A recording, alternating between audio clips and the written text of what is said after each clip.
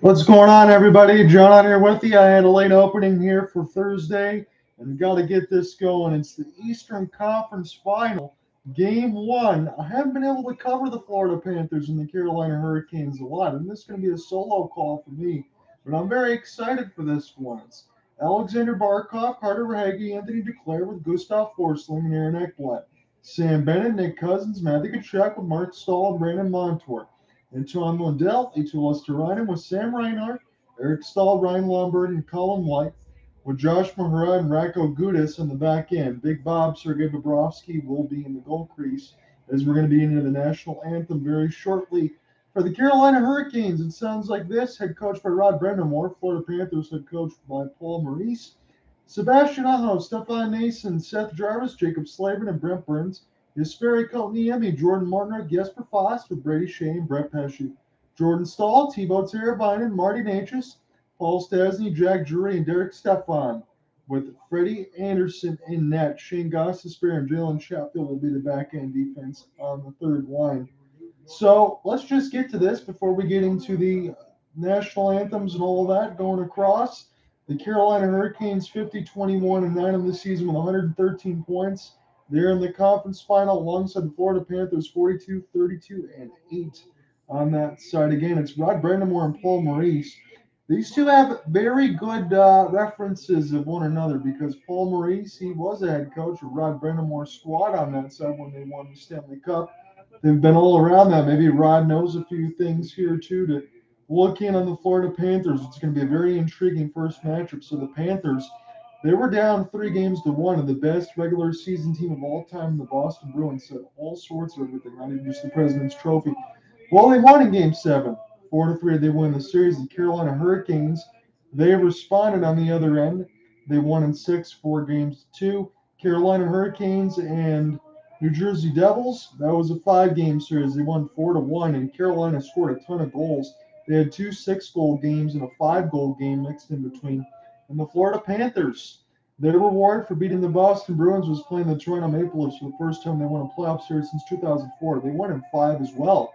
Well, I said the Leafs had the hope. They've won a series, but 4 of the 5 games were 1-goal contests.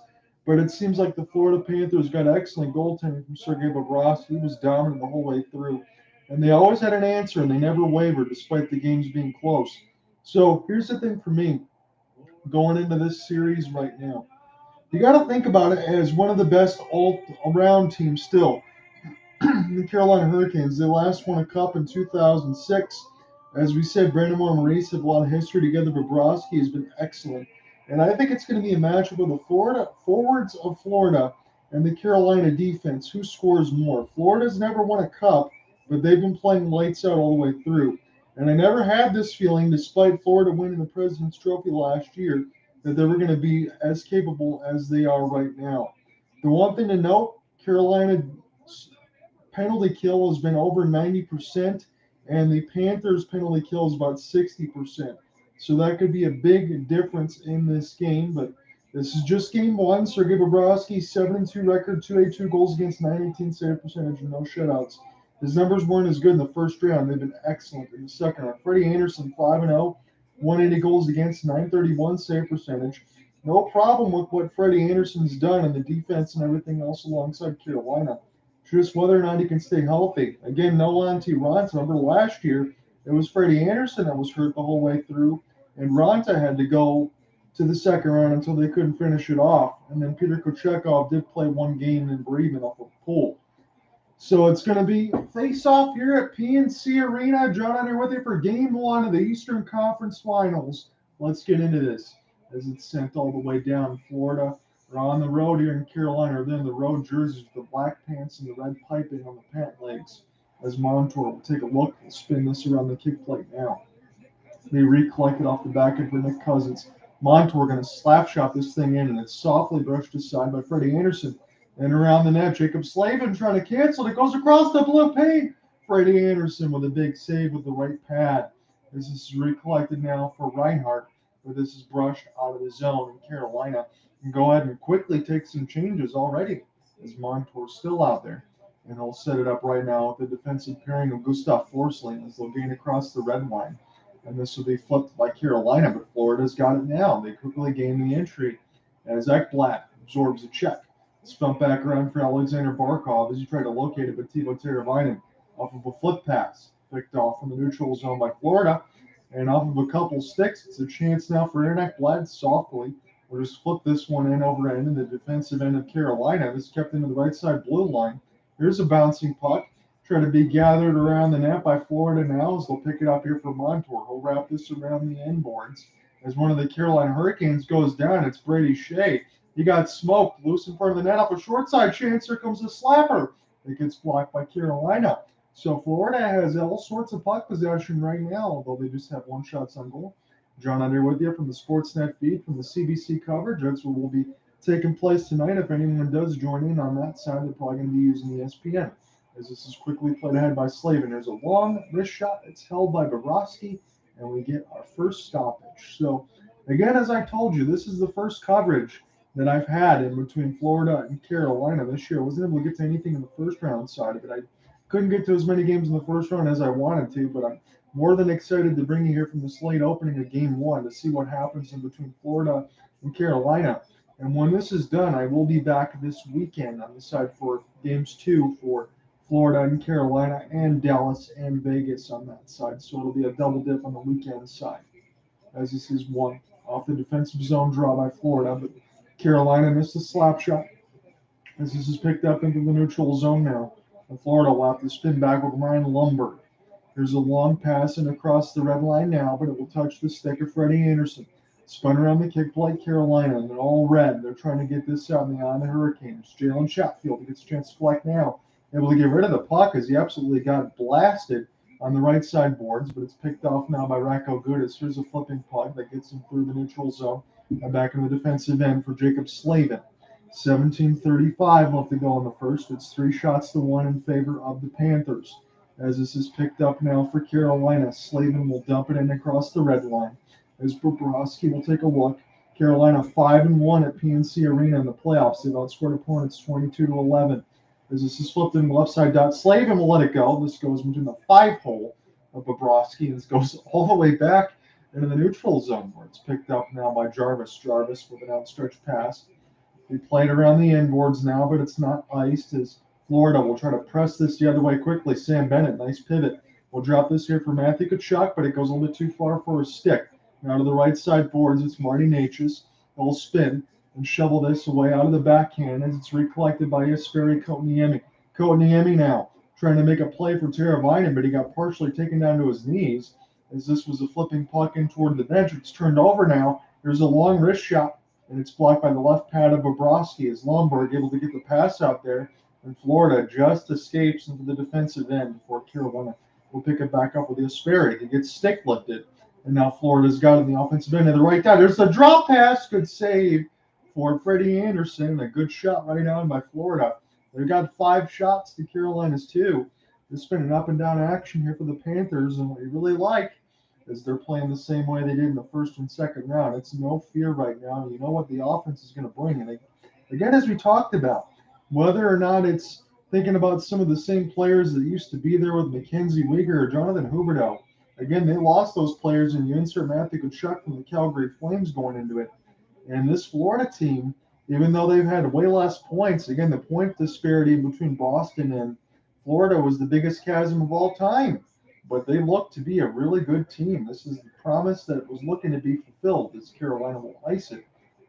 They never had this look to me from last year. Again, they got swept by the big brother and the Tampa Bay Lightning on that side. But this team looks a lot better than they did last year. And this is pretty much an all-South version of the Final Four, the Frozen Four, if you want to talk about it. That's the college term that they use in between Florida, Carolina, Dallas, and Vegas. And I think these are going to be some intriguing matchups. And again, I'm looking forward to covering all this stuff with you, and especially when we get to the Stanley Cup Finals as well. Cooper Hopkins will be with me full time. I don't think I'll be able to cover Game 2, but we'll hit every other game in the series because I have to go to my fiance's sister's wedding as this is picked now up toward the right side of the red line. and recollected now. Here's a chance for Verhage off the stretch pass, and Florida able to gain the entry here with Freddie Anderson. Will take the long flip, and this takes a pinball carom, and this will work out. This will be a chance for Seth Jarvis in the offensive end, trying to find Sebastian Aho cutting into the net, but Montour brushed it aside. And now in the high slot, the defense was in the middle of the change for Ron Brind'Amour's squad, so this will just go back to Freddie. So Shane Gostisbehere Ghost has it, the former Philadelphia Flyer, Arizona Coyote. He's fit in pretty well here for Carolina. They like to get offense down on the D side, and Gostisbehere can definitely provide that. He's in the third line nowadays, as this is gloved down. Picked up off the interception by Florida as a couple Canes go down. And toward the right side boards, there's a great pass for Verhage, but jumped too offside too quickly was Anthony Duclair. We get a stoppage with 15:27 left to go in the first. John, I'm here with you on the solo call. This is the CBC feed for Sportsnet. Glad you can join me here today. Again, I will have the complete weekend sides of Game 2 of Carolina and Florida. Again, if we can use CBC side, we'll definitely be using it the whole way through. And then Sunday will be a 3:30 matinee start. So be a quick turnaround for me between Vegas and Dallas. That will be at T-Mobile Arena. We'll get to Game 2 of that series. We'll get the first two games of Florida, Carolina. And that's fitting because I haven't covered the two teams yet. As Ratko Gudas try to pry this one loose, Jack Drury gets taken down. Carolina wants a penalty. Nobody likes what Ratko Gudas is able to bring, a little bit of edge of sandpaper and everything else that he can throw across. It always draws the ire of fans. And Ratko Gudas not afraid to get up in the face of any of the players that are on the opposition side of it. I'm going to go ahead and pull up my ESPN box score just to see if there's any delayed calls. Is there going to be one here for Carolina? We will see on that side. So they're just showing the puck getting cleared in here. Ratko Gudas gets a takedown of Jack Drury. Again, when you're thinking about the other Drury on that side, which is the GM of the New York Rangers and Chris, that is his son Jack, they're getting worked over by Ratko Gudas. 52 hits in the 2023 playoffs does lead the Panthers, as you would expect. Doesn't seem to be any calls. It was just a neutral zone draw, as they're showing the players going to the benches getting a change. So it's going to be Jordan Stahl, Mark Stahl, and Eric Stahl. All the Stahl brothers will be playing against each other. On that side, you got Jordan Stahl for the Carolina Hurricanes, and Mark and Eric are on Florida. 2-1-0 versus the Panthers during the regular season was Carolina. Again, in the other series, when we talk about Vegas and Dallas, Dallas won all three, but two of them are in a shootout. You don't get shootouts in the playoffs, so we'll see how that will transfer along. As it's centered out in front by Carolina, but nobody was home. And now Florida has a chance now. Tkachuk almost got stick-lifted. He made a pass into the neutral zone, but it's intercepted now by Gostisbehere. This Carolina will get to it. Here will be a look for Sergei Bobrovsky. Calmly play this around the inboards now in Florida with an outstretched pass from 80 feet. Finds Tkachuk. There's a sauce in off the window. As Carolina will lookily try to get this in the all reds and transition the offensive end. It gets turned over. Here's Florida with a long shot. This bounces off the referee. Picked up now by Montour. And Freddie Anderson got all entangled with the Panthers in front of the net. But this is going to be a 2-on-3. Koniemi gets stick-lifted as Florida gets their reinforcements back. And now Montour with the backhand. That was a power one at that. This gets knocked away from Slavin. Slavin lost it off the spin. It's Alexander Barkov. Here comes the slap shot. Big rebound for Freddie Anderson. He made the first save, but Carolina's got it, but they got to get it away from their own net right now. As Natchez, good sauce pass into the traffic as Brent Burns got to turn around. Florida intercepts again. They've been all over this puck. They've looked good in this first period so far, as it's 3-2. 13:30 left to go in the first. John and I are with you on the solo call. Glad you can join for the Sportsnet coverage of Game 1 of the Eastern Conference Final. This is flipped in by Jalen Chatfield, but it'll be iced. And we will take this the other way. 13:24 left to go in the first. The shots are 3-2. No power plays just yet. Brandon Montour. That went off the post. He was looking for a deflection there, Matthew Tkachuk. That was a great look by Sports on the camera side. Trying to get Barkov or Tkachuk right out in front of a tip. Goes off the bar. And it's Sebastian Aho set to take the draw. They'll move Lindell out of it. So Aho should have the advantage here, but he can't win it. And maybe we will do this draw again. They said it's dropped unfairly by the Zebras. So Aho will get another opportunity here as they got the Oakley visors on that side. They're sponsored by Topgolf. This is a setback around for Jalen Chatfield. Chatfield now to the right side of the red line. This will bounce into the player's bench, and we will get a neutral zone draw, but not before we go to commercial break. We're scoreless with 13-17. You look at that beautiful sunset they're showing at PNC. Come right back. Advice.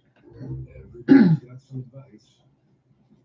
Everybody had teas. There are books on advice, even shows on advice. In a world full of cookie cutter, one size fits all, trust me, I know it all advice. Maybe it's time for a different kind of advice.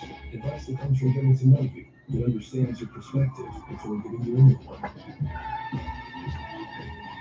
Social, you're richer than you think. 1, 2, 3. Making new traditions, homemade pasta, and ice cold cup. It's my recipe for magic. You want to build your own bet?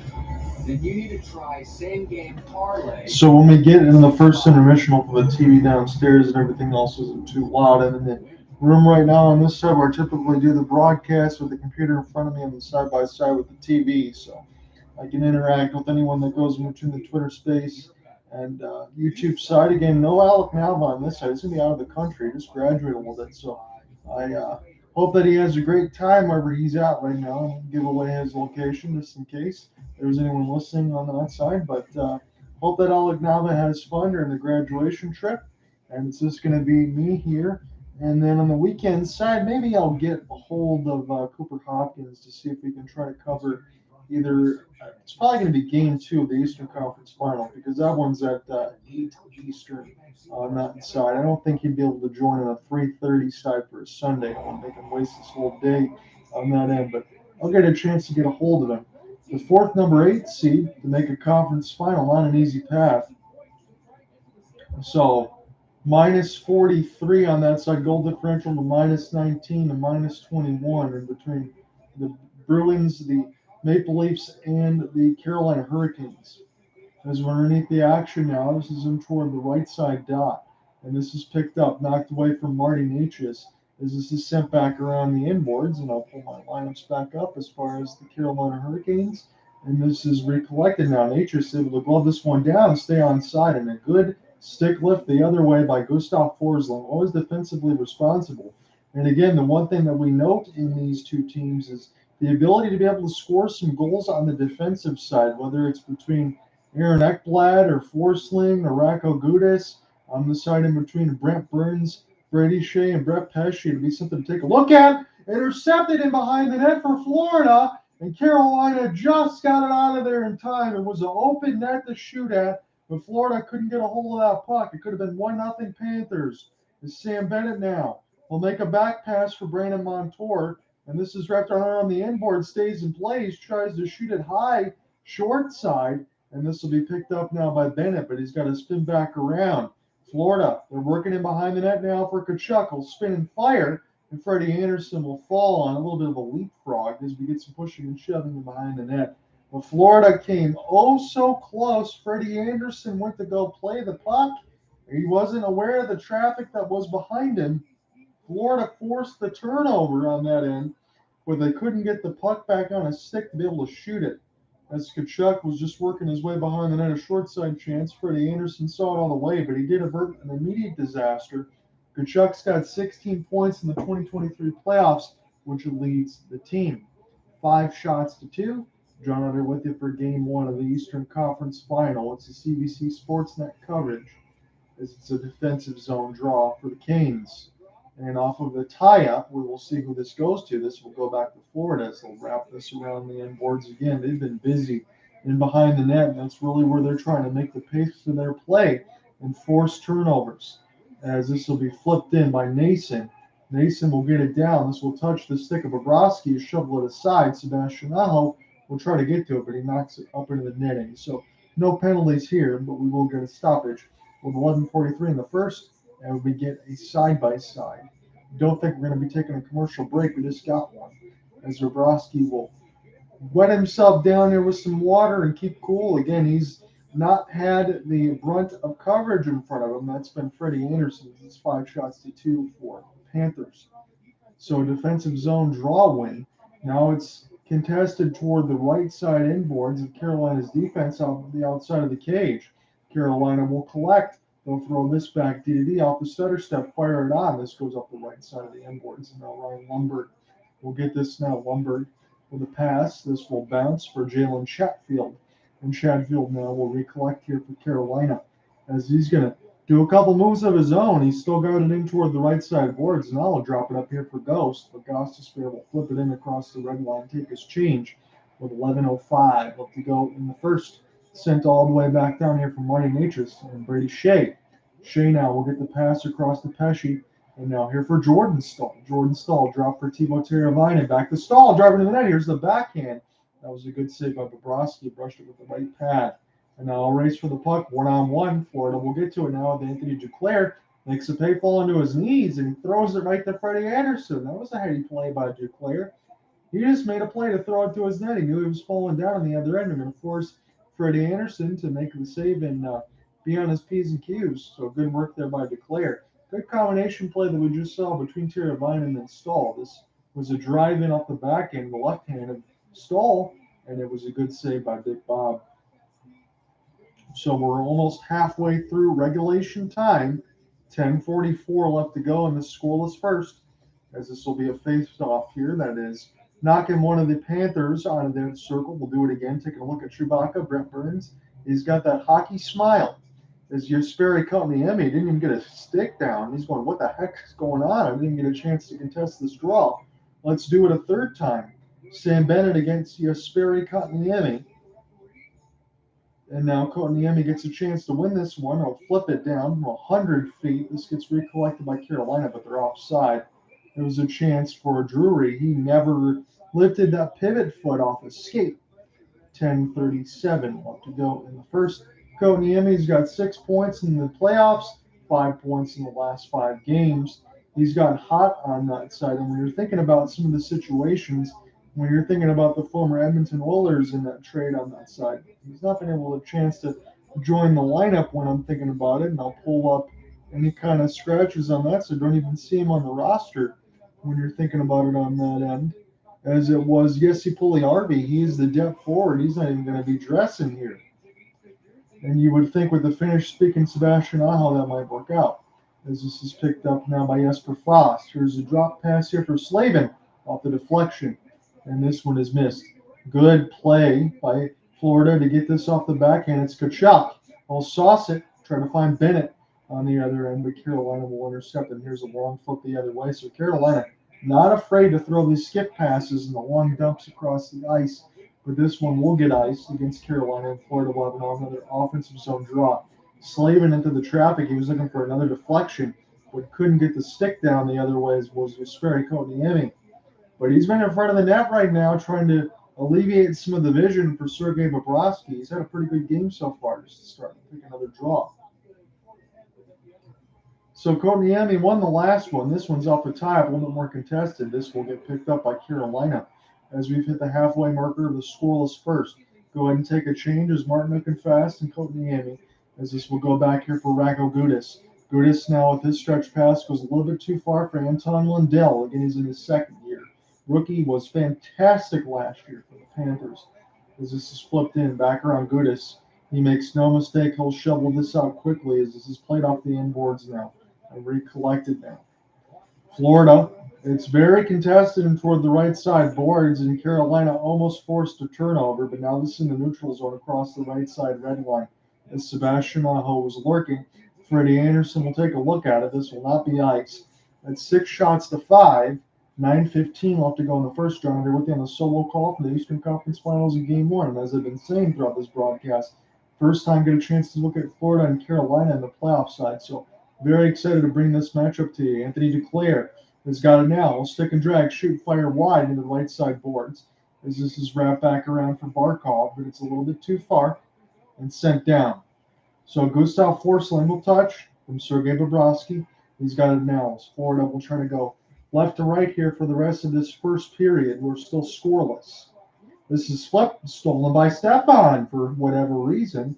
and sent back here for Florida to start again. Forsling, that was a dangerous pass the first time out. Second opportunity, they got it now. Lundberg off of the windmill dig, going to drive the net. Freddie Anderson, it gets blocked before whatever hits his cage. He's on the stand up toward the right side of the post as it's stolen from Jacob Slavin, but here's Paul Stastny. Get this one across now for Derek Stefan. Stefan off to the races as this will go back. This bounces off of Gudis from Bobrovsky's pass, but this will be flipped down the ice. Not too far enough for icing, though, as it's recollected here for Ghost. Shane Gostisbehere will make the stretch pass as Carolina in the all red. They will try to get this right to left for the rest of the first period. It's been a fast-moving one, as we don't have a goal just yet, but we do have an offside. With 7:57 left to go in the first, we'll take a commercial break. We're still waiting for that first blood here in the Eastern Conference Final Game 1. Glad you could join me.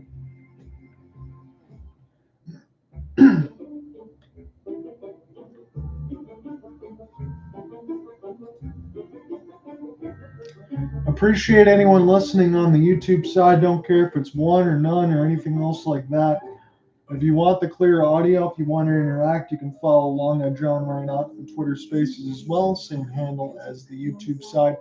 And this is going to be a solo call for me tonight, I believe. But this weekend, I'll try to get Cooper Hopkins on the side for Game 2 for Florida and Carolina. But it probably will be a Sunday matinee myself at 3:30 Eastern between Vegas and Dallas on that side. So very excited for the conference finals. And depending on, again, I'll just throw this out there for those that jump in and out.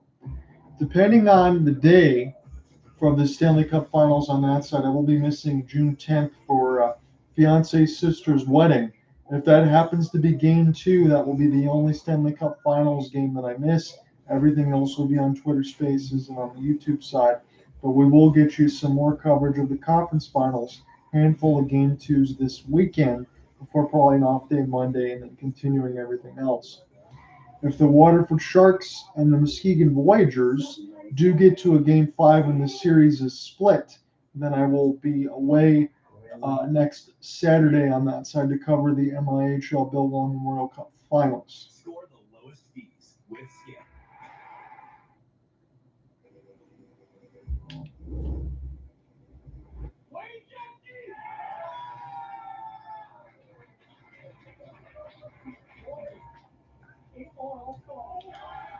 We're showing Nick Cousins with the celebration of Anthony Duclair as they're putting the pucks into the Stanley Cup little styrofoam board that they had. They're 8 wins away from the final 4 teams as we're in the Game 1 here.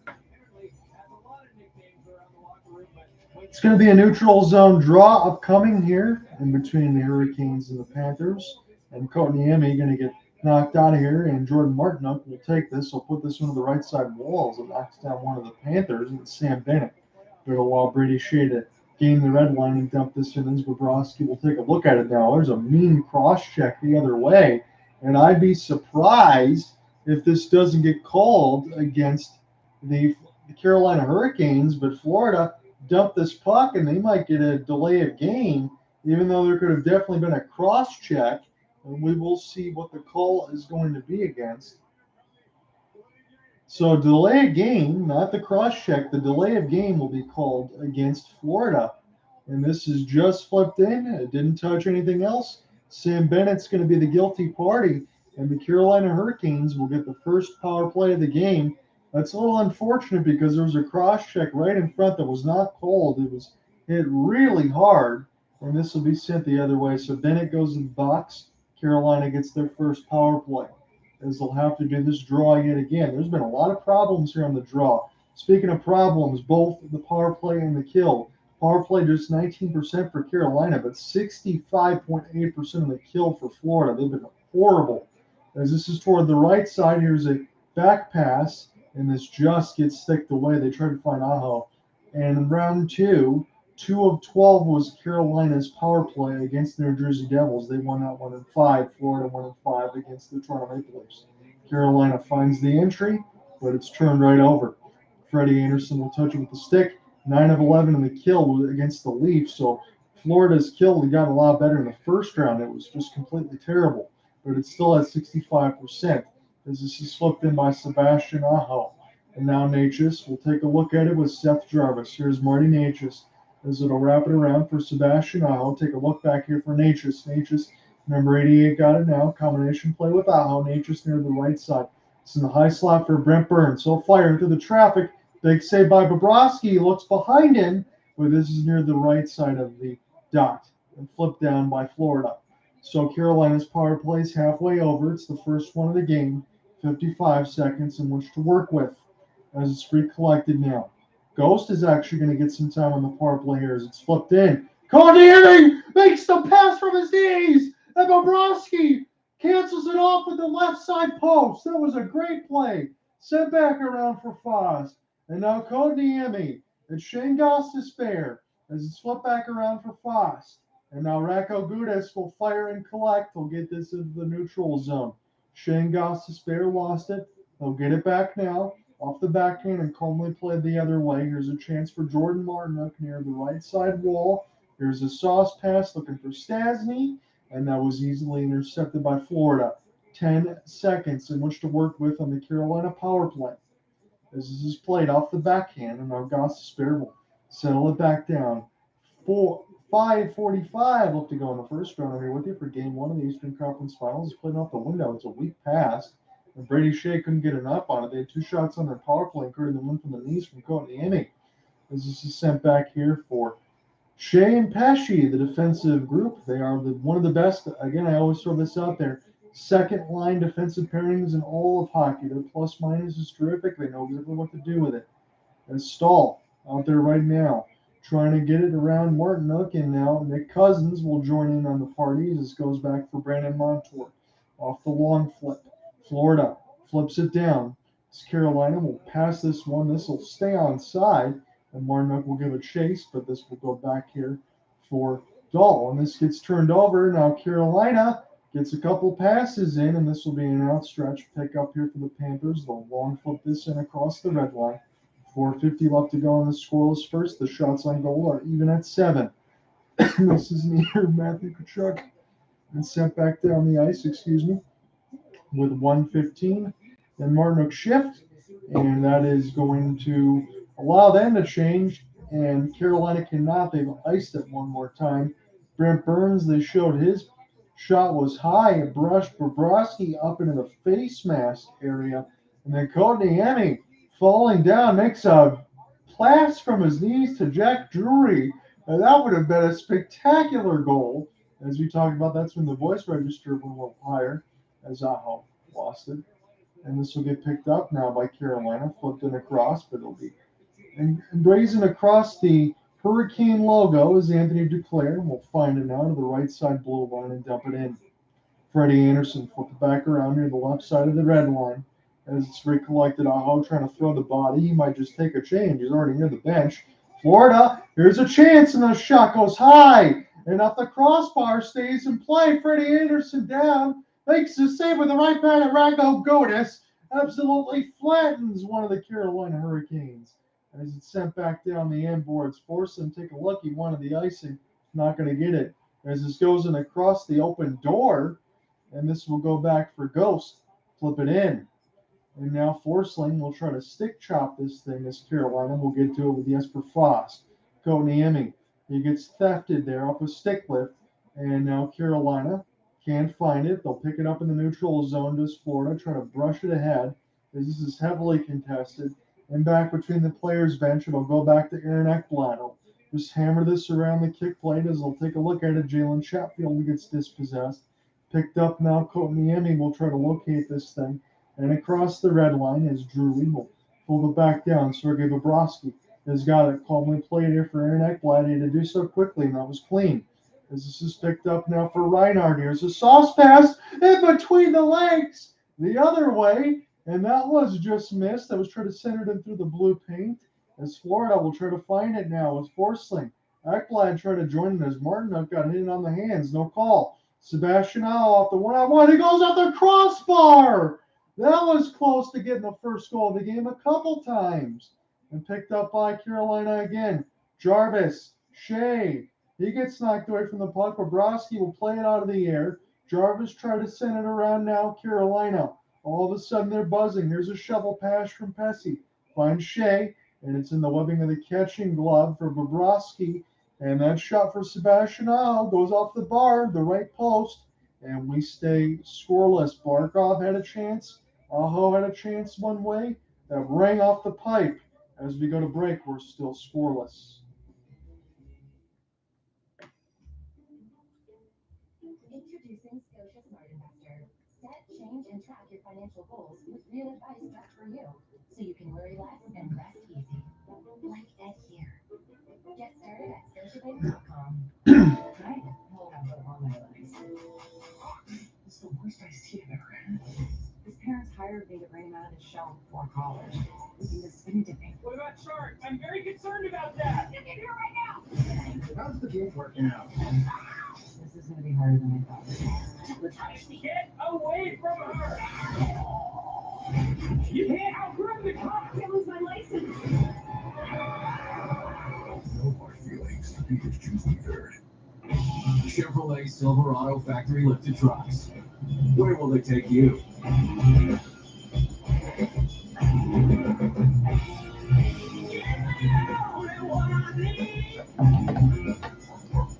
Appreciate you guys joining in and out between this coverage of Game 1 of the Eastern Conference Finals. It's the Panthers and the Hurricanes. We are about 2 minutes and 30 seconds away from the end of the first period. We're still scoreless here. It's been a good contest. There's been a pair of posts. There's been plays in between the legs. Koniemi tried to make something happen. Pretty exciting first period with a good pace to it. We'll see if this continues. Florida likes to play with pace. Carolina likes to get all of their goals from the defensive end. They've been dealing with a lot of injuries, but they definitely found their offense against the New Jersey Devils in that second round. Again, the Panthers and the Hurricanes coming off of Game 5 wins, actually the series wins in 5, and from that side in round 2.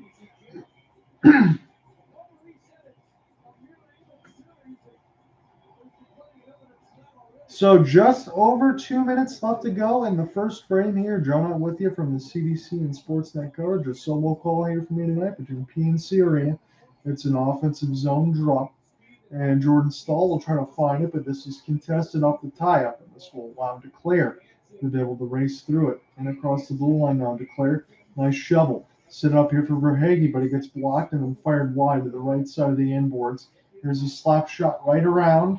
And this should be a tripping call against the Panthers. Stahl got it right out there in front. He tried to negate some sort of maybe 3-on-2. I don't think it's a play that he needed to make, but Stahl is going to go to the box. It's going to be Mark Stahl, the defenseman, as he tripped one of the Carolina Hurricanes on that. So that was Marty Necas that got taken a tumble. So Carolina gets their second power play. I guess the only thing you can say for Carolina and think for Florida is their power play is not that good, but Florida's penalty kill is still trying to get above 68%. They were 0 for 1 with 2 shots on the first one. They get another opportunity. This is going to not have any carryover time. It's about a 7-second difference from the end of the period. As this is recollected now for Carolina to the right side boards. Burns from Aho. Back to Brent Burns. Chewbacca's got it. Back to Aho. As Aho gives it back to Brent Burns, the former San Jose Shark. Here's a chance. This goes off the outside of the cage. And somebody ran right into Bobrovsky. He's got to get up quickly. Burns saw it. A delayed hand in the air. This is going to be another penalty against the Panthers. And it'd be smart if they let them touch it. So Carolina is going to get a 5-on-3 man advantage. And Paul Maurice is going to be absolutely freaking heated on that side because Bobrovsky got ran into. Whether or not it was somebody from Florida for Carolina, again, it all happened so quickly. Nason providing the screen in front, but we'll see how this works. So this gets ripped to Nason. He gets run right into it. Bobrovsky did. Ekblad, yes, he did. Ekblad cross-checked Nason into Bobrovsky. That's just a stupid penalty from Ekblad. And again, I apologize. There's really no other way to say it. It's 5-on-3 now as Ekblad gets sent to the box for cross-checking. And Stahl's already in the box for tripping. So Bobrovsky gets a chance to go ahead and get a new water bottle, get a little bit of an abbreviation mixed with a little bit of a biofreeze. That's what they got on that BioSteel. And Paul Maurice, he wants an expiration, and he's giving some F-bombs on the other way. He is none too pleased. So Carolina, you figure like this, I understand how early it is in the game. It's a two-man advantage. You got to score here and have something good to go into the end of the first period because they're giving you all sorts of chances. Just Barkov, Forsling, and Gudas. You got two defensemen and one forward, and it can't be cleared out. Forsling turns it over. Brent Burns sends it in deep near the left side of the red line. Can they hold? Yes, they can. It's Brent Burns near the right side of the blue line. Send it back here for Natchez. Now a chance. Aho. We'll hold on to it. Natchez near the right side dot in the middle of the slot. Here's the slapper. Good save by Bobrovsky. Came all the way across. Made it look like it was nothing. Here's a long flip by Radko Gudas. Flipping end over end. And this will go back to Anderson. And now Brent Burns. He's got it off the drop pass. Carolina got a 5-on-3 man advantage. We're getting close to the end of the first. We're scoreless. Here's a slapper for Aho. And this one is a good save by Bobrovsky. Still 5-on-3 for 35 seconds unless we get a goal here. Brent Burns. Sebastian Aho. Back to Brent. Sent back around for Natchez. Great block by Gudas. Didn't even stun him in the least. As it's sent back around, Brent Burns will close it off near the right side of the blue line. Burns. Here's another bomb for Natchez. Good save with the left pad.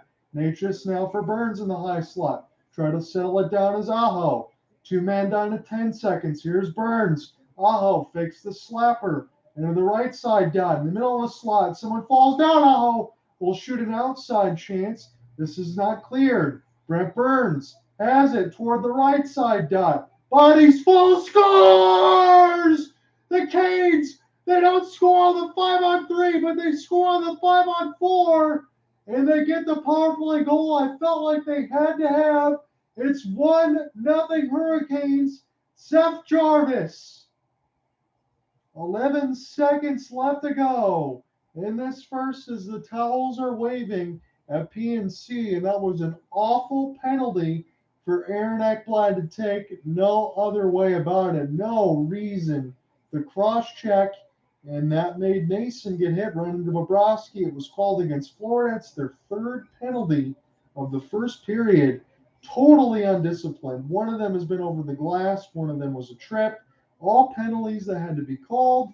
And for Carolina, probably one that should have been called. Maybe one for Florida that should have happened. The fifth goal of the playoffs. As this will be right at the end of the first. Now in toward the right side, that's going to end the first period. Carolina gets a power play goal, and it's 1-0 Canes. Come right back. We'll call the second period action in a moment.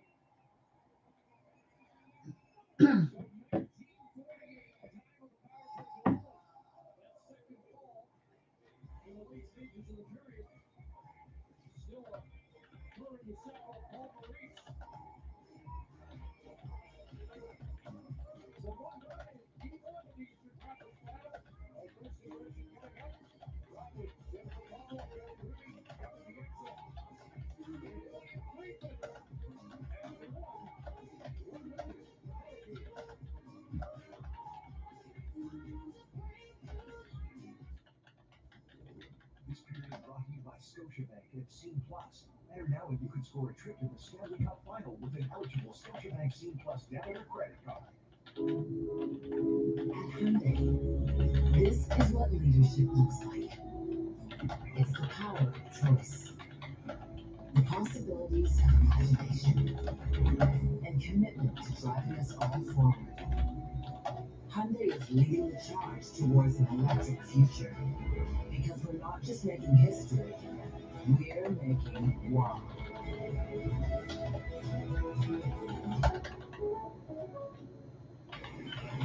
Nothing.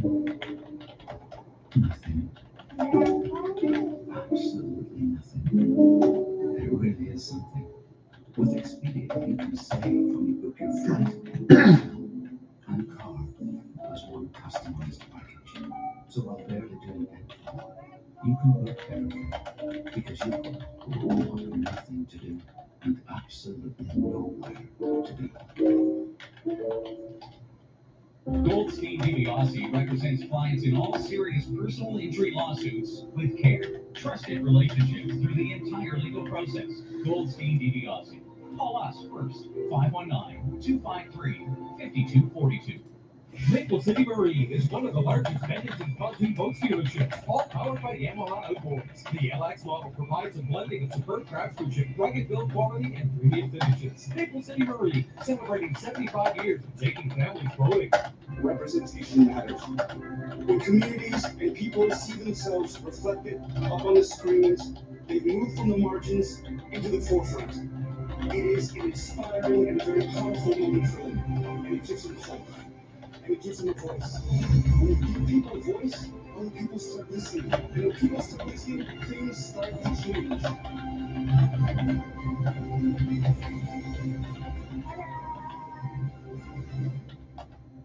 Join us in celebrating the many contributions Asian Canadians make to Canada. Tomorrow on Sportsnet, on the Yankees and Reds.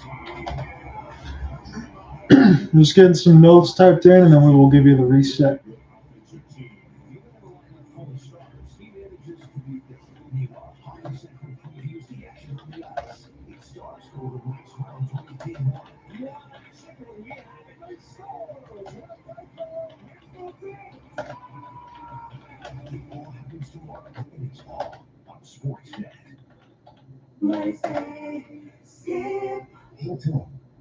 I only eat right wings. Right winger, right wings. Right. Score the lowest fees with Skip. Come on, man. It's organic. We make more money today. We've never seen in our lives. I was motivated today. You guys are all cousins. Nick and John Friday on Disney Plus. In my hand is everything I will ever need to bet in play. I can bet on over 780,000 different games every year.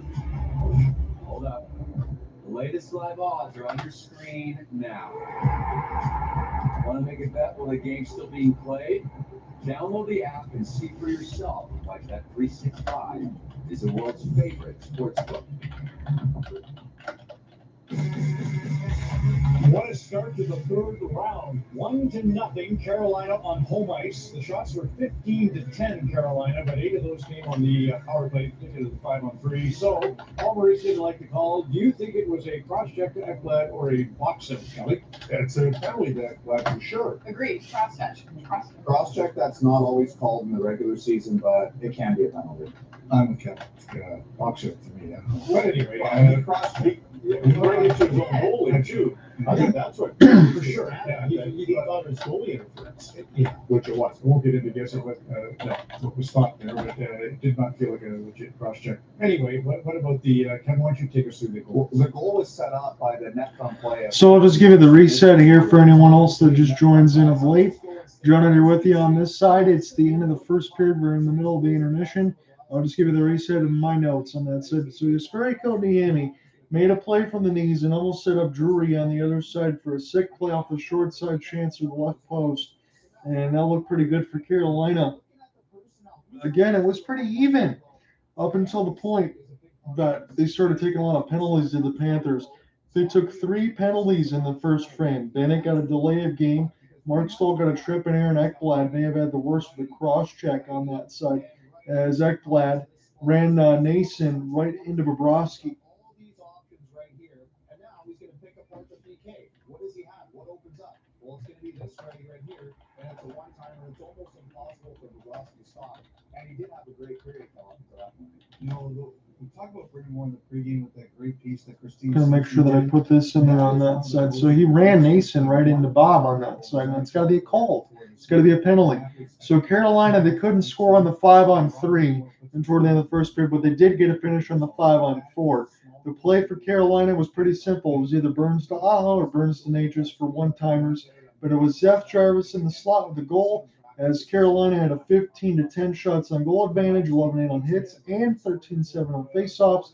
Carolina was 1 for 3 on the power play. Panthers got nothing yet. Bobrovsky, I thought, was brilliant in that period. It was Zeph Jarvis from Aho and Burns. That is the only goal of the first period. When we do get back into this, I will be back for the second period puck drop and the call. I'm just going to take a short little break, and I will be right back. But it's the power that really gets me, and in fact, they know to elevate was Drury tries to elevate, and he was all over that. It was just a So I'm going to take a short break, and I will be right back, everybody. Jennifer. Get you the second period puck drop. Panthers, they're down by 1, and you're playing against a team that's been the #1 forechecking team in the playoffs. So how do you counter that? By puck possession and controlling the play. And one guy who's done a really good job of that after the first is Montour. Makes the decision after the blue line, simple play, not too fancy, get a shot on net in his first shift. The composure, a simple little touch pass, beautiful sauce in the neutral zone. This one sort of pretends he's going to go up to the red line, then controls his play, controls the gap, and gets the interception in front of his own goal. This one just hits the post. Kachuk is there, dangerous on the weak side. This is what we see from him so often, skating into the neutral zone and driving to the net, but then the coverage back, and he's guiding the play. Look at it. He tells the guys, make sure that we're going to get ready for a shot, but then he wants to keep it down low, and from there, Kachuk gets another quality scoring opportunity. So here's a guy, he's playing with confidence, controls the play, support position under pressure. People are coming down the forecheck. We know Carolina comes down with physicality, with speed. And these examples for him of being in control, making the smart play. And one more example, right? The communication, whether it's verbal, just with a stick, to make sure that he's guiding the guys on the ice and making smart plays leads to another turnover interception. So they'll need more control if they want to tie this game up. So 31 teams in the NHL hate Ratko Gudas, and one team likes him, and that's the Florida Panthers, obviously. And I like him. Yeah, no, yeah, I mean, you're not a team, Kel, but Toronto certainly doesn't like him. They hate him, and this is what he does. He targets guys. He's physical. You don't like playing against him. You just don't like it. He's going to go out of his way to throw hits. He's very, very solid on his feet. This is again tonight. There's the Chatfield one. This is the one with Drury, and again, like he knows the puck is in his pants here, or it's gone. He's just going to take his free licks. These are free licks because here the puck's there. I don't know what I'm doing, but I do kind of know what I'm doing. And you can see like the chirping. I think he knows what he's doing. But you know what? This is the cam fit almost again, coming in from the bench, from the blue line and targeting him. But he's an effective guy. And there was a clip after that Drury hit where he came off the ice and Montour stood up and let him shimmy by, and that was to me a show of respect. Hey, we value the way you play. We have it, Brian. Did you notice that 10 minutes into the game, Carolina fans were just giving it to Gudas mercilessly? Did not take him long to make that imprint on the series. Yeah, that's what's good about this. They're already rivals, right? As Craig said in the period. They're not figuring it out in the first 20 minutes. It was full on. Do we have that where Gudas goes to the bench, Brian? Okay, we'll find it. Yeah, forensics is on it right now. What we do have is what the Jesperi Kotkaniemi pass sort of reminded us of. It's just a great job to be in control and make that backhand pass. It reminded me not of Wayne Chusky so much as Bobby Orr. And the great pass to Johnny Busick that we well, some of us remember. Kevin, you remember. I remember that. It's fantastic. All right, so is it Kotkaniemi or next to Kim? That's the best I can do on that one. Definitely a great backhand compliment to the KK effort. In the opening 20 minutes on Hockey Night in Canada.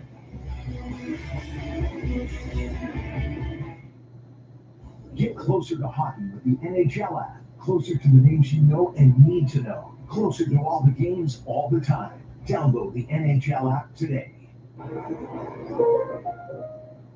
Isn't it nice when your coffee comes with a cookie on the side? How did they know you'd like something more? What about streaming a podcast or watching an episode instead of downloading ahead? Nice to have, right? When something's nice to have, more people should have it. That's why you can get Rogers 5G mobile plans now as low as $55 a month and count on more value to come because we're with you all the way. This is the truck that helps you get far from home. The truck J.D. Power awarded #1 in driver appeal 3 years in a row. The truck of a rising generation. This is the truck that carries you in comfort. The one truck owners rely on. This is what it means to be a Ram. Get 10% off MSRP on Ram 1500 for up to $9,800 in discounts. Plus, get 4.99% financing for 72 months. A wreck, injuries, bills. Your life is changed forever. At Greg Monfortin and Partners, it's our job to make it right. Come meet with us free of charge to talk about your case. There is no upfront fee to hire us, and we won't charge you anything unless we win you money or settle your case. Call us. Greg Monfortin and Partners. We can help. Thank you for choosing Plan B. Tell me what I need to do to save my family. Please enter your date of travel. I can't do this. If you could go back, change things, would you do? Are you ready for a total physical and emotional transformation? Yeah. Yeah. It's very life-changing. A big deal for real.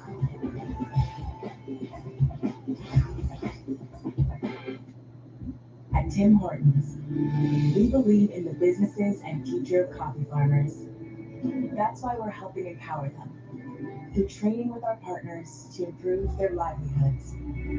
Ellos se han tomado el tiempo y la dedicación en venir a enseñarme, a capacitarme, a innovarme en nuestras celas. This is the Tim's Coffee for Communities program, and there's a farmer behind every Tim's cup we serve.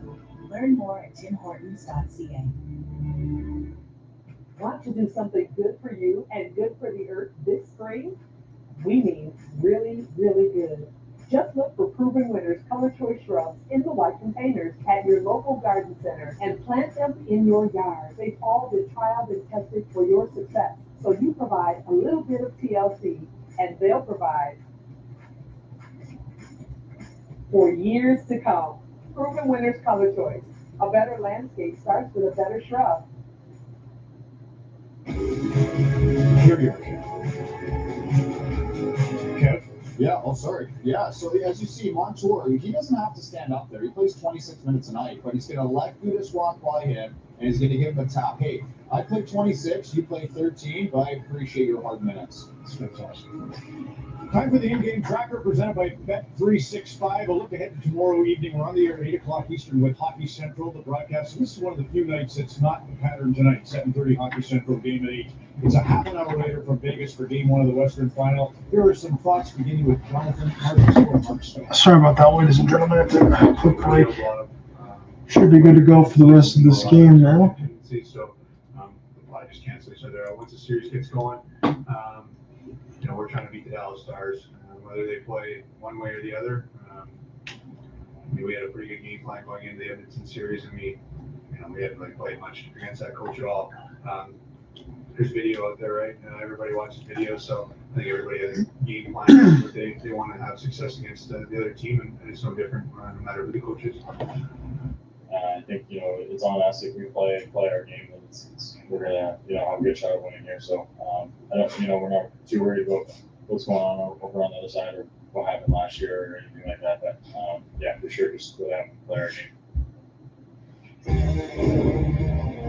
The in-game tracker presented by Bet365. Be sure to check out the Bet365 app for the latest odds. Winnipegers, Seth Jarvis. Good odds he'll score. Our coverage continues with CC, Craig, and Kyle on Hockey Night News.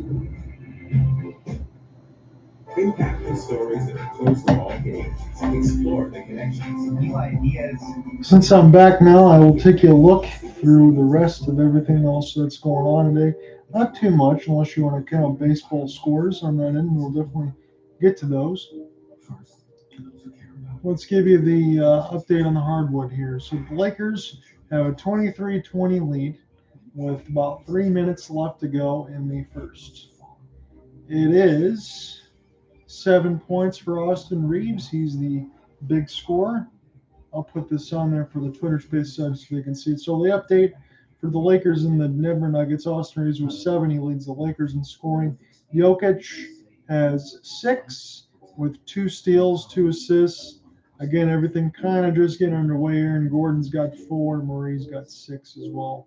Jamal Murray's looked like his former bubble self. Again, the bubble is the speak of the last couple of years, and these are the Final Four teams that are the same ones that were in the bubble when the Lakers won the championship. So there was a big stink made about the LA Lakers, and I said this to one of my buddies outside for Nick Edwards on that end, because he's like, what's going to change? How are they going to stop Jokic? And I said, why don't they throw in Rui Hachimura? He's a guy that's got a lot of speed, and see if that ends workable. That's what they did at the end of it, and the Lakers were able to get on a little bit of a run. They only lost by about 6 points. They're down by as much as 25. So they said, have the Lakers found out, what they needed to? Well, at the end of the day, the Denver Nuggets still won the first game, so they did exactly what they needed to do. It's just about figuring out the rest of your bench role and making sure when Jokic and Murray and Porter Jr. and all those guys don't go out. Once they do have to go out and get arrested, you don't get steamrolled. And that's kind of what happened in game one. Let's give you some MLB updates. So I don't have to worry about a Tigers game today. They're off. They're going to play in an easy part of their schedule. And not a lot of MLB scores as well, so not too many updates here tonight. The Guardians got a 3-1 win over the White Sox, so they will overtake second place in the AL Central with a 20-23 record. Marlins win 5-3 over the Nationals. Again, the Nationals will be playing tomorrow against the Tigers. Mets, they win 3-2 over the Rays. The Rays are 32-13. It's the Angels beat the Orioles 6-5. And games in progress, Yankees up 3-2 on the Blue Jays, end of 7. And bottom 4, it's Cardinals with a 6-2 lead over the Dodgers. He meant so much to me, and so, you know, it's important because I know how much he loved it, and that's all he has. Linda and Bob Brind'Amour, Ryan mentioned them earlier. There they are, as their son knows, watching the game back home tonight, and you both look terrific. Over 4,000 kilometers between Raleigh and Campbell River, but when it comes to the Brind'Amour family, no distance is too far. Chris.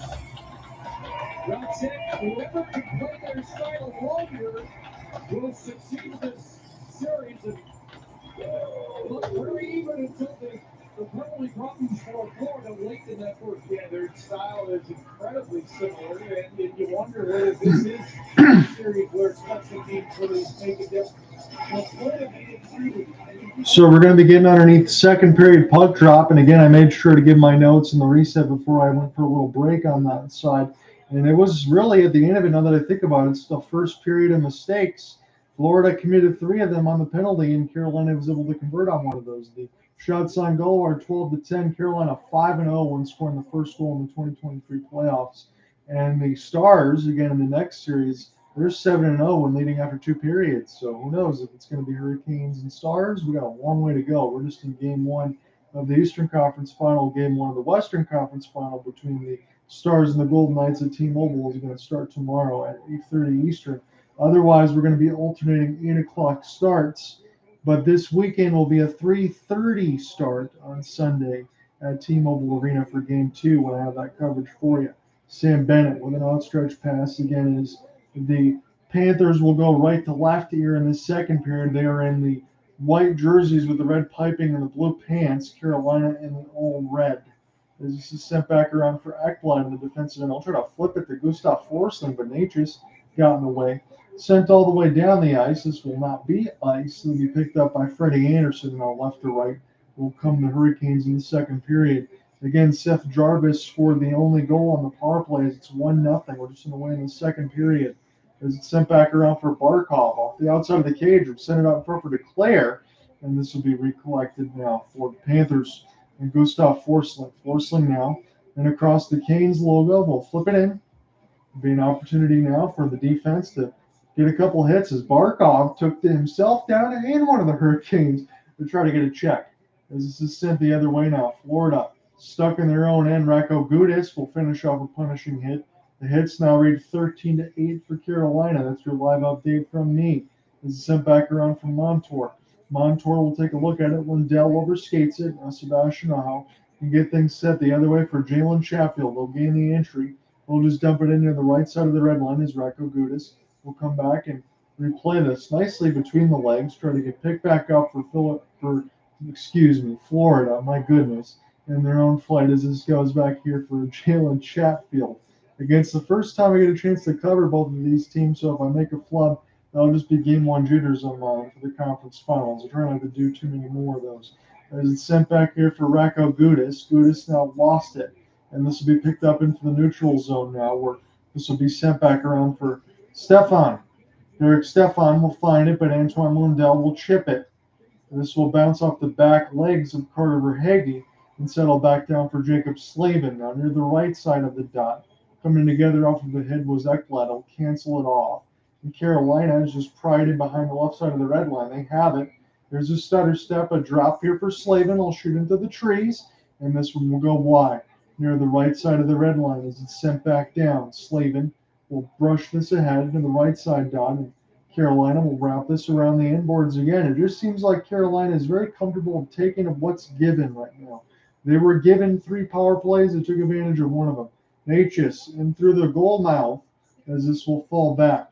And now Stastny will find it off the backhand. Will recollect here for Brett Pesce. Pesce now on the defensive side turns it over. This will be recollected now by Florida, but only for a moment. It'll be offsides when Dell jumped too quickly. And we get a series of boos here at PNC Arena. They thought there was going to be another power play here for Carolina, maybe even a penalty call against Carolina. We'll see what happens. So Barkov racing in. He finishes a hit on Pesce. That was about a minute and a half ago. Rajko Gudas does the same thing on Stefan. I'm just giving you what they're showing me on CBC and Sportsnet. Still waiting for any sort of penalty calls. Pesce, he gets a bump, and he throws a cross check the other way for Lundberg. And he might have got busted for one in the holding on the stick. That was more of a softer cross check, but he does get burned for one. So Florida takes 3 penalties. Now they get a power play. Can they convert? Barkov wins the draw as it goes back to Sam Bennett. Here's Barkov as this goes back into the right side of the wall. Bennett will try to race for it. But this is a short-handed chance off a one-on-one. Carolina. And Stahl shot it far. Put it around the end boards. And now Carter Verhaeghe sends it the other way. Bennett watching. He'll get the pass now as they drop it back for Verhaeghe. And now Barkov, the captaincy. He tries to gain the entry up the left-handed skate in. And it's sent back in for Big Bob. And they'll play it now with the goal stick. Minute 25 left to go. And Florida's power play, it's their first of the game. Carolina's already got 3. With 15:45 left to go in the second. John, I'm here with you. Lindell off the drop. Spinning here for Tkachuk. It's too far. And this will take Forsling away from the blue line. We'll have to start again with Sam Bennett. We'll try to gain the entry. Your Sperry Kotaniemi will cut him off. And this is flipped back down by Brent Burns. Here's a rolling puck. Bobrovsky will play it. And the Carolina penalty kill was 10 for 12 against the Devils in the second round. Again, they're both coming off of 5-game series wins. Freddie Anderson. Here's an outstretched pass. He'll clear it himself. Throws right back to the goaltender on the other side for Bobrovsky. And Florida's power play looks non-existent so far for the first. As this is recollected now, their first power play, I should say. We're 15 minutes to go in the second. Sent back down for Bobrovsky a 4th time. And now recollected now for Brandon Montour. Very good in these playoffs. And Carter Verhaeghe slaps this around the inboards. It bounces off of Tkachuk. And this going to allow Jalen Chatfield to touch this in his own end. Florida going to take some changes. Here's a breakout pass from 180 feet. This will fall back to Montour. He tries to get this going the other way. Montour picks it back up. Slap shot this thing around the red line. Florida's power play was awful on that side, as they can't hold the blue line. Got absolutely nothing done. Don't even have a shot. As this is sent back the other way for Chatfield. As the towels continue to wave at PNC Arena. They're joining a 1-0 lead. Bobrovsky plays this with the goal stick. Sent back around now. Florida will watch this go near the left side boards and around the neutral zone. As it's recollected now for Pesce and Shea. Shea with his outstretched pass gets canceled off near the left side of the red line. And picked up now by Burns. Burns, a flipping puck. This bounces off of the Panthers and out of play. We will get a stoppage. We're just over 5 minutes left to go in the middle frame. And it's a 1-0 lead for the Canes.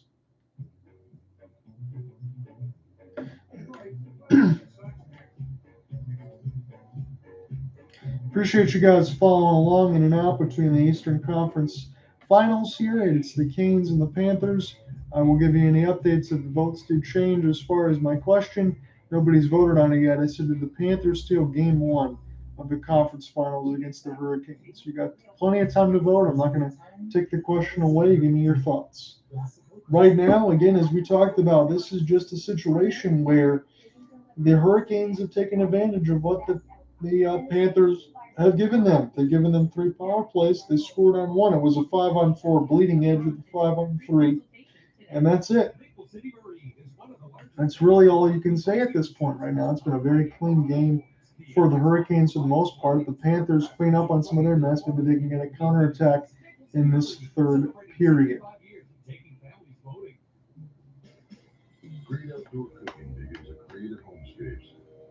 Unleash your inner chef with a wood-fired grill from Traeger or Louisiana Grills. Maybe a big green egg is more your style. Or a Chow Bella outdoor pizza oven.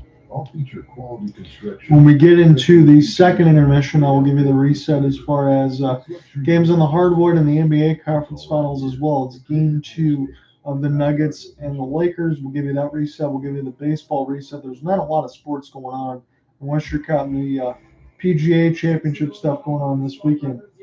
So most combined playoff games played. I'll just get this for the official reporter. So most combined playoff games played, 603 for the Sooners, and then you have about 400 something there for the Stahl brothers, and on that side. So you got all three brothers going up against each other. You got Jordan Stahl on the Carolina Hurricanes, and you got Mark Stahl and Eric Stahl on the other end for the Florida Panthers. So whether or not you're a family member, one of them is going to go to the Stanley Cup Finals, as this will be a chance now for the Panthers off of an offensive zone draw, but they can't win it. Where did this go? This actually bounced back to Freddie Anderson, and he found it between his pads and blew it dead. So again, Florida will get another opportunity here for an offensive zone draw, as it was a curious win. You always hate those in the video game side. Sometimes you want it back to your goalie, and it goes in front of the net, but that's EA games for you. As Barkov will get a chance to take this one.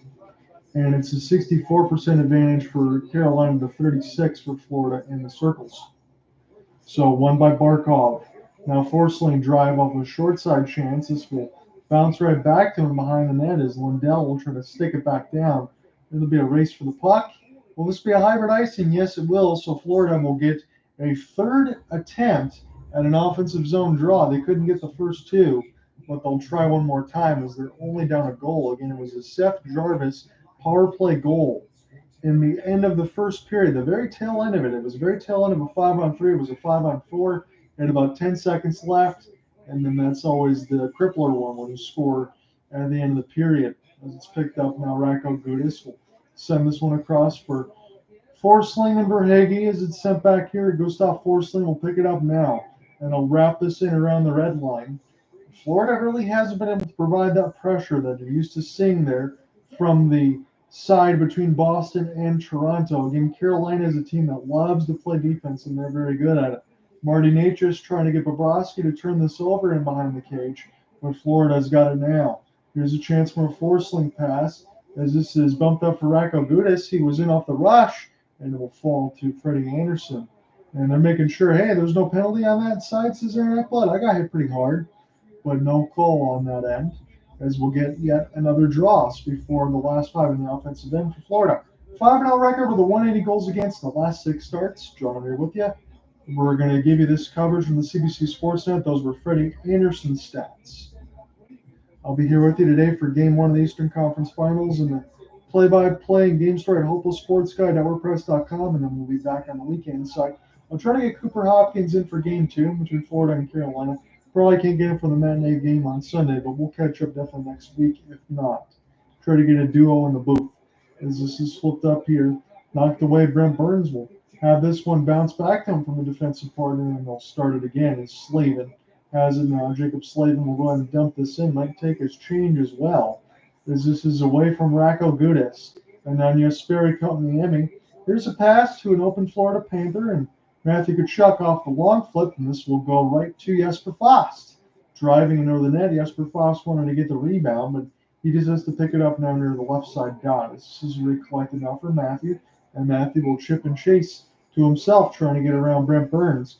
Jacob Slavin will provide the help the other way, as this goes across the emblazoned Hurricanes logo, and now knocked away.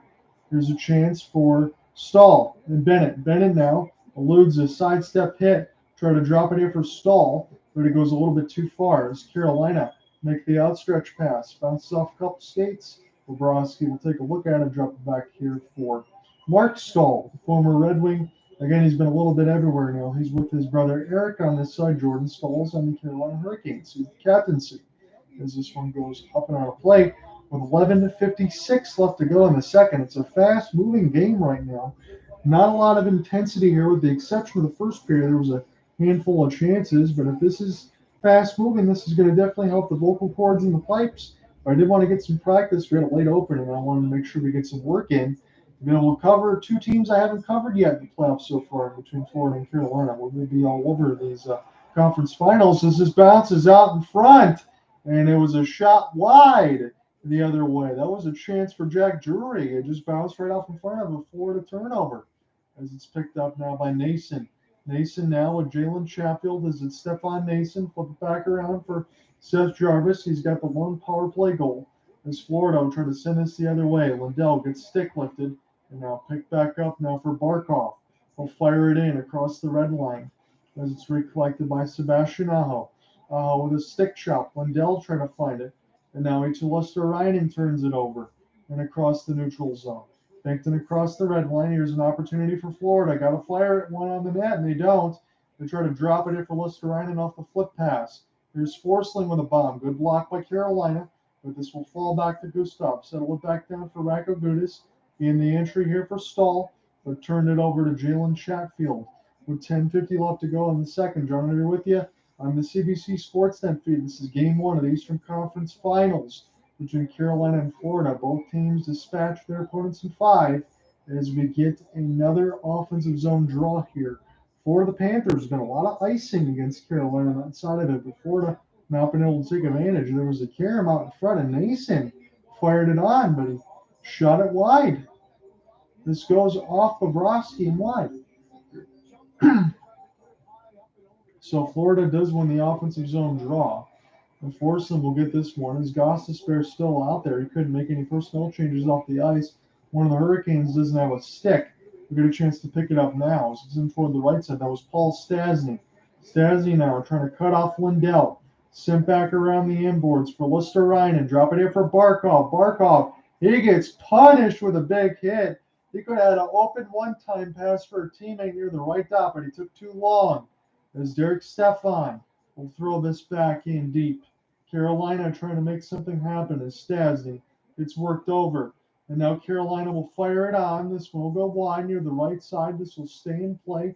Rako Gudis, you can always tell him from the beard. Number 7's got the puck as this is sent back around now. Barkov trying to locate it. We've hit the halfway marker of the second period. 9:50 left to go. It's loose. Blocked in front as Gudis got a piece of a Jarvis opportunity.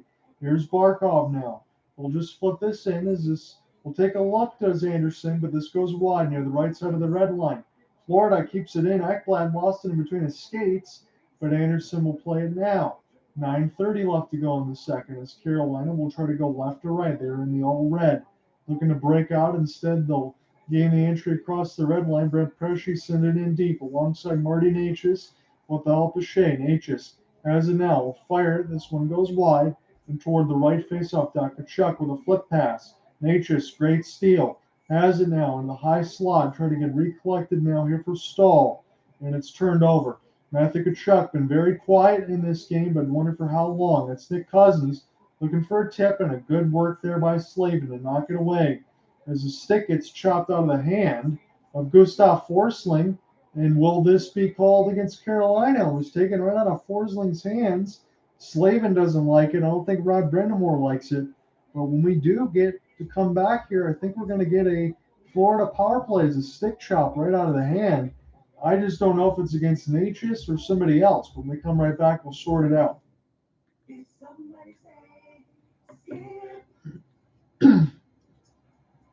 Really? Yep. Appreciate you guys jumping in and on this side in between the YouTube side and the Twitter Spaces. You can follow the handle. If you want clear audio, you can do so on Twitter Spaces at John Raynaud as well. The same one as the YouTube handle. It's still 1-0. It's a Seth Jarvis power play goal. And that's it, and that's all right now. We will give you your reset as far as everything else when we get into the second period intermission. It's going to be a solo call for me tonight, though. Split expenses with the RBC mobile app. Get the new iPad when you switch to RBC. When you stay at a Virgo, the host doesn't stay with you. Because without privacy in your vacation home, it isn't really a vacation. Is it?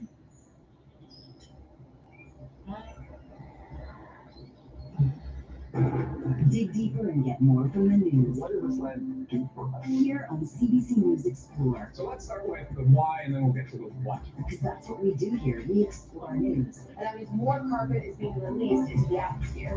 We dig deep into the stories. Just want to be a dad. We slow things down and we figure it out together. Batters are striking out way more often. You can get it 24 hours a day, and it's free. How did this happen? CBC News Explore. Stream free. The world's finest players are coming together to dodge their rivals. Rugby 7th Saturday at 4 Eastern on CBC, or stream free on CBC Gem. There's white fluff. Well, I can already give credit to the PNC Arena music player, the audio crew out there. They're playing Duhast Ramstein on that side, so they're certainly trying to get everyone else pumped up on that end. John out here with you on the call. We got about 8:53 left to go in the second period. It's a Seth Jarvis power play goal is the lone tally for Carolina, but it is going to be a Florida power play. Marty Nature is going to call for slashing the stick right out of the hands, and this will be a defensive zone face-off win for the Canes. Brent Burns will get it out. Martinook send this across as a short-handed opportunity for Stahl, as they'll flip this back around, but the captain, CM Barkov, has it now, and he'll take his time. It's going to be right to left for the Panthers. It's their second power play of the game. Carolina's already had 3 all in the first period. This is sent back here around for Forsling. Florida's got their second of the period. Carolina, as we said, has had 3. Played in front of the net, and an opportunity for Barkov, but he couldn't get his stick down. That would have been a difficult save for Anderson. But this will be cleared right back to Big Bob, and they'll leave it here for Brandon Montour. Montour now will drop it as they'll try to get settled up here again as Barkov will try to get the entry. Here's a pass across. Waiting for a 3-on-2 as this is sent back now. Kachuk makes the play. Sam Bennett in the high slot. Great defense by Carolina with Sebastian Aho. The brush away a certain one-timer. 17 of 19 in the last 8 games. It'll be a perfect, I would say 80% on that side of it if they can get this clear here now. As this is sent back down for Matthew Kachuk. Kachuk will gain the red line. He'll flip it in. Just a casual dumping across the inboard. Shea will send this across for Pesci, but it's picked off. Barkov, he's been out there the whole time. Sent back here for Brandon Montour. Back to Alexander Barkov. Now he'll crisscross with Sam Reinhardt. It's Barkov. Barkov send this here for Montour. Now Barkov in the high slot, and he shoots it way high. This will bounce back here for Montour. And picked off toward the left side of the red line. Centered out in front. Barkov's got it out near the left dot. He tried to kiss the post. A little bit nonchalant there with the accuracy. He was trying to be too fine to thread a needle. And this will be sent the other way. Florida has the puck, but Carolina is going to kill this penalty. As it's sent in, Jalen Chatfield will race for it. Florida got to make something happen here. We're not running out of time yet, but we haven't seen their pressure. Carolina's kind of suffocated them. With Seth Jarvis, he's out of the box for slashing the stick out of the hand of one of the Florida players. As it's flipped in now for Carter Verhaeghe. Verhaeghe now off the backhand. This gets picked off, and Florida will recollect this in their own end. It's done a 6:25 left to go in this fast-moving game in the second frame. And now Shane Gostisbehere will take a long outstretched pass. It's a pretty good one. Can this stay on side? No, it can't. Everybody jumped too early. It was Stastny, the guilty party. Shots on goal are just 14 apiece on both sides. This has just been a Black Friday fall moan booth right now. Phone mo booth on that side. Again, I'm mixing all of my words on this side. But that's what it looks like right now. There's just all sorts of traffic. There's no space. And that's what you're going to have when you play against a Rod Brind'Amour squad. Matthew Kachuk one more time is looking against the iPad, just trying to see if he can find some other space. Ratko Gudas will recollect as this is picked up now. And I think chipped into the players' bench, so we'll get a stop at 6:09 left to go in the second. So we will just tell you this. I'll just give it a quick reset now as we're in the middle of half and half break. It was Jarvis on the power play from Aho and Burns. That's your only goal. Again, the goal for the Carolina Hurricanes on that side was at 19:48, 12 seconds left to go from Jarvis on the power play. That was just on the edge of a 5-on-3. As a face-off win, we'll go back to Bobrovsky, and Carolina's got one more opportunity on an offensive zone draw. with 6:05 left to go in the middle frame. They've taken the shots on goal lead now. It's 15-14. 4 straight game 1 wins, 1 goal against in each. So they like to start the series off in a dominating fashion. This is going to negate an icing. It's Ryan Lundberg. He's going to get a chance to kill this time as Ekblad will try to send this out in front, but it'll be flipped by Martin. He'll just use the boards and recollected now by Florida. And across the right side red line. Here's a chance now Bennett and try to drop it off, but the Panthers ran right into each other. And now here's an opportunity for Derek Stefan. He doesn't have any reinforcements, but this will be Montour back in his own end now. Will gain the entry up beforehand. He's still with it. He's going to gain the entry now in the offensive zone. Settle it down near the right side dot. This will end up going to the other side of the far dot. And recollected now as this gets knocked away from Jesper Foss. Played in off the skate and kick down the ice. And this will be ice against Carolina, where Stahl will recollect the hybrid icing. 5:13 left to go in the second. Shot board is now even at 14. Carolina has the only goal of the game right now. And again, as we talked about, I said the Florida offensive forwards against the Carolina defense. How would that matchup work? How would Carolina's power play, that's only about 18%, work against the penalty kill of the Florida Panthers at about 68% in the playoffs? So right now, this just seems like the typical Carolina defense. They are not allowing any sort of space, and any mistakes that the Panthers made in the first period, they just happened to be a lone goal. They took 3 penalties, and they ended up paying the price on 1. As this goes back here for Mark Stahl. Mark Stahl now in full flight for Carter Verhaeghe. Sauce pass goes a little bit too far, and Jesperi Kotkaniemi gets the steal. Thibaut Teravainen has it now. As he gets the puck taken away from him again off the slash of the hand, he's back as a stick goes flying for Carolina, but this will allow Anthony Duclair to get this near the right side. I'll drop it in for Barkov. Scores! Alexander Barkov all alone in the middle of the slot. What a sweet feed by Duclair. And this game is tied at 1. Rod Brind'Amour can't believe it. He's shaking his head. Duclair, they were kind of just lollygagging around where the Carolina Hurricanes. They were a little mesmerized for Anthony Duclair off the stop and start. They got slaving to bite. Barkov all alone, a beautiful low shot. Bar down to the right post and in. Definitely no chance for Freddie Anderson. He picked exactly where the goaltender wasn't. Sweet shot there for Barkov. And this game is tied at 1. 15-14 out of the shots now. Florida has tied this game up as third of the playoffs for the captaincy at 15-28. And we will see if this creates new life for the Panthers, assisted by Duclair and Verhaeghe. Flipped in. Sebastian Aho lost it and sent back around. Carolina will get this deep now and across the red line side. Sebastian Aho will take a look. Forsling, this bounces off of his skate. This is in behind the office of Bobrovsky. Nason being chased with the puck as Ekblad trying to pry it loose, but Nason not giving up on the play because they're going to need some reinforcements. Florida try to pry this loose. Now Reinhardt will get to it. It's turned over immediately for Sebastian Aho. Nicely off the window. Here comes the long slap shot, and Florida can't clear it. They didn't know where it bounced to. This is near the left side of the red line, and Gustav Forsling finds the loose change. Forsling, Bennett, off the backhand, fires it wide as Florida was in the midst of an odd man rush. 3:30 left to go in the second. Stolen by the Panthers. Sent back around the inboards here as he gets away from Shea. Finished off the check there was Verhaeghe. And recollected now for Gudas in the defensive end. 3:15 left to go in the second. Barkov just tied this game at 1.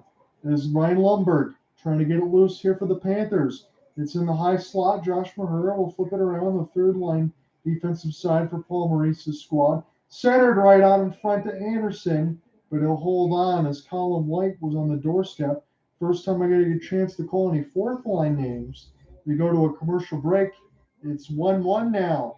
Barkov open in the middle of the slot and a gorgeous shot, low post and in. Come right back.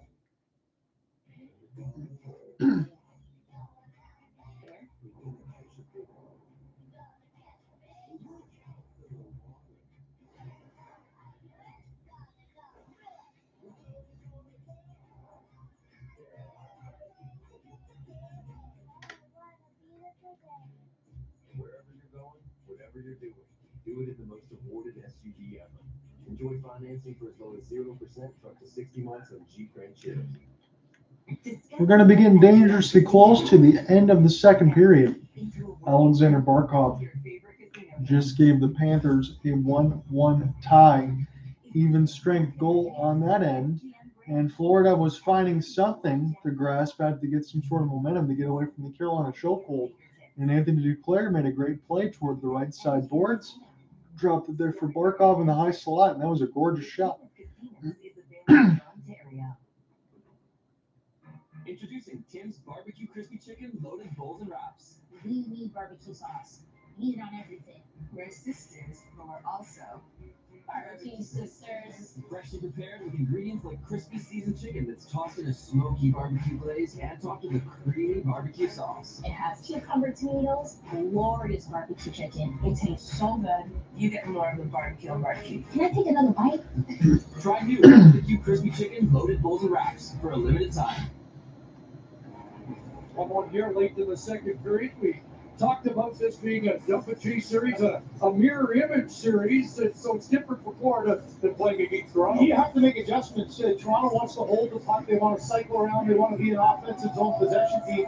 The Carolina Hurricanes are dumping in more than any other team in the league, and they're not worried about the possession game. They're worried about getting in and maybe getting a big hit or creating a turnover and getting back on transition. You saw that last goal by Florida. There's a great example. Another offensive zone draw in by the Panthers, but they'll immediately turn it over with Forsland. Now Carolina will flip this in again. They talk about on the CBC Sportsnet side. Carolina is a dump and chase type of team. They don't care so much about the puck possession. They want to get in the corners and force turnovers. Here's a good opportunity for Natchez, and that was brushed aside rather easily by Bobrovsky. It was a much more difficult chance than it should have been. And this is sent back down. Picked up now off the drop pass. Here's Forsling. Now this goes in behind the net for Florida. They just scored courtesy of Barkov to tie this game back up at 1. 2:25 left to go in the second frame. As this is sent in now, Forsling will try to backhand this off the cage. It'll bounce back to Carter Verhaeghe. Verhaeghe turns, fires, scores! And the Panthers take a 2-1 lead. Carter Verhaeghe. So there's 2 straight goals for the Panthers. They've been looking to find momentum, and all of a sudden, a snap of the fingers, the Panthers have the lead. As it's sent back around, Duclair takes a look at it, and now Lundberg keeps it alive. This bounces out in front to Duclair.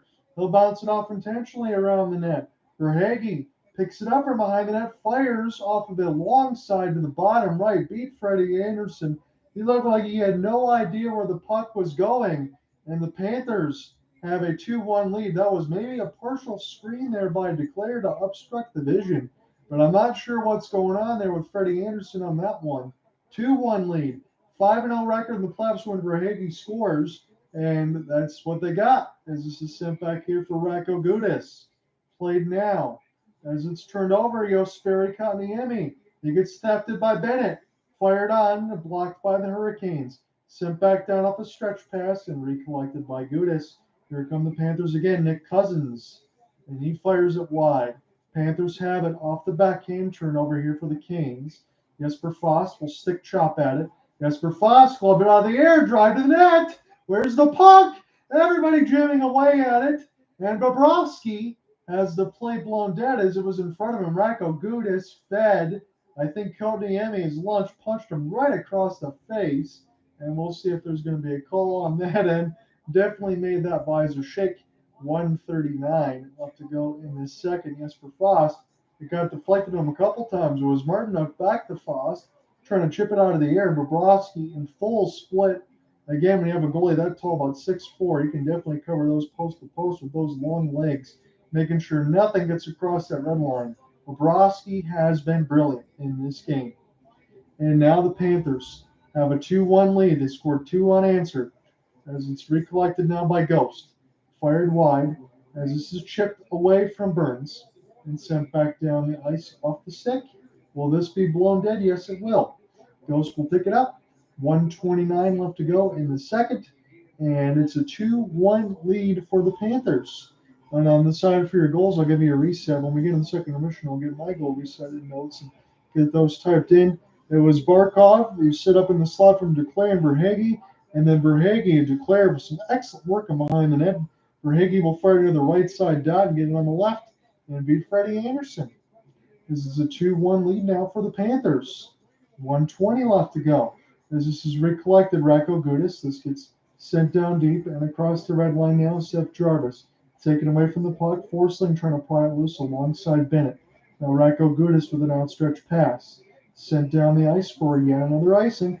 So Florida, they had tired bodies out there in the last 25 seconds, and they're going to be out there more. Can't change. It's going to be an offensive zone draw coming for the Canes. Florida leads on the shot board, 18-16. John here with you for Game 1 coverage of the Eastern Conference Finals. There's a solo call here for me today. Florida up 2-1. They got 2 unanswered goals in the second from the Seth Jarvis power play in the first. There's a chance now. Here's the bomb, and this one is wide. Bobrovsky takes a look at it. He's a little slow to get up off that split, but it looks like he's no worse for wear as Verhaeghe will dump it in. Now knocked away from Natchez. Now to the right side walls. We're down to 50 seconds left to go in the second. Panthers take the lead with 2 unanswered goals. Sebastian Alves brushes off the stick and slowed down unintentionally to Gustav Forsling as Florida trying to get it out of their end. And now Barkov here for Duclair. He's been good. He's got 2 primary assists. As Forsling gains the red line, fires it right in.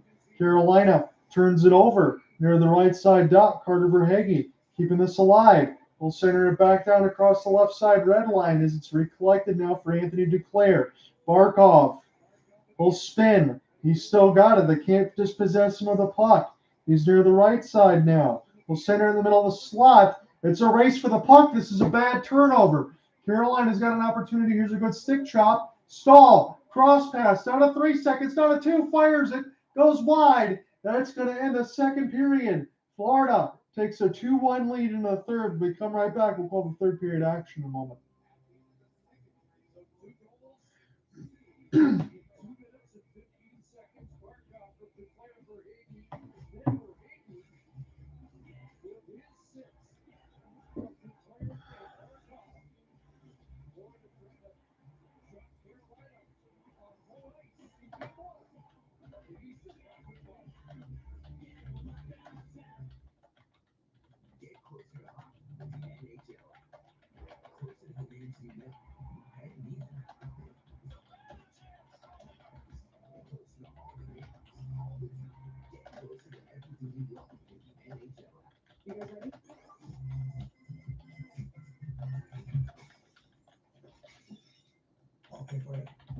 Split expenses with the RBC mobile app. Get the new iPad when you switch to RBC. Come on, man. It's organic. We'll make more money today than we've ever seen in our lives. I was motivated today. You guys are all cousins. One thing can't jump Friday on Disney Plus. Isn't it nice when your coffee comes with a cookie on the side? How did they know you'd like something more? What about streaming a podcast or watching an episode instead of downloading it? Nice to have, right? When something's nice to have, more people should have it. That's why you can get Rogers 5G mobile plans now as low as $55 a month and count on more value to come because we're with you all the way. Are you afraid of the spice? Don't be. Wendy's new Ghost Pepper Ranch Chicken packs heat and fresh flavor in every bite. Don't be scared. Try it today. Tomorrow on Sportsnet, on the diamond, the Yankees and Rays. Yankees, Red Sox, Padres. This is a really good offensive team. Even in a lineup full of stars, he manages to beat them. Meanwhile, Hockey Central previews the action on the ice. It starts Golden Knights round 3 game 1. You want that signal? We have a great score. It happens tomorrow. It's all on Sportsnet. I really wish everybody on Earth could have the perspective that we have living up here. I kind of had a moment of a pause during the spacewalk. I turned and I looked out, and the moon seemed so far away, even from the space station. Those people are not going to return to Earth as the same people that left.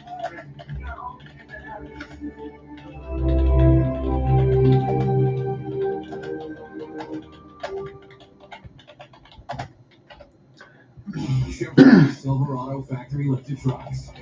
Where will they take you?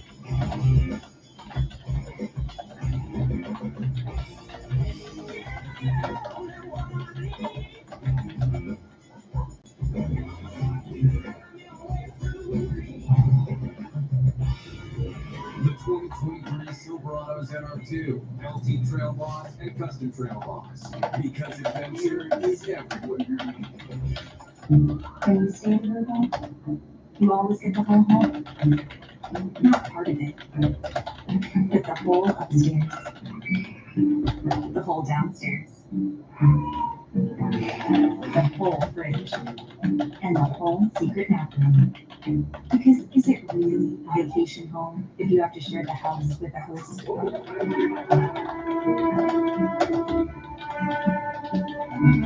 Only with Virgo.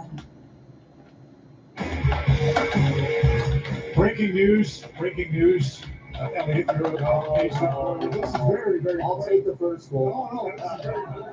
What happened tonight? Jonathan Stewart, he broke the siren. Broke the Hurricane warning siren? This is unbelievable. Jonathan Stewart, D'Angelo Williams, power backs for Carolina Panthers. This is a strong So look at that. So we don't actually have the moment where it explodes, but I'm sure they'll have it fixed for Saturday anyway, do you think? So Carter Verhaeghe, just to tee you up, Kevin, his last 19 playoff games, 21 points, 10 goals, 6 of them game winners, and he has what would be the game winner tonight. Unreal. If I was John wrong today, I had 3 putt after that tee shot on, 6 over that day. But anyways, it's way to victory. Yeah. So the thing with we've heard now, man. So the problem with it is if you lose your battle, or if you can't really sort out who's your guy. So right here, as we stop, we have just getting the goals typed in, and then we'll give you a reset. Right there, and they're essentially covering. This is Verhaeghe and Duclair. Now, as you can see when we run this, they're both going to go to the same player here. They think they're going to win this battle, so this happens at times. But look at in front of the net. Look at Duclair all by himself in front of the net because he's left alone. And again, nobody's covering for him because everyone has their own responsibilities. So they get away with that one right there. Lucky. Now, again, we come back here and stop it. Both these guys, again, are focusing on the guy behind the net. And Verhaeghe is going to be the guy all alone. So as this puck tries to kind of make its way into the slot, there's coverage. But again, watch Pesce right here. He's looking behind it. He thinks that he's responsible for Duclair. And because nobody picks him up and there's no communication, Verhaeghe's able to walk right to the dot and bury that. So again, great play there. But if they don't get this, they're in trouble. And now there has to be some sort of talk or some sort of sort out. And it should have been probably Stahl from behind saying, you go to him. It takes a split second for that breakdown to happen. Back to your net.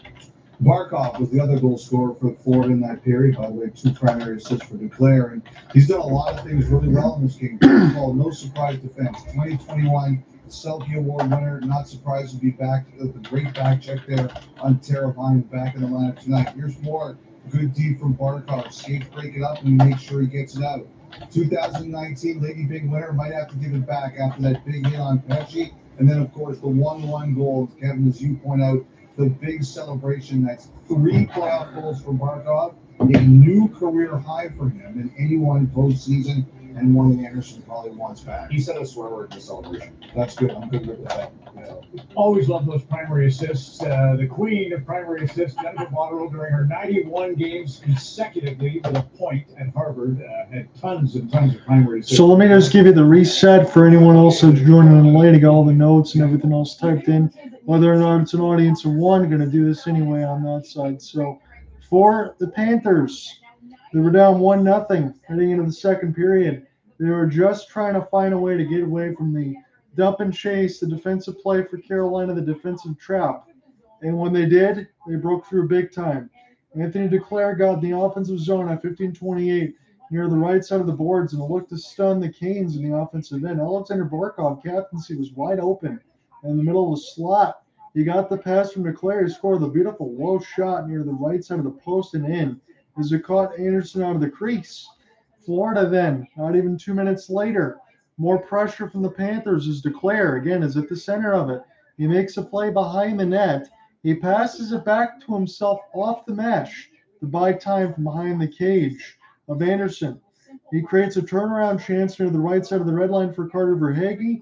He gets it near the right dot, fires it on the opposite left post to beat Anderson. And as we talked about in the open, in the first period intermission, where Florida was behind in the shots on goal and the hits, now they have 18-17 advantage in shots on goal, 18-15 on the hits, and 22-17 faceoffs for Carolina. The Panthers are starting to take control, and all it takes is just a little bit of momentum swing, and they look good right now. There's a second one right here, and he has to be his usual annoying self. Kevin, you talked about Gudas in the first intermission being that annoying player that everybody hates. I'm going to open this window. Let's keep it a little cooler in here on this side. I know he will figure it out because he's too good a player and he's too involved, too passionate about the game, but tonight it's not his best effort. It's great. 2-1. The Florida Panthers leading here after 40 minutes. Anthony Duclair with that little pass to himself off the back of the net. He's shots. And that one at the back of the net. So he's got it going on. You mentioned the primary assists for him. There's Barkov, who has a great role in this game. Who will be out of the process. We continue.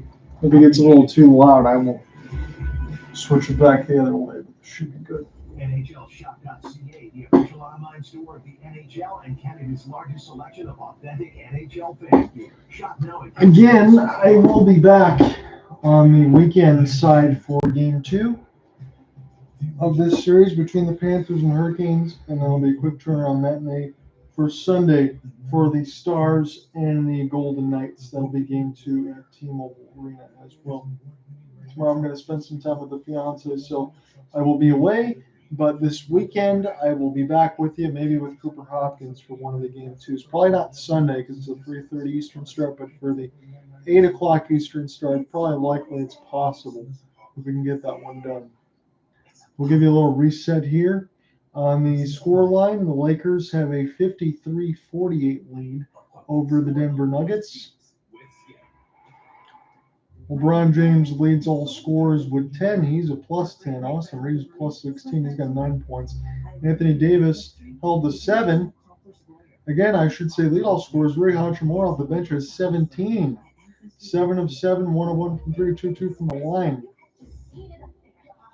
It's Jokic with 16 on 6 of 10. Now he's got 8 boards, 5 assists, 2 steals. Really no bench scoring to speak of for the Nuggets.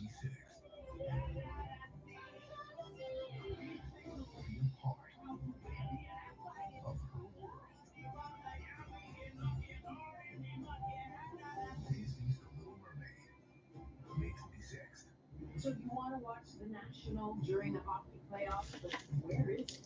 You can find it on CBC Gem, CBC News Network starting at 9, or on the CBC News app. The National, Canada's newscast, here for you during the hockey playoffs. Representation matters. When people see themselves reflected up on the screens, it gives them a voice. When you give people a voice, other people start listening.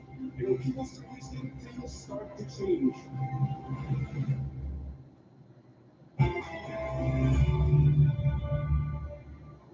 Hi, I'm Adrian Archie. Of course, we'll get back to hockey in a minute. But first, a look at what we're working on tonight on the National. I really did think I had my bases covered. It's pretty disappointing. WestJet and its pilots are still negotiating. A strike could happen by tomorrow, but the airline is already canceling passengers' flights right now, throwing travel plans into limbo. I feel the bed starting to punch me, and then I don't remember anything more. A 93-year-old woman says she was almost killed by a malfunctioning Murphy bed, rescued at the last minute by her family. Now the hunt is on for what went wrong. We'll also be covering Alberta's leadership debate in the lead-up to the election. You can catch all that on CBC News Network, CBC Gem, YouTube, and following hockey on CBC Television. Now, back to Hockey Night in Canada.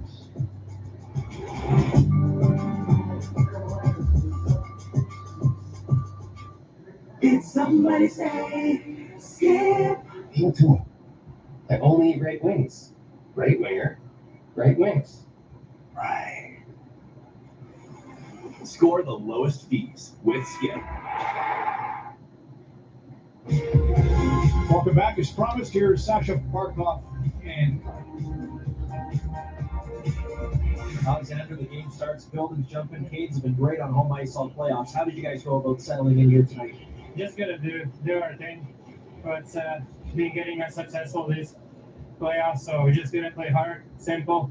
I know they're similar team to us, so it's just gonna be who's gonna work harder. First time for you guys getting through to the third round. Like, what's the feeling been like the last few days as you have prepared for this moment for a long time? Oh, it's great. Like, we're enjoying every moment, every second of this. We're excited to play at this time of the year, so we're just gonna keep going, and we have a good thing going on. So we know we're gonna get success if we're gonna work hard, and everyone is doing that. Alexander, thanks for the time. Thank you. Ron, 2 goals late in 2 minutes. That's bananas. That's Sergei Bobrovsky. 16 saves, been tremendous. And Carter Verhaeghe, he scores in bunches. Third period's coming up. Hockey Night. Chevrolet Silverado factory lifted trucks. Where will they take you?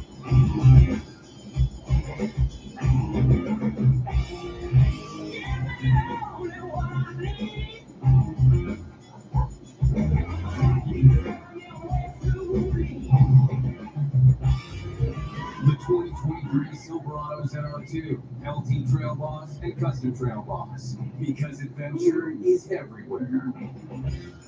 Come on, man. It's organic. We make more money today than we've ever seen in our lives. I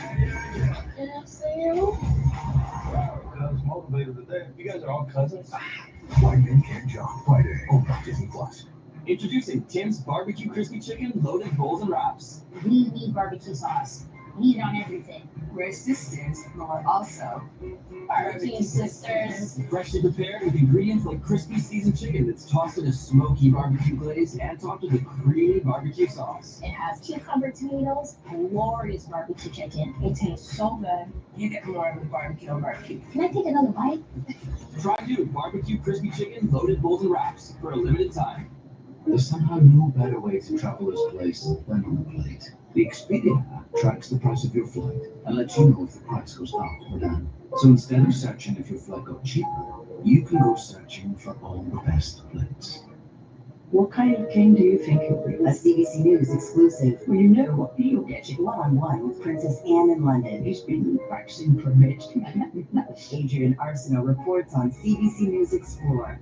Stream free. I'm Gavin Crawford, and this is a story about me and my mom and Alzheimer's. This is going to be a sad story, but it also has its funny parts. As my mom would say, let's not be kidding. Get early access to episodes on CBC Listen. Get closer to hockey with the NHL app. Closer to the names you know and need to know. Closer to all the games all the time. Download the NHL app today. The truck that helps you get far from home. The truck J.D. Power awarded #1 in driver appeal 3 years in a row. The truck of a rising generation. This is the truck that carries you in comfort. The one truck owners rely on. This is what it means to be a Ram. Get 10% off MSRP on Ram 1500 for up to $9,800 in discounts. Plus, get 4.99% financing for 72 months. Did somebody say skip?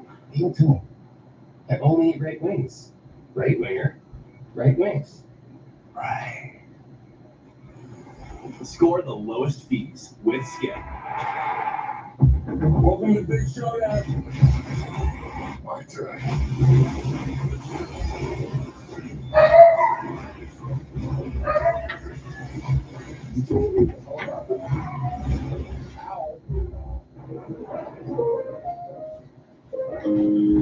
Isn't it nice when you're Alright. How did they know you'd like something more? What about streaming a podcast or watching an anime instead of downloading an app? Nice to have, right? When something's nice to have, more people should have it. That's why you can get Rogers 5G mobile plans now as low as $55 a month and count on more value to come because we're with you all the way. You see Matthew Tkachuk on the iPad tonight. If he wasn't in the middle of the game, he would probably be watching this. Jimmy Butler, who was incredible for the Miami Heat last night. They heard what Kevin Harley did. He was putting in work and some moves earlier today while wearing Matthew Tkachuk's number 19 pants. Jersey Baptist said yesterday, it's a great time to be in South Florida right now. The Panthers will try to match the Heat's win last night against the Celtics and close things out here in the third, take a run up to series leads in their Eastern Conference Final. It's been Carter freaking Bergecki tonight. So the Panthers with the pair of points. That line, by the way, 10 of the 18 shots for Florida through 2 periods. We mentioned this in the CBC and Sportsnet coverage as we're going to get set here for the third period puck drop. Both Florida teams trying to provide an upset. The Miami Heat did it yesterday against the Boston Celtics, and now the Florida Panthers trying to do so against the Carolina Hurricanes. Florida Panthers, they've never won a Stanley Cup on that side, but they want to get back to the finals. It's been a long time since it's been that way. It's been since 2006 for the Carolina Hurricanes. It was the year after I graduated high school, as this is sent back around off 38 shot attempts. Dead even on that side, but Florida is up 2-1 on the score sheet. It's sent back here, turned over. Nature's trying to send one on front for your Sperry Kotaniemi. Now Kotaniemi off the backhand. He's got it now near the left side dot. This will fall back to Slavin into the traffic. Big save by Bob as this is wrapped around the net. And now it's loose in front of the crease as players are sticking away at it and helmets and sticks go flying. But Bobrovsky calmly holds on to it. And they get a stoppage just underway in the third at 19:30 left. So I'll make sure that the Twitter Spaces side's off me just in case anyone does come in. So puck was brushing across the blue paint and players were jamming away at it, but Bobrovsky able to hold this one as Burns sent it through the goal mouth and behind the office of Big Bob. But he was able to hold on and make the save as Florida still has a 2-1 lead as we're just getting underway in the final frame of regulation, unless we get at least another goal for Carolina. The shot attempts are 35-35 now, and now it's 18-19 on the shot on goal board in favor of Carolina, but they're down a goal. As this one bounces away from Verhage and Declare, and then Shea fires it wide. As Carolina trying to work him behind the net now. You never know when the sense of desperation is going to come from. You know they like to chip the puck down the ice and get their offense from that and force turnovers. But when are they going to start carrying this puck in the zone? Florida, they seem unbothered on that side. Again, that's a new word that I like to use on that side, courtesy of Cooper Hopkins and myself on that end. But they don't care what the pace of play is. They're going to find a way to counterattack and score on you whenever they can. As Shea will send this back around. It'll bounce back to him. Play off the backhand now. Natchez flubbed on it, but he's got it in the left side red line. Here's a slapper for Shea. This goes out the right side boards. Another rebound opportunity. Stahl trying to jam away at it. And now the ref finally blows it dead as Bobrovsky will fall back and fall on the puck and get a stoppage. Again, Bobrovsky is about a $10 million goaltender as far as the salary cap. And he's playing as good as I've ever can remember on that side, especially for the former Columbus Blue Jackets days. As this was in behind him, the defense was there, and they're just holding to make sure that he can fall on it. No problem on that side. Let's just get the backhand number here, Ekblad. Great job to make sure that this doesn't go away from his goaltender. He's just holding it in between the stick, and Bobrovsky will fall back on it safely to get the stoppage. 18:42 left to go in the third, so Carolina, they have their quick press, but this is Florida now with an offensive zone draw one. They'll flip it down as this goes back a little bit too far for Ghost, but it goes a little bit too far for Florida's liking. They miced it. So it'll be another offensive zone draw. So Bobrovsky, they're showing a save percentage. You can beat him high glove and high blocker, 839, 833 respectively. Anything low, not happening on that side. And the high blocker goal was the one against tonight. So that's the scouting report on Bobrovsky, but he's 5-0 record with 219 goals against on the road in these playoffs. He's been excellent. Again, Alex Lyon was kind of the back end to make sure that Florida got in there, because if it wasn't for their last month and a half, they wouldn't have even made the playoffs. And again, on the West, they wouldn't have had enough points. They had less points than the Calgary Flames, but they were the very last team to get in. And now they've been shocking the Bruins and the Maple Leafs, and they're trying to shock game one from the Carolina Hurricanes. As Antoine Lundell, again, good-looking second-year player. He's got it now as Josh Mahura will brush this now as Florida gets this in deep. Shane Gostisbehere will take a look as this is wrapped around for E2 Luster-Reinen. And now Carolina will get a chance to collect as it almost knocked one of the Florida Panthers goal sticks right out of their hands. And now in across the emblazoned Hurricane. This is turned back over for Jacob Slavin. He'll stop at the line. We'll wrap this in across the red line now. Stahl will take a look at it. Stahl. This bounces right out in front out of the air off a Hurricane stick. And Florida will find it, though, as they'll try to take this left to right in this third period. There's a long flip. This finds the catching glove of Freddie Anderson. And we get a stoppage with 17:35 left to go in the third. I don't think we're going to get a commercial break, just a commercial half and half for CBC and CBC Gem Sportsnet coverage. John out here with you. Thank you for joining me here on this Twitter space and the YouTube side for Game 1 of the Eastern Conference Finals. I know that there's a lot to look at as far as the Western Conference Finals on the hardwood. There's some other baseball scores, so I appreciate you following along with me. Again, I wish I could show you the actual live feed, but you can't do that on the YouTube side. Otherwise, I'd never be able to do these anymore. So this will be Kotkaniemi against Cousins, and yes, Ferry will win it. Carolina's still down a goal, however. Anthony Duclair with 2 primary assists, Barkov and Verhage with the goals.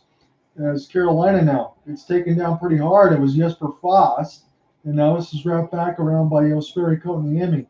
Sent back in off the backhand. Jesperi will get to it now. Forsling trying to find it and tucking it in, trying to at least, was one of the Carolina Hurricanes. And now there is some definite pushing and shoving against Matthew Tkachuk. Again, he's not going to take too kindly for Kotkaniemi trying to feed him fists. And Tkachuk's not going to be one to back down, whether it's Brady or Keith or Matthew.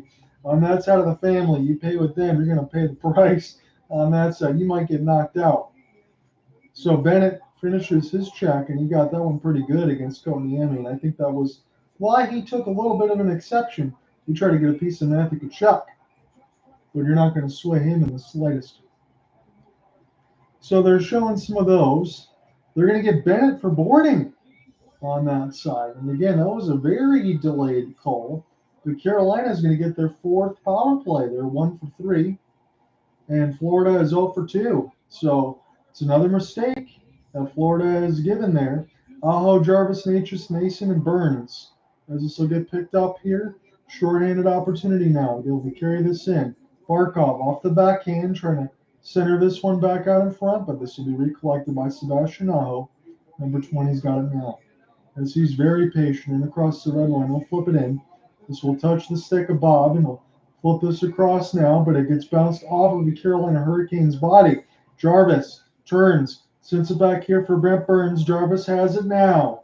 He's looking in behind the net to make some work happen, but this will go to Gustav Forsling, and he'll flip it down the ice. 1:20 left to go, and Carolina's power play's their 4th. They have 23 shots on goal, to Florida's 19. As this is recollected by Sebastian Aho, getting the entry now. Off the backhand, trying to find something for Jarvis near the left side of the red line. Florida just trying to knock this away from the boards as Burns. Poke checks, keeps it in. Natchez, great passing, scores! And the Canes get a power play goal. Nothing Bobrovsky could do. It was 3 consecutive touch passes. A beautiful, beautiful power play goal. And Stefan Nason ties the game at 2. That was a gorgeous power play goal, as this was just kept alive near the left side of the red line. It was Natchez with Nason, Aho. They're all jammed in the left side. Nason, 3 tic-tac-toe passes in a row. Bobrovsky, his jock strap was stuck up in the air. There really is nothing else you can say on that side. Gorgeous play. Nason got the 3rd pass. He finished it off of a leapfrog Bobrovsky, and this game is tied at 2. Holy cow, what a goal that was. 16:05 left to go in the third. Nason with his 4th of the playoffs, as this will fall back to Anthony Duclair. Canes have tied it at 2 from Jarvis and Natchez. It's Nason's goal as it's sent in. And again, it's 4 penalties against Florida. 2 of them have been converted by Carolina. So that 16% power play, that's definitely going to move up. This is sent back around the end boards. Now played. Forsling trying to get it out. And this is flipped. This will be an opportunity now for Mark Stahl to acquiesce. Here's Brandon Montour now with the help of Stahl. As this is played off the right side board, he's got to get it out quickly as Stahl was under duress. This will fall back to Jacob Slavin and Brent Burns. They're in the top line here for Carolina on the defensive side as They just kept it in, apparently. I thought that was offsides. But Carolina will quickly flip it the other way. Nature's lost it, but Stahl try to get this around. Jesperi Kotkaniemi takes a bad bounce. Stahl will fire right on. 5-hole save by Bobrovsky. I would say both of those goals against Bob. I don't think there's any chance he saves either one of them. Freddie Anderson probably should have saved both of them. So Bobrovsky's definitely been the better goaltender, but I guess it doesn't matter. Scoreline's tied at 2. As Captain C. Jordan Stahl had a chance right out front of it, bounced off a Florida body. But it's still tied at 2. The fans are waving the towels here, and they're feeling really good right now because this game is tied.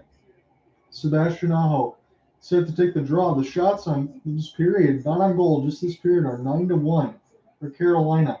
They had the pressure. They knew they needed to score, and they did so quickly, and this game is back to level. Gostisbehere with a chip, but he chips it into the Florida bench. 14:56 left to go in this third. Shots are starting to get heavily in favor of Carolina now. 26-19. 14:56 left to go in the third. Bennett takes a look. Again, he's got the same mouthguard approach as Tkachuk. Again, former teammates in Calgary Flames, Sam Bennett, Matthew Tkachuk. Again, Cooper Hopkins, he will tell you that on that side. I know where his allegiance is going to lie a little bit, but we can both tell you honestly, whether he ever does get a chance to join this broadcast, probably might join it for game 2, that you might lean one way, but we're going to call this as neutral as possible. And we're very excited for both of these conference finals. I think they're going to be excellent. Zach Blad now trying to find a chance. This is picked off now. Lundberg will drive, and this gets picked off now by the Hurricanes. Hurricanes have it. Jarvis will spin. He tried to clear this, and across the red line, he flubbed on it, but Carolina was there, and they'll dump it in. As this goes back now for Montour. As Florida will try to go left or right. They'll recollect this. They're in the white shirts with the blue pants. Carolina in the all red. As this goes back here for Freddie Anderson. Let's go Canes chance at PNC as Kotkaniemi. He eludes the sidesteps a hit. He'll pick it up now off the forehand as they can't brush him away from the puck. Bennett's back out there. This will fall to Florida. They'll clear it, but it falls back to Gudas. And Gudas now needs some help. We'll just chip this off the window. Sent back here for Slavin now. Slavin with Burns as Jacob has it. And he'll hold on. We'll throw this across to Chewbacca. Brent Burns will give this across to his forwards, and they'll start again. Natchez jumping. Just to elude a hit, but this will fall back to Florida. Played in by Declare. Declare now will pivot. He's got 2 primary assists. He leaves it for Racco Gudas. Here's a stretch pass as this gets wrapped all the way around the inboards. An opportunity now for Florida. Keeping this alive near the right side dot. It's Barkov. Florida now has it near the right side blue line as they'll wrap this around. Gets knocked away a couple times. Natchez will just clear this. Center down the ice. This will be a race for the puck. Hybrid icing will be called, so Carolina cannot change their forwards or anyone else. As we get a half and half with the commercial side, so I think we're going to stay right here. Carter Verhaeghe, you take a look at him. He has been an absolute carrier as far as game-winning goals, goals across, anything that's important. He can be completely incredible in the playoffs, and that's all he's been alongside with Tkachuk and Verhaeghe. Declare's been good. Reinhart, all those other players for Florida have been excellent. This has been the best hockey they've played all year, with the exception of the month-and-a-half stretch just to get in. And they were down 3 games to 1 to Boston. And they won that in 7, and they beat Toronto in 5. And it was in 6 against the Islanders for the Canes, and in 5 against the Devils. As the Canes have it now. Sebastian Aho. As this goes too far, Forsling. This stays in play. This is play with a glove hand, Antoine Lundell. We'll spin this back around. This is a stick chop, and Jarvis will get a dump down on the offensive end as this is picked up here for Aaron Ekblad. But now before it's collected by Sebastian Aho. Take his time as the left-hander Aho plays it with the backhand. He'll rock it a couple times. Gain the entry. Jarvis here's a great chop for Jalen Chatfield. He'll center it right through, but this bounces off some Florida players. Sent back down now. Well, this will find the sticks of the defensive pairing of Gostisbehere. He's got it now. So we'll play this across for Jack Drury. He had a 200-foot game. As this gets turned over, but picked up now. Gostisbehere from Drury one more time. So it's a forward and a defense on that same pair. That's rather interesting for Rod Brind'Amour's squad. Paul Stastny tries to force the steal. He gets the theft. Here comes the ripper. And this one is high from Brent Burns. It was about 89 miles an hour. This is sent back in off the clear by Lundberg. and recollected now for Burns. Burns will send it in as Brandon Montour's got to get on his horse, try to get around Stasny. Played it off the backhand now. This is in a couple skate blades. It gets turned over, but Carolina doesn't want to hold the zone. They'll let Slavin drive. Here comes a ripper of a slap shot at 89 miles an hour one more time. So that's been the wild number as it's flipped in now. Recollected by Burns, and off the backhand, this bounces off a Florida body. Carolina will just center this one down. This will not be iced, as Florida will get to it. Montour will get it ahead. It's a one-on-one race for the puck. Off a couple of stick battles. This is calmly played in off the wall for Martin. A good combination play for Tebow. Here's Martinook, and his wrist shot gets blocked and goes up into the netting. 11:05 left to go in the third. Take a commercial break. Carolina tied this 1-2.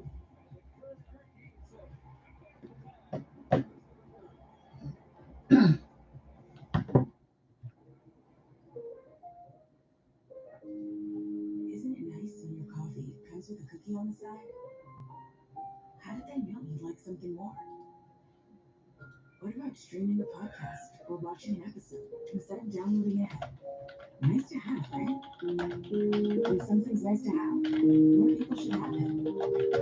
That's why you can get Rogers 5G mobile plans now as low as $55 a month and count on more value to come because we're with you all the way. At the Windsor Laser Eye Institute, our main objective is to deliver the most advanced technology, the best outcome, and the safest environment for all our patients. That is our goal. Visit WLEI.com and book your free consultation today. Goldstein DiBiase injury lawyers have an excellent track record in helping people obtain long-term and CPP disability benefits. For a free consultation about your insurance rights, call or visit GDMlawyers.com. I don't think I've told anyone more in-depth conversations. All new Q with Tom Power. Weekdays at 10 on CBC Radio 1. There's so many managers that I need something to really pops our crown. This is gorgeous. Pack it up. May is Asian Heritage Month. Join us in celebrating the many contributions that Asian Canadians make to Canada.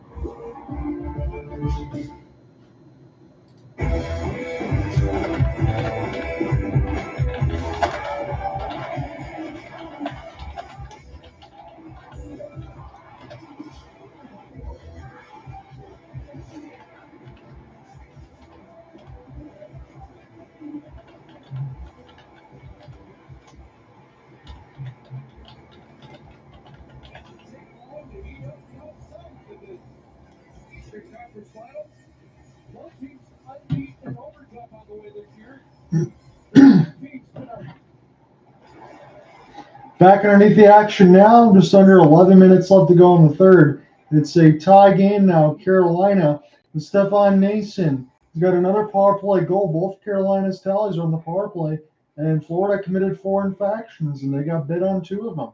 As it's sent back here for Barkov, 2 even strength goals for Florida. As this is sent the other way now for Freddie Anderson. Anderson not been particularly sharp in the goal crease for my liking, to be honest, as this is played for Stahl. And toward the right side of the red line, Stahl will come together. Natchez will try to pry it loose, but not before it finds Gustav Forsling of the Panthers. Again, the Panthers will try to go left to right in this third period. They're in the road whites with the blue pants in between the white and red striping on the socks, and on the other end, the all red for the Carolina Hurricanes will go right to left, as this is sent the other way. Played by the defense here. Brandon Montour will slap shot this thing around the inboards, where this finds Grant Burns. He can't get it out. Jarvis with another opportunity. And Florida, they might find this thing near the right side of the face-off dot, as they're able to dump this back in. Freddie Anderson will take a look at it, but it goes a little bit too far for him, as this matriculates around the horn for Reinhart. But it gets turned over. Now Jarvis will drop it. Here's a chance now for Sebastian Aho. Aho off a combination play, try to give it right back to him. And now it's 2-on-2 off the counter. Here's a flip, but a good stick in the lane. Takes the sauce pass away from Reinhardt as it's sent back down to the player's bench, and we'll get a stoppage with 9:29 left to go in the third. We will take another break to pay some bills. It's 2-2.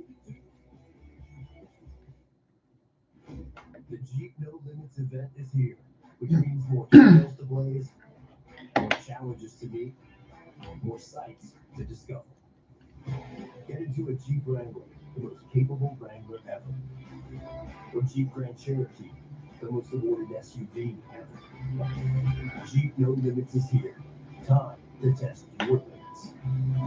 Right now, finance the Jeep Grand Cherokee for as low as 0% for up to 60 months. It's somebody's day. Appreciate you guys jumping in and out on this side between the YouTube and the Twitter space.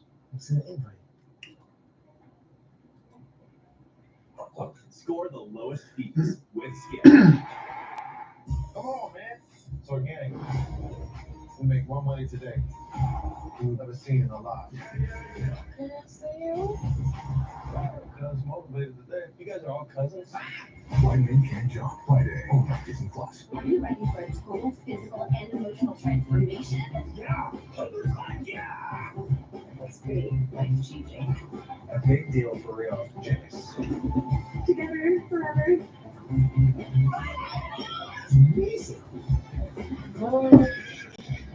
We're gonna risk it for the biscuit, everybody.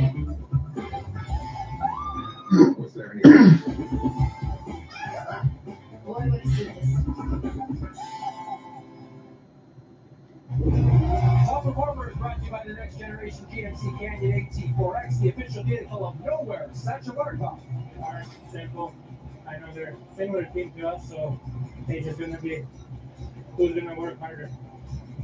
There was the Florida captain in our conversation during the intermission. Plain and simple. Come down to who's going to work harder. Tie game 2-all. Less than 10 to go in the third period. Game 1 still up for grabs in the Eastern Conference final. Across Brind'Amour white flight. His team's work ethic. It's a neutral zone draw. This one is off the tie-up. This will be recollected by Carolina. They had to chip this one right to Ghost. 9:20 left to go in this third as this is played in off the backhand now. Lumberg will take a look at it as it's sent down the ice. As this is still live now here for Florida, but they're in their own end. As it's matriculated around the inboards, Carolina trying to force the steal, but this will go back to Paul Stasny. And gaining the red line again is Carolina. They love to do that off the chip and chase. They're not much of a carry-in team. They will just play where they're supposed to on that side and force the forwards to make a play. As Racco Gudas will recollect this here for Forsling. Here's a quick little sauce pass out of the air, and this is flubbed the first time for Martinook. This takes a bad bounce. Matthew Tkachuk almost stole it. And now here's a sauce. Freddie Anderson. This one gets blocked before it ever hits him. And now Florida, they got the puck possession all of a sudden. This is sent back around the inboards. Here's a spin for Tkachuk. He gets taken down, but this is around the inboards here. Tkachuk will find it. He'll take a look as he'll play it in between his legs. And now Jordan Martinook will try to use the window. But this allows Florida racing it up the backhand. Here's Bennett. He gets all sorts of contact around him. He's still got it, though. Sam Bennett near the right side dot. Still pivoting. He's going to try to center this out in the middle of the slot. This bounces off the stick of Martinook, and now will be recollected here for Stahl. Stahl will send it here for Gustav Forsling. 7:50 left to go in this third. It's a tie game. 2-2 in game 1 of the Eastern Conference Finals. We are just getting started as this is sent in as far as the series is concerned. Tomorrow is going to be 8:30 Eastern in between the Dallas Stars and the Vegas Golden Knights. I will not have game 1, but I will have game 2. I'll have game 2 of the Eastern Conference Finals between Florida and Carolina. That'll be an 8 o'clock Eastern start. 3:30 Eastern will be game 2 on Sunday of ABC for the Dallas Stars and the Golden Knights. I'll have both games this weekend for game 2. So this is to chop that. And Brent Burns try to get to it now away from Shea. This Florida's got it. They'll have to slap this around as Anthony Duclair's got 2 primary assists tonight. Here's a quick pass, and this is just taken away. And now here's a break.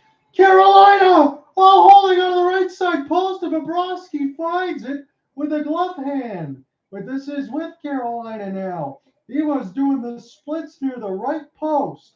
Shea sends it back down now. Here's a chance, Natchez, as he's patient near the right side dot. This bounces off a Florida body. Florida's got it now. 7:05 left to go in the third. This chip and chase is going to work. Carter Verhaeghe's 1-on-4. He's just trying to make something happen on the end of his shift. and he will get it dumped down, and he will be able to take his change.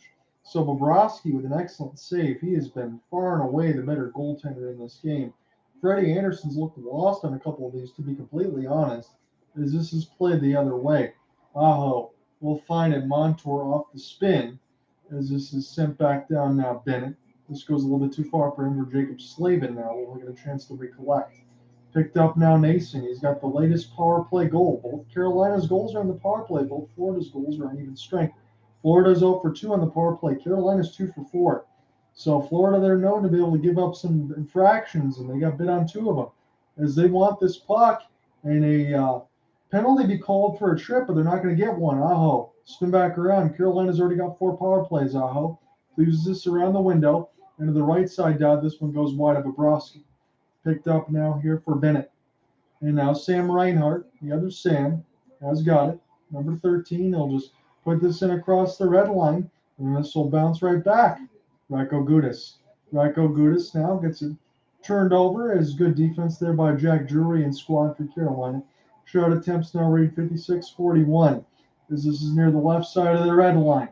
Carolina trying to get this one loose. It's Derek Stepan trying to get around Colin White. Here comes the ripper of a slap shot.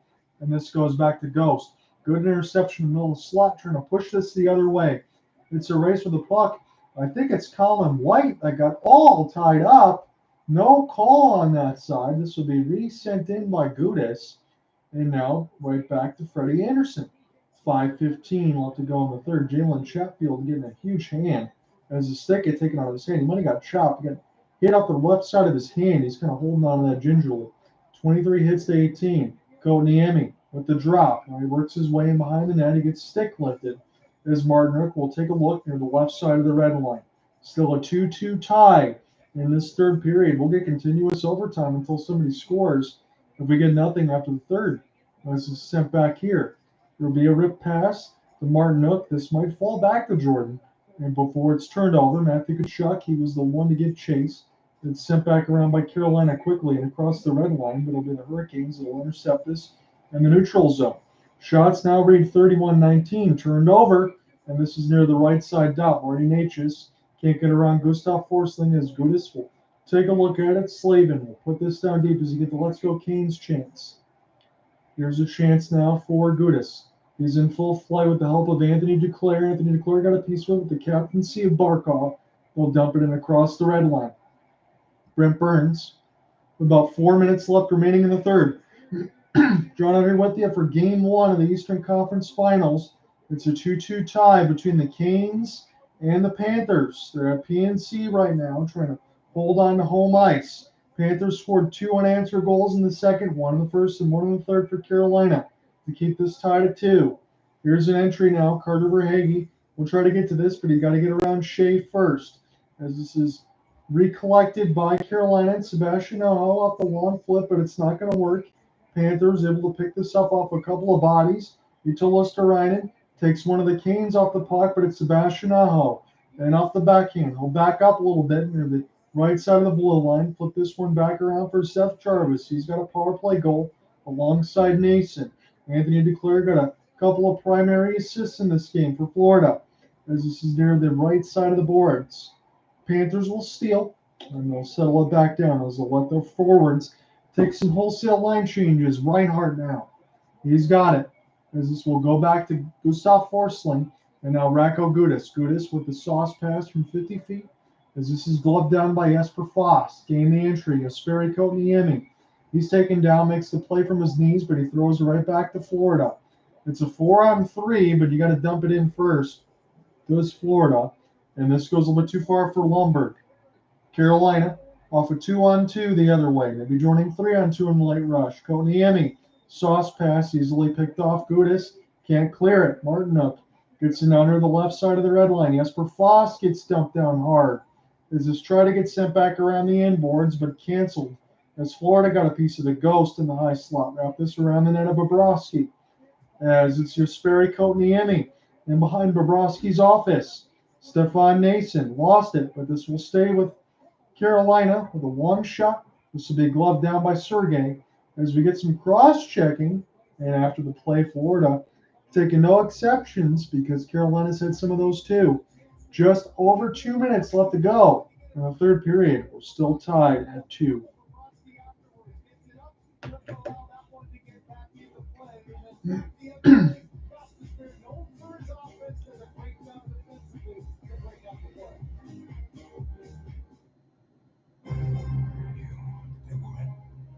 My memory's a little fuzzy. Are you still a Nazi?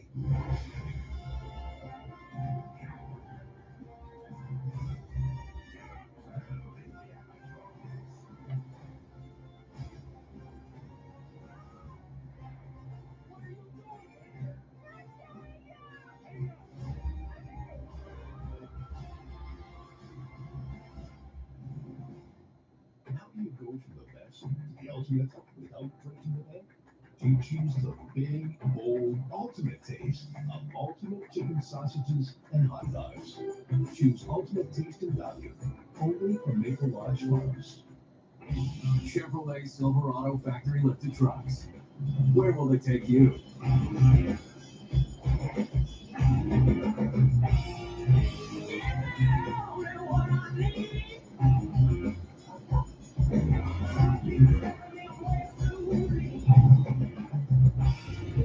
The 2023 Silverado's NR2, LT Trail Boss, and Custom Trail Boss. Because adventure is everywhere. Great game, Scotty. Any thoughts? Should I eat this one? Nah, I shouldn't. Should I? Yes, way. Tasty and smoky with a Stampede biscuit.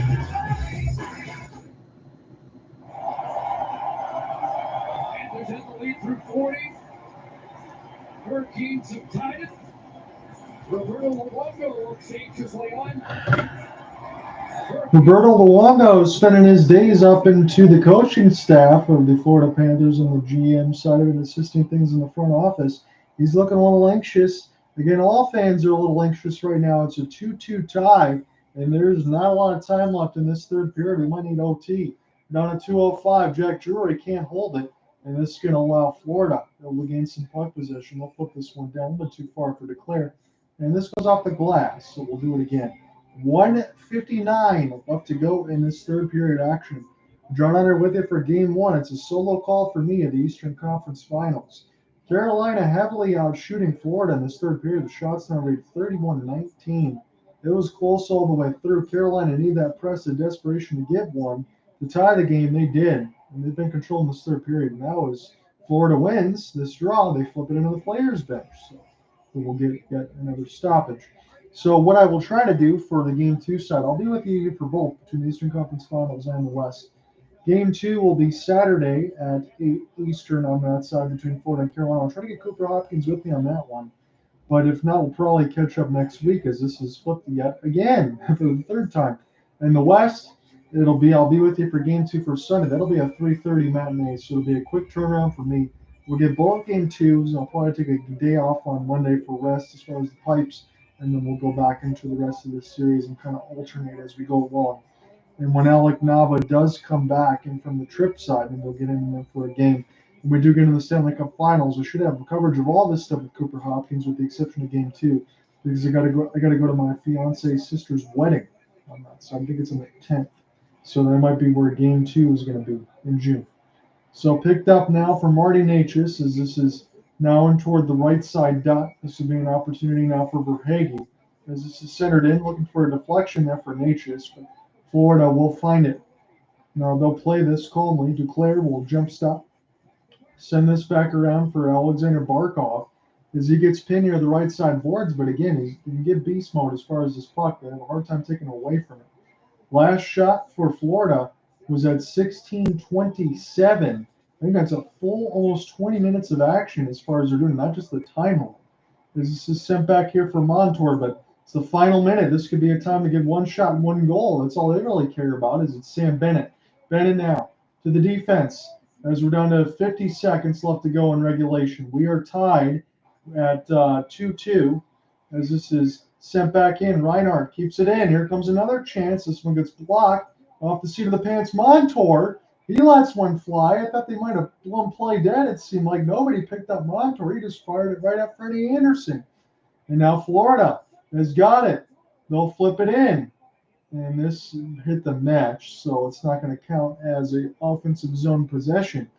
And we will do it again with 30 seconds left to go in the third. Just a very bizarre sequence as the stick was broken. This bounced off of Jarvis, and then it bounced right in front. I think the fans were a little upset that this still stayed in play. And Montour, he threw it almost right in the neck of Freddie Anderson when he shot his shot. They didn't blow the play dead, but at least if you're Montour, you kept your eyes open. You knew they blew a play dead. You're going to fire it at net. So I did the same damn thing. As this is sent now here for Brent Burns. And they'll wrap this back around. Rako Gudas, he played this dangerously in front of Bobrovsky, but he will settle it down here for Brent Burns. As this is picked up into the neutral zone now, it'll be a stick check. Back will be a jumping pass, as this might be collected by Florida. Here's a chance now for Reinhardt. He'll spin. They'll lose the puck, though, as it's sent back down now. 5 seconds left to go in the third. And we are going to overtime.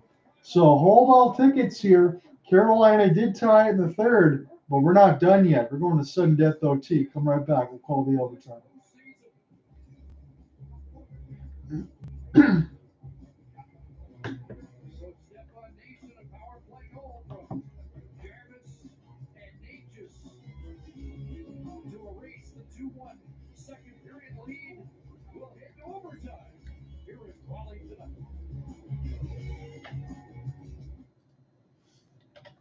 Somebody wants to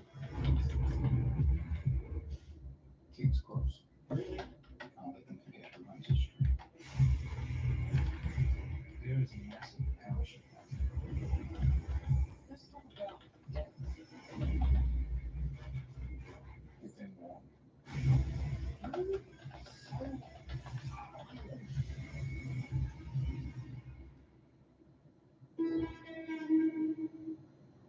My Charlie is always going on adventures. So brave. A lot more brave than I was at that age. There's something I discovered on Ancestry that I'm reminded of at these moments. Our ancestors were some of the earliest Portuguese immigrants to Canada and settled in Quebec. It was such an unknown for them, but they learned to speak French and turn it into a home. For themselves, there were so many who came after them. Get to know your family story. Order your DNA kit at Ancestry.ca.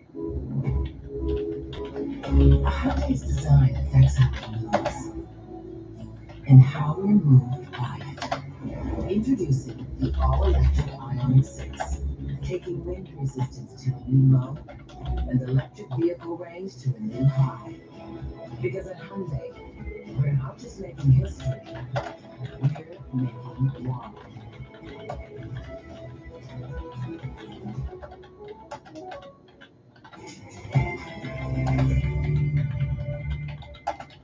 Hi, I'm Avery Arts. Of course, we'll get back to hockey in a minute, but first a look at what we're working on tonight on the National. I really did think I had all my bases covered. It's pretty disappointing. WestJet and its pilots are still negotiating. A strike could happen by tomorrow, but the airline is already canceling passengers' flights right now, throwing travel plans into limbo. I could feel the bed starting to crunch me, and then I don't remember anything more. A 93-year-old woman says she was almost killed by a malfunctioning Murphy bed, rescued at the last minute by her family. Now the hunt is on for what went wrong. We'll also be covering Alberta's leadership debate in the lead-up to the election. You can catch all that on CBC News Network, CBC Gem, YouTube, and following hockey on CBC Television. Now, back to Hockey Night in Canada.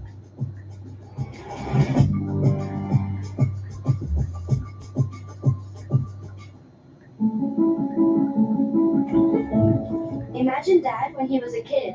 He didn't have Sparkly to show him how to brush. He must have had to remember everyone's order in his head. He couldn't even watch golf in the yard. And imagine getting your allowance in coins. Imagine what it would be like when yours wasn't eating.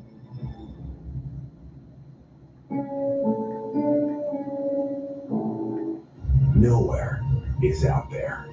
Your journey starts in the next generation GMC Can-Am AT4X, the most advanced off-road mid-size truck, because the hardest places to get to are the only places worth going.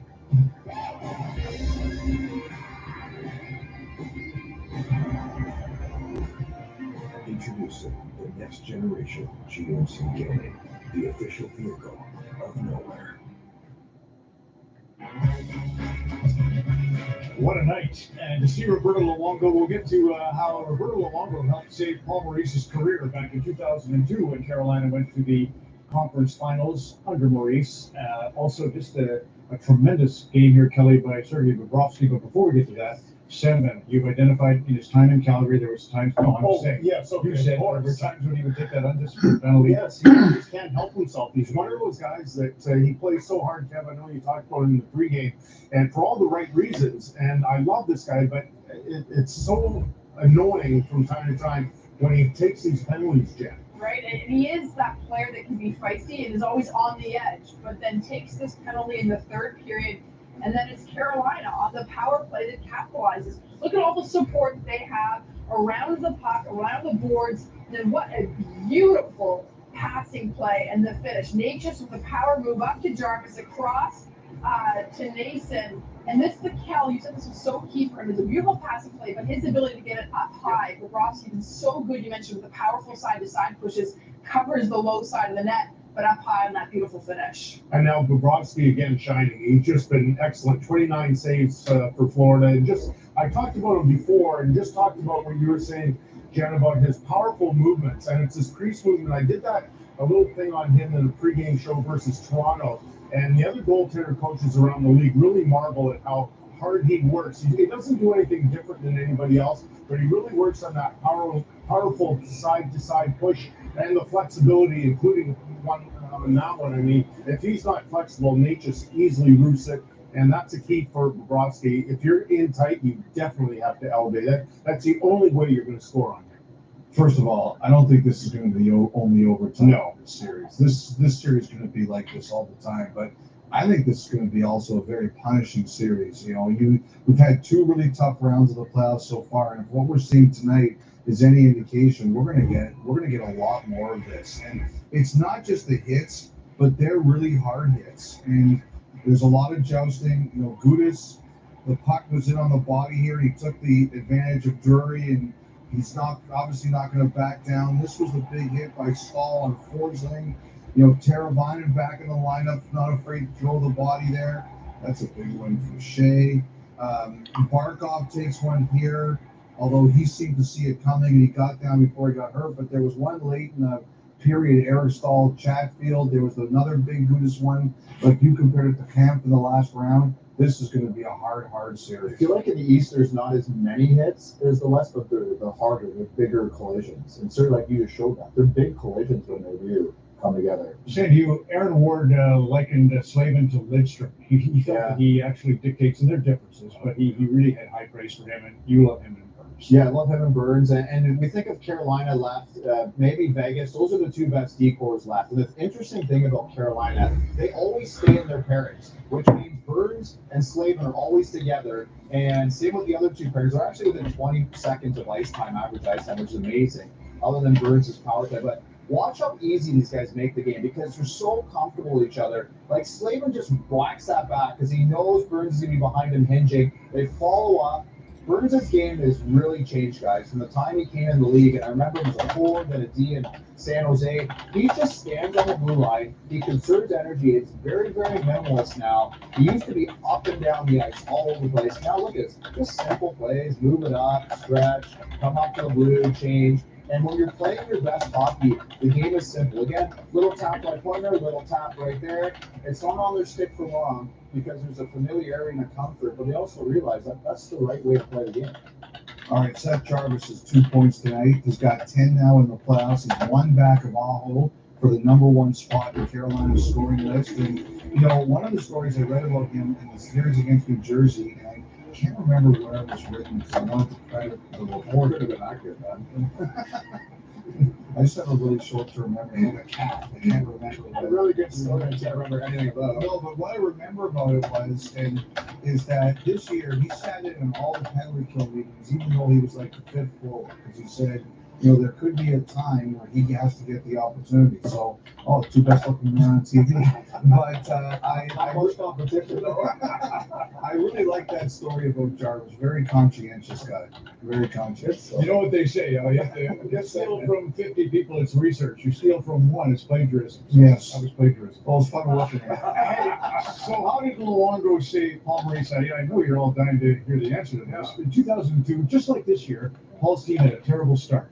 And they had lost 2 games on the weekend, Pittsburgh and Washington, and they had a game Thursday in Florida. And Paul said, "We just got to get on that flight. If we could just get to Florida, we have a chance." They get to Florida, but they go down 2-0. And then Jeff O'Neill, all people, scored on Roberto Luongo. And that turned the game entirely. It was kind of a softy story, Roberto. That's what Paul says. Well, Roberto doesn't think it was his fault. No, it's Jeff He was screened, or it wasn't his fault. Point of this story is, A, that helped Paul keep his job then, and they went to the Final Four. B, as good as Jeff is, he couldn't do what you could do. And it's not what Montour was able to do, and it's not what Mason earlier in the game when the puck went off the stanchion. Here's Montour with his golden opportunity, and I agree with Craig. Don't you think it went into the net? I do, for sure. That would have been great. Luongo was saying that from the tweet too. Yes. Yeah. Craig had the same call 12 years ago. Simmer was doing this call, I remember it. He listened to it a million times. It might have hit the netting. No, but there's a See, they all shot with the same shot. There's only one superstar in Florida, and they've all got the same jacket. Here's you. Harder than it looks, eh, Monty? 76 points for those empty nets are hard to hit. No one's looking. It sounds like the Miami season. That's the funniest part. 91 primary assists, or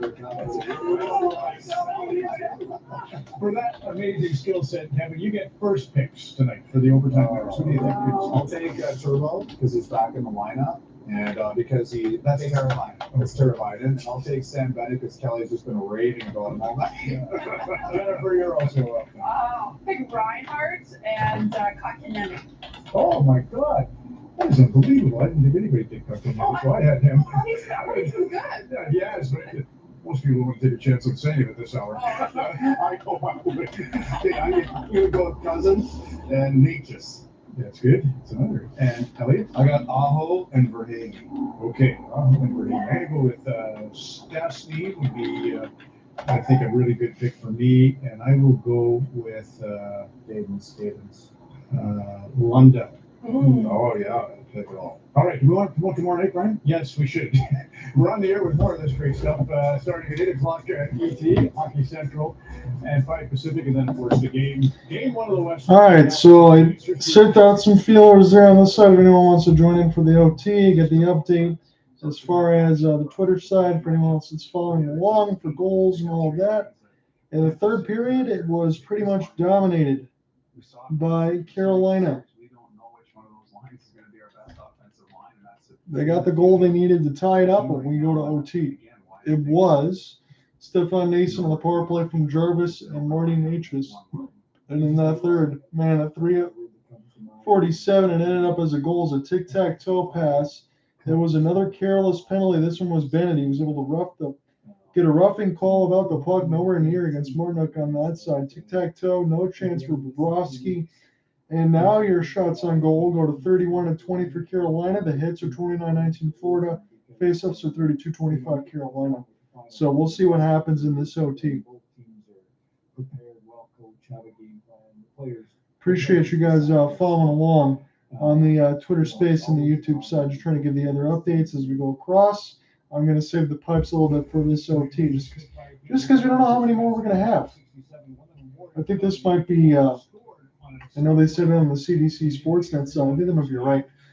I think there might be a couple overtimes at least in this series between these two teams. It's like they're evenly matched right now. Sunset Miracle? Your call. I'm better at sorting out our mortgage, which was super easy with RBC. They paired us with our own mortgage specialist to give us helpful advice and our best rate. Get up to $3,500 and 55,000 add-on points with an RBC mortgage. Nothing. With Expedia, you can save when you book your flight, hotel, and car as one customized package, so you can have a bit more money to do even less. Why are there gnomes out there? Because Can't build a better skyline than this. Some memories can't be made indoors. Life happens out there. Nature Valley. Come on, man. It's organic. We make more money today than we've ever seen in our lives. Cuz motivated today. You guys are all cousins. Why men can't jump. Friday on Disney Plus. Why are they building something? Because you can't build a better skyline than this. Some memories can't be made indoors. Life happens out there. Nature Valley. Great news, buddy. Any thoughts? Should I eat this right now? Nah, I shouldn't. Should I? Yes, way. JC and Smokey. So tomorrow we are going to have a game one. I will not be able to cover the game one, but it will be the Stars and the Golden Knights. The first two games will be at T-Mobile Arena. I will cover both game twos. I'm going to spend some time with the fiance tomorrow. But game two of 8:15 Eastern as far as the Canes and the Panthers. That'll be good to go on that side. And then Sunday we have Miami at 3:30. Be a quick turnaround. So I will get Saturday and Sunday. I'm probably going to miss Monday, and then we will go into the rest of it. Kind of alternate these games, and then we do get to the Stanley Cup Finals. Be Cooper Hopkins and I.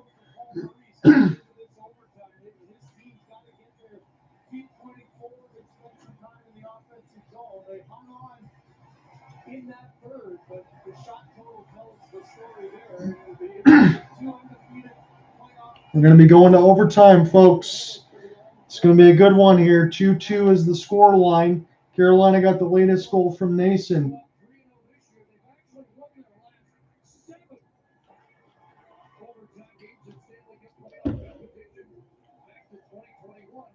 So let's get set for overtime here. The one thing that we know is going to break is this. Both teams were undefeated in these playoffs going into OT.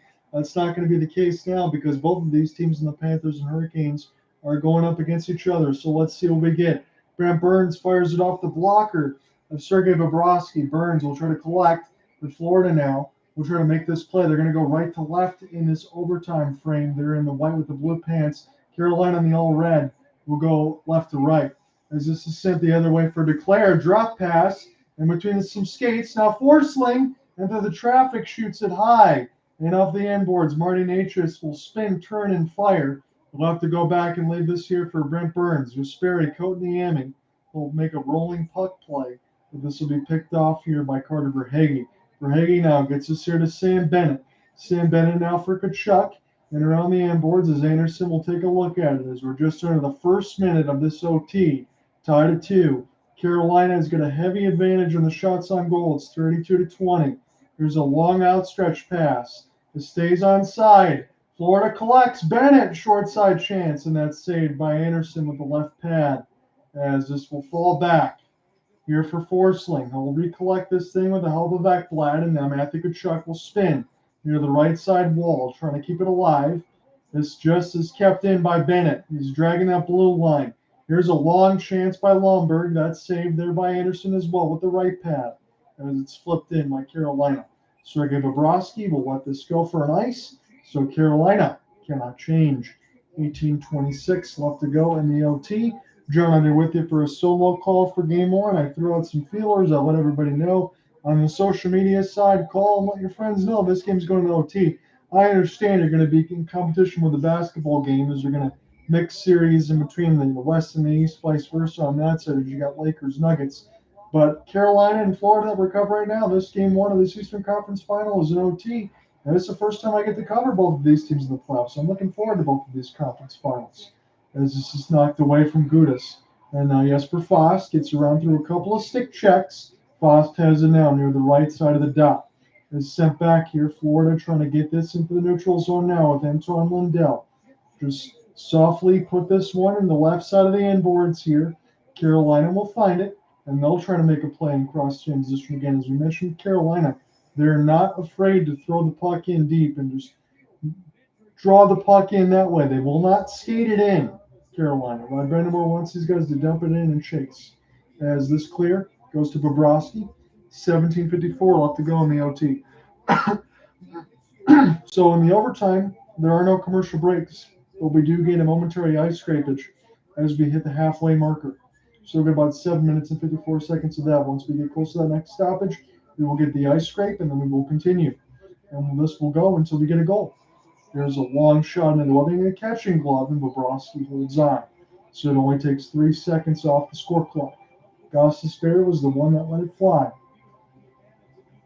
Both teams went into this playoffs undefeated in the overtime. That's not going to happen anymore, as this is flipped now. Gostisbehere will find it. He'll play this off the right side of the window. Florida can easily try to chase this thing if they can keep it in. And they do. Near the right side of the end boards, they'll just throw it in an open area in the left side down. Here's a stick chop, as Ratko Gudas will be the one to get to it. He steals it. Now picked up off the backhand. It's Bennett. He needs some help. He's just send this in for Lombard. Turns, fires, scores! Ryan Lomberg, the Panthers, win in overtime, a 3-2 final. And all it was just a dump in on that side. They were able to make something happen near the right side dot. It was as inconspicuous as you like. But Lomberg turns and fires. He scores at 17:25, but the referees say, wait a minute, hold all tickets. All the Panthers are celebrating. They might want to challenge an offsides or an interference. Colin White, can you say that maybe he brushed the glove hand or the leg of Anderson? That would be a little ticky-tack. I'm trying to say this as neutral as possible. Lomberg turns, he fires. I think Drury might have got a piece of White to brush him into Anderson in that look. I think this should be a goal, but this is under review by the Zebras. So we're not done yet. We got to wait now to see if Florida gets the game-winning goal. If it does happen, it's going to be very early, and it's going to be Ryan Lomberg. But they're going to take a look at every single look at this right now. And the Panthers are going to try to take a critical 1-0 edge.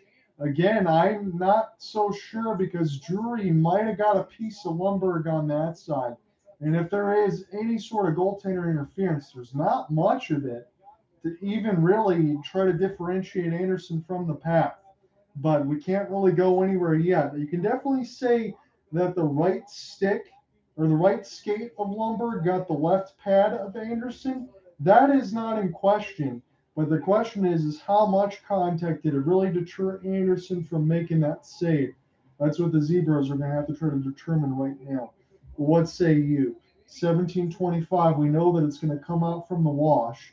This Colin White was the one providing the screen. I'm not so sure that Drury, I know he didn't mean to do it, but he might have pushed White into Anderson. And it looks like off the back skate, that's what happened. That's what I see in my Eagle 4 eyes. Again, calling this as neutral as possible. I'm a Red Wings fan. I'm giving you the broadcast from Detroit, Michigan on that side. We covered a lot of playoff games on this side. You know I'm always all over all this coverage. I think this should stand as a goal. But the longer the refs take to look at this, the more I always think this is going to go the other way. So the iPad is removed, and we're getting a goal call right now as the ref's going to go to the center circle. What's the call? Goaltender interference, and Paul Maurice is livid. We are back at all square. And to be honest with you, again, as I said in the live in real time, I didn't see much to even overturn that. But Lomberg's goal is for naught, and we press on. It's not done yet. I'm thinking a little bit off the back skate. Drury pushes White into Anderson. That's what I see off the inside position. I understand a little bit of the right skate goes into the post side of it for Anderson. I get that. But that was not enough to deter him from trying to make a save. And that's just a rough call if you're the Panthers. But all you can do is continue to do what you're doing. Florida does a great job with this counterattack. We know that they can get through all sorts of adversity. I think that's a tough call personally for the Panthers on that side. But again, we'll press on here with 17:26 left to go on the OT, so it's a neutral zone draw. The Lomberg goal is for naught, and we will continue. 17:15 left to go in this OT. Forsling, this bounces away from him, and now Aaron Ekblad will chip. We'll get this here for Carter Verhaeghe. Verhaeghe now will dump it in. Anderson will play this with the goal stick as he leaves it here for Brent Burns. The fans have been drawn to life with a no-goal call. Here's for Hagee. Here's a shot that gets blocked. Barkov trying to find it centered loose. The Panthers trying to get to it. It's blocked in between bodies. And now the hand is in the air. And this should go against the Hurricanes. They did everything they could to make sure the Panthers didn't end the game again. Just 40 seconds later. And Brent Burns going to go to the box. So Burns tries to flip this around. It gets turned over for Verhaeghe. He tries to stick and drag. A great block for Burns. Centered out in front off of the left. Barkov trying to find it. Burns just shoveling down. Anthony Duclair, they got to call that. He got in a headlock. He got taken down. And Florida has got a power play opportunity. They will get another chance to end this thing as Brent Burns goes to the box. And Florida takes a timeout. They get their third power play of the game here as Paul Maurice can try to set up a play. Brent Burns called for holding at 3:11 in the first OT. So this is an opportunity. The goal was just called back for Lundberg for goaltender interference against Colin White. And now you immediately get a power play. They were right in front of it. And as we said, I mentioned this specifically. Just because a goal was called back doesn't mean you're going to dissuade Florida of their game. They've shown you all the teams that are left now, the four that are left on that end. Florida can take every single punch and throw it right back in your face. And Lundberg's out there. He's giving a big jaw to the referees on that side. So we know exactly how Florida feels on this side. They're not going to be rattled in the least as Roberto Lalonde goes back on there. He thought his team had scored. I mean, he was a beast of a goaltender with the Canucks and the Panthers. Now he's in the Panthers front office. As this goes here for Stahl, as Barkov couldn't win it. So race for the puck now, and we will see if Martinook gets it. He steals it. He'll fire this one short side. Martinook off the lift, and this one goes in the netting there, and we will do it again. 4 short-handed goals in these playoffs for the Carolina Hurricanes. Jordan Martinook, he beat Sam Bennett to the puck. He wrapped it around to Bobrovsky as he turned and fired, and he missed the net completely on that side. It looked like he was holding R1 when he shot it instead of just going up on the right stick. You can flip it sometimes if you do that. As this is recollected now. This will be an offensive zone draw, short-handed opportunity for the Canes, and they can't win it. It'll be Sam Reinhart now. Chance for Forsling. Forsling will drop it here for Sam, and he's got it. In full flight now, drop it in for Sasha Barkov. Here's Bennett. Barkov. Try to put this around the net near the left side of the red line. It'll be an opportunity for Sasha to get this one back here. Barkov couldn't locate it, and this is flipped down the ice. Carolina's penalty kill. They've been really good in this game. They've scored twice on the power play, but the Panthers, they don't want to go 0 for 3 on this power play. They thought they had one for Lundberg. Here's a chance now. Gain the entry here does Ryan as he gets us around the inboards here. Florida just keeps this alive around the net as one of the Panthers gets taken down, but Barkov holds near the left side of the blue line in the high slot. Here's a chance now for Bennett, and it's a long flip out of there. As this goes back now for Sergei Bobrovsky. 15:40 left to go in this overtime. John Otter with him the call from the CBC Sportsnet feed. Here's a chance for Matthew Tkachuk. He's been a little quiet in this game, but you don't know for how long. Here's Tkachuk. His sauce pass. This one goes near the right side of the boards. Carolina, we'll get to it now. Sebastian Aho just trying to kill some more time. Got 30 seconds left to go here in the man advantage for Florida. They don't want to go 0 for 3 as they get this now. And off the flip, it goes to Tkachuk near the left side of the window. This goes off the stick of Freddie Anderson.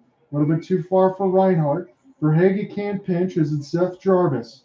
Jeff Jarvis now near the right side of the boards as this is sent back down. It will be a race. It's a one-on-one. Tkachuk will find the entry, and his pass goes to nobody besides Carolina as the penalty is killed.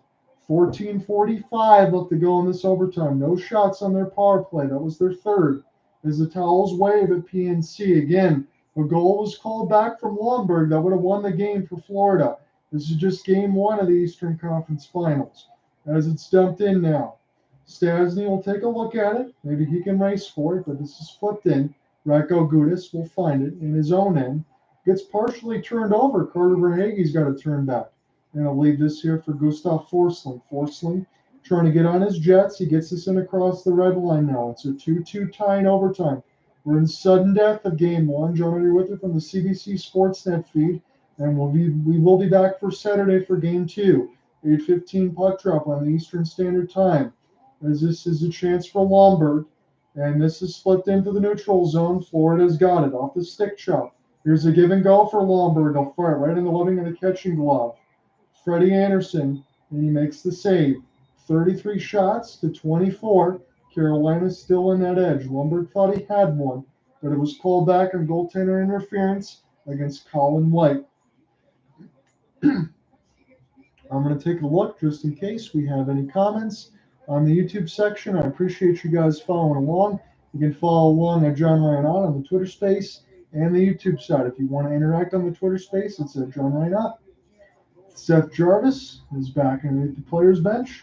It's going to be an offensive zone draw here for Florida. We'll do it again with Barkov, as he can't win it clean. This will be a nice win for Carolina. This will allow them to flip this one right in with Teuvo Teravainen and Mark Stahl. This is a dangerous pass. Tebow's got it. And the high slot, here's a chance. Gets blocked by Florida bodies. Right back to Teuvo Teravainen. Thought he should have shot it right there, but he did not. This will allow Florida to maybe get a piece of it. As this is sent back down for Carolina. They'll play this in off the window. This is stolen by Verhaeghe, trying to stay onside. He will. But Carolina will quickly pressure this the other way, but this will be blown dead against Carolina. Tired bodies, they can't change. And it'll be another offensive zone chance here for Florida with 13-17 left to go in this overtime. John here with you for game one of the Eastern Conference Finals. I will be back Saturday for the 8:15 start and then 3:45 matinee between Vegas and the Dallas Stars. It'll be at T-Mobile Arena Sunday. Bennett tried to go ahead and take this draw as the stick was absolutely broken in half of Bennett when he went to go take the draw. So he's got to quickly go grab a new piece of lumber, as he does. Aaron Ekblad. We'll find it. There's got about 13 minutes left to go in this first overtime. Should we need more? It's sudden death. Bennett gained the entry. Offsides against Florida. And it's blown dead right at 13 minutes. 33-23 on the shot board. Carolina is out in front of that, but we're tied in this overtime 2 apiece. Again, whenever this game ends, I will have the complete game coverage here for you at hopelesssportsguide.wordpress.com, no matter how long it takes. And we will give you another reset when we get into the halfway marker. As this is picked off, here's a race for the puck. It's a 3-on-2 developing now. Jacob Slavin, he was off the press. And now sent back around. Pesce tries to find something. And Bobrovsky will get to it. Aho is on the doorstep as well. Bob will hold as we get a stoppage with 12:45 left to go in the first overtime. Denver holding on to a 4-point lead against the LA Lakers. It's 105-101. Lakers have been out in front the whole way. Denver trying to take a 2-0 series advantage. I'll let you know when that goes final. As soon as we get another stoppage here, it probably will. 12:45 left to go in the first OT. Defensive zone face-off win. Here's an opportunity now. Stahl will send this around the inboards.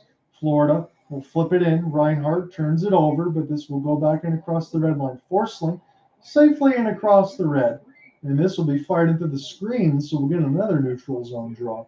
With 12:31 left to go in this overtime. And again, once we get to the halfway marker, probably even close to the end of the overtime, I'll have to plug in my phone to make sure the battery is kept alive.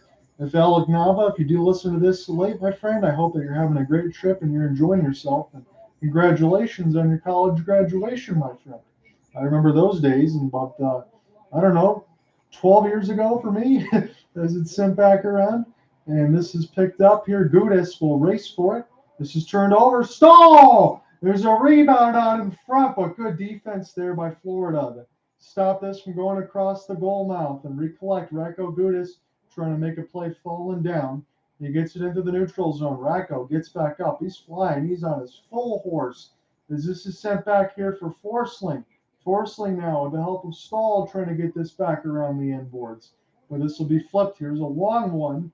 Can this be collected for Stefan? No. This will be ice with 11:52 left to go in the overtime. I'm trying to give you a live update as this goes across. It's still 106-103 with 12 seconds left to go in the fourth quarter on that side.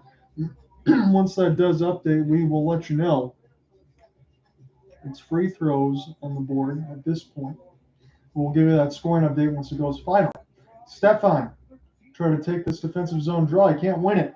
Here's an opportunity now. Verhaeghe will spin, fire into the trees, and this will be picked up by Jalen Chatfield as he tries to just corral this thing out of there. Bounces away, but be picked up by Carter Verhaeghe. Verhaeghe now, and across the Hurricanes logo. We'll dump it in. 11:30 left to go in this overtime. Shane Gostisbehere will push this ahead for Jack Drury. More of a punch and a slash is declared. We'll get this here for Verhaeghe. Verhaeghe now around the end boards for Sasha Barkov. Here's Carter. He's got it. Carter Verhaeghe gets this. Fake the slap shot. Is Lundberg trying to be patient with it. He might try to get his second goal. The first one didn't count in the OT from interference against White. There's a bomb, and what a save by Freddie Anderson as he flashes the leather. That was a good one there. That was his best save of the game. And no doubt it comes in the OT. Barkov trying to provide the screen out in front, working his way in behind the net, trying to get around Gostisbehere, and that was a long snag by Anderson. With 11:06 left to go in the OT. Then it is gone final. Denver wins game 2. They take a 2-0 series lead against the Lakers. They win 108-103. That's your update. So that game started later, and that game is going to finish first as we're in OT between Carolina and Florida. I'm covering game 1 of this Eastern Conference Finals. Near the right side wall, here's an opportunity for Ghost. We'll spin this back around. This will be a pickup for Jesper Fast, and around the window for Jesperi Kotkaniemi. Jennifer Quadruple picked Kotkaniemi to win this one on the CBC Sportsnet side. She does a good work for TNT as well, as she's an Olympic champion for Canada. As this is sent back in for Matthew Tkachuk, but this goes a little bit too far and sent back in across the left side red line. Bobrovsky will take a look at it. 10:05 left to go in this OT. Here's an opportunity. Nick Cousins in full flight in the middle of the slot. Drop for Forsling. Big rebound. Bennett can't find it. Good save by Anderson, but this is still on the offensive end. But Sebastian Aho will get to it first. Aho near the right side wall. Driving. Here's a pass. Try to finish the game with Jarvis. It would have been a sweet give and go. And now Bennett will flip it in. Send it around the end boards. And Tom Lundell will try to locate it near the right side of the red line. Lundell will spin. Ben Burns. He will find it now as the Carolina Hurricanes attempt to go left to right in this OT. We're going to be at the halfway mark, or we're past it. Nason, he's got one. He shoots this one wide. And here's a counter opportunity for Florida if they can find some reinforcements. Trying to keep a slow stick drag for Verhaeghe. This will fall back to Anderson, gets shot wide. And now Nason will get this as it's 9:25 left to go in the first overtime. Sudden death, we're going to play until we get a goal. Radko Gudas now, picked up by Calvin White, sent back down, as this is an opportunity now for Stahl. Mark Stahl has it now, and I'll leave this here for White. This gets picked off into the neutral zone. Jesperi Kotkaniemi, this will brush ahead there for Eric Stahl, and this is knocked away for a diving play by Ghost. That's a sweet play there. Lundell will try to get this dumped in deep for Florida. They're trying to get their second goal of the overtime. The first one didn't count, as it's White. This gets deflected. This bounces up, and between some bodies, Florida finds it in the middle of the high slot. Here's a chance for Forsling, baseball style. Snag by Anderson. 8:42 left to go in the OT. We should be getting the ice scrapage on that side, and we will take a little bit of a break. So I will take a break on this recorder side to save the voice and jump back in.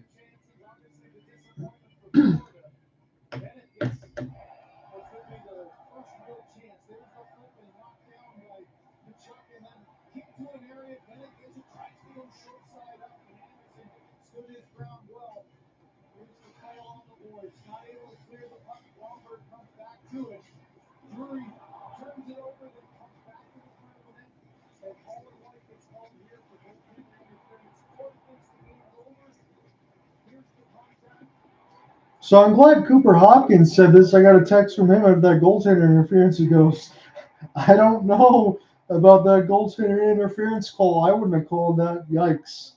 That's what I said live on that side, so he agreed with me on that end. I sent him that text, so I think if he might join in the game 2 side and let me know. But that'll be Saturday at the 8 o'clock, start a little bit at 8:15, like a Cooper Hopkins with me on that end.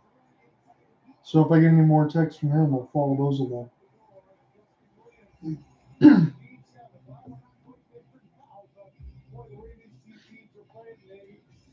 But that was a live update from Cooper Hopkins. He's been following along. He said he didn't know about that goaltender interference call. I agree with him on that side. I think we would have both called the same thing.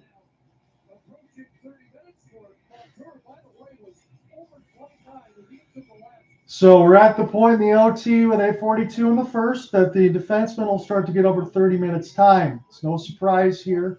Again, you only get 6 to the 12 forwards on that end, and you need them to be able to be responsible and keep those shifts short. So the ice scrape is finished. We're back underneath the action now. 8:42 left to go in this overtime. John here with you for game 1 for the CBC Sportsnet feed. It's a 2-2 tie with 8:42 left to go in this overtime. It's an offensive zone draw here upcoming. It's going to be Barkov set to take it here for Florida. Barkov's won a couple.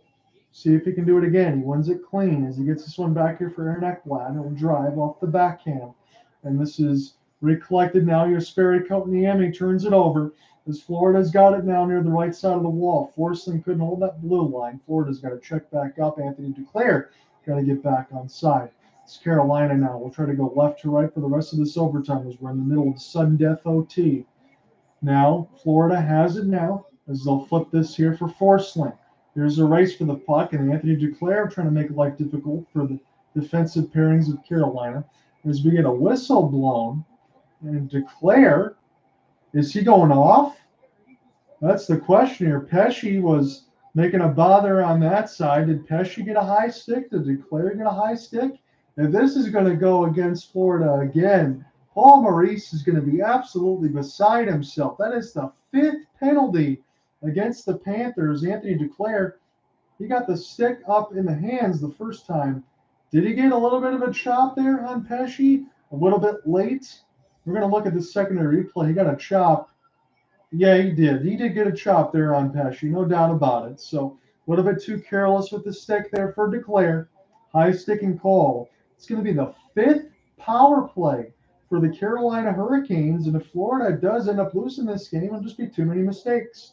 One clean. Here's Natchez. Give it back for Brent Burns. Zaho, Jarvis, Natchez, Nason, and Burns. Burns has it now. Going to leave it here for Marty Natchez. Here's the fire. This one gets blocked. Picked up now for Nason. Natchez has it near the right side dot. Natchez on the power play. Leaves it here for Burns. Again, this can win it. Burns has this across as this is played impatiently toward the right side red line. Given back in the high slot near the right side dot. Carolina continuing to move this around with Jarvis. Now here's Burns. Back to Seth. Oh, fire. This is right into the stomach rebound off the post. It goes off the post. It stays out. My goodness. Carolina could have ended it. But we're still alive with Burns. Boy, oh boy. This goes back to Sebastian Aho. It's Natchez. A little bit too far. But this is still onside. Dropping it back for Jarvis. He sends it around the kick plate. Recollected by Marty Natchez. Now here's Jarvis trying to find Sebastian Aho. Overskated it. And now this is a shorthanded chance to kill some time. And now Zito Luosterainen got it near the left side dot. He'll put this around the inboards and Seth Jarvis will find it. Carolina just hit the post on a bid to try to win this one 3-2. And one goal was called back. It was Colin White for goaltender interference. I saw the text from Cooper Hopkins. He said, honestly, I don't know about that one. I said the same thing live. As this is picked up here for Ghost. A little bit too far. Florida trying to get this one out now. They do. And off the backhand, it's Lundell. Will shovel this deep as Ghost will get it. Send it back around now. Carolina try to press this the other way. 5 seconds left to go in the Carolina power play. It would be their fifth. Bobrovsky will brush this and toward the right side dot. Montour taking off the puck. One shot for Carolina, but the post does not count as a shot. Aaron Ekblad now near the right side. The Evil Gate is Stahl. We'll take a look. Flip it back around here. This will be an opportunity for Pesce. Pesce, here comes the slapper. This will go right to Anthony Duclair. He's on the high sticking right out of the box. Bennett trying to find a cut in Duclair to the net, but a little bit too far. 5:40 left to go in this OT as this is flipped in now. Here's an opportunity for Florida to try to get this out of their own end. They will. Carter Verhaeghe now. We'll shovel this just ahead. This might fall back to Montour. And now Bennett off a stick drag. This goes a little bit too far as Carolina will glove this one down. And here's a sauce pass. Should be icing. Radko Gudas will get the hybrid ice. 5:20 left to go in this OT. We're still tied at 2. I'm sure Sportsnet and CBC, they're giving me the replay now. The shot that hit the bar. And man, oh man, that one just near the right side that was Nason. He dropped it right for Jarvis, who absolutely lifted it but hit the top of the crossbar. Holy cow. 5:20 left to go in this OT. As it's recollected, Lindell tried to win this one, but it's still contested near the left side of the red line. Lindell will spin. It's an opportunity now for a one-on-one for a puck battle near the right side of the red line, and I still can't tell who's going to get to it here. Sebastian Aho will try to send this back around, but Gustav Forsling will intercept.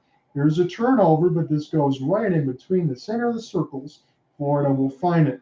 Uto Luosterainen now. And toward the left side of the red line, he gets smashed hard and off the inboards as the fans come to their feet.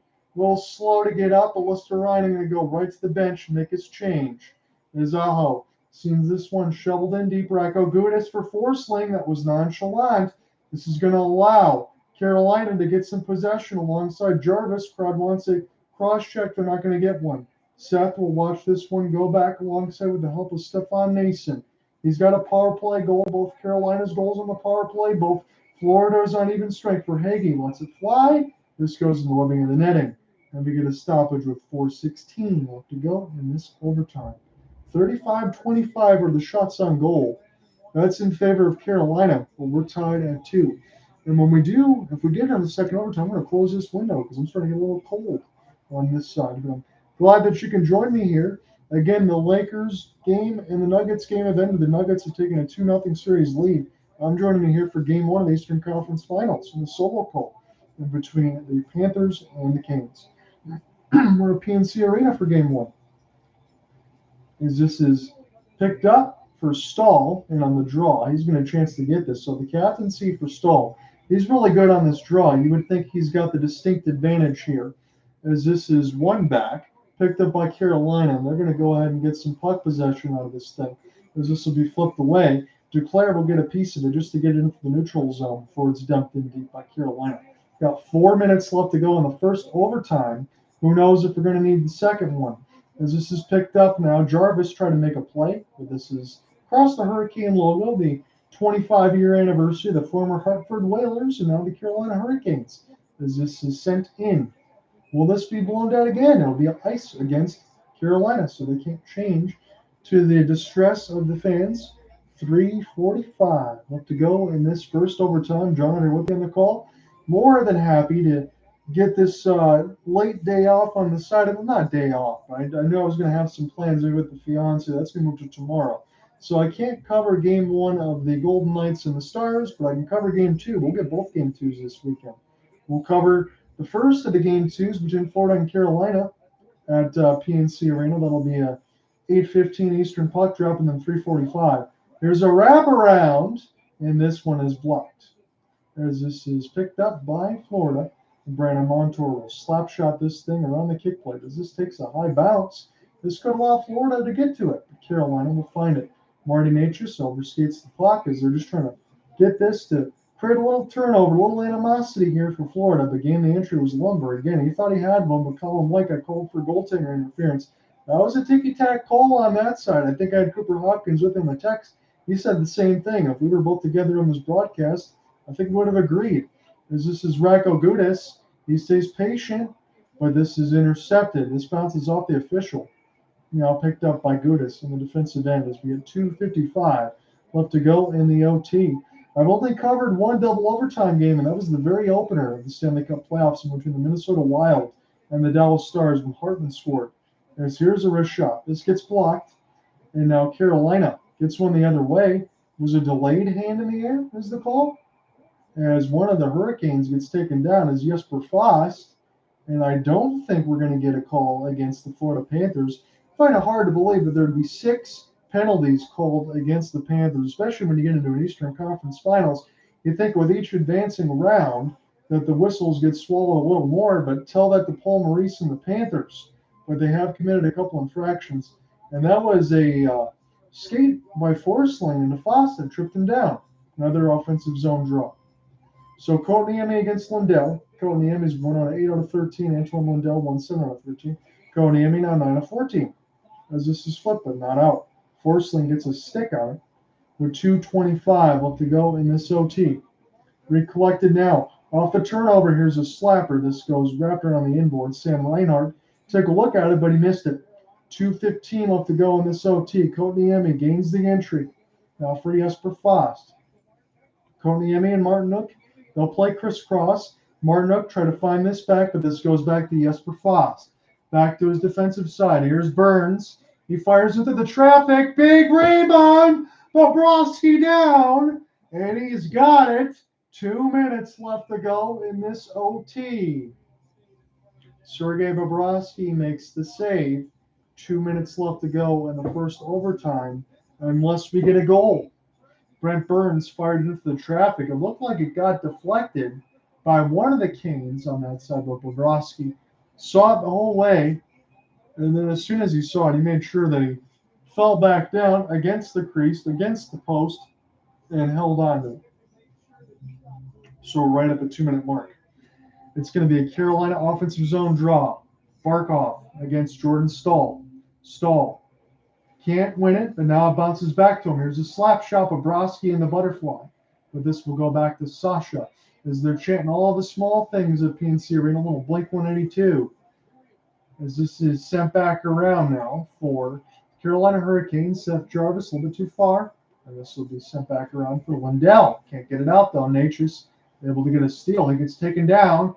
Here's an opportunity for Pesci. And Bobrovsky makes an easy save. 1:33 left to go in this OT. Carolina's forecheck is starting to tighten a little bit of that noose. And they're starting to get a little more chances here. The shot board, I think, is frozen in place. It has not moved. Carolina's got a few shots, but it stayed at 35-25. I think it's probably more toward the 38-28. Still within 10, I can argue that for sure. There definitely been some shots as those have been frozen, but at least the score clock has moved. Sam Bennett will take the draw. The spinning draw will go back. Here for the Panthers is Marty Natchez. As now went off the backhand. This gets knocked away from Kotkaniemi. Bennett, he would have been 1-1 off to the races, but this was just stick-checked by Carolina. It's sent back around for Aaron Ekblad. He's got to be careful in his own office. He gets the help of Sam Bennett. Here's Gustav Forsling. Forsling now has it in across the blue line, now and across the red. Lundell will dump this one down as it finds Brent Burns. And this gets slap-shotted and around the boards where Aaron Ekblad finds it. Again, he's been a long-time tenured Florida Panther. Feels like he's been there from the original draft. I feel like he hasn't moved. As this is set now here for Jarvis. We're under a minute left to go here of this first overtime. Still tied at 2. Martinook flips this back around. Here comes the wrist shot. This one gets blocked. Jarvis gets it. Sebastian Aho now. Short side chance. This gets brushed aside near the left side wall. Florida try to get this out now. Both teams, they've had an extenuating amount of days off since they both finished their series in 5. They're going to be tired in this double overtime, it seems like, unless we get a goal within 20 seconds left. As it's sent in deep. Picked up off the backhand. Stahl trying to keep this alive off the backhand. He needs help. And Florida's there for Ito Luosterainen. Send this back now for Lundell near the right side dot. Down to 10 seconds. Sebastian Aho. Here's a chance. Saved by Bobrovsky. Down to 5 seconds. This is not kept in. I didn't think it was. Down to 2 seconds off of delayed offsides. Let's go to double. Double overtime it is. Still tied at 2.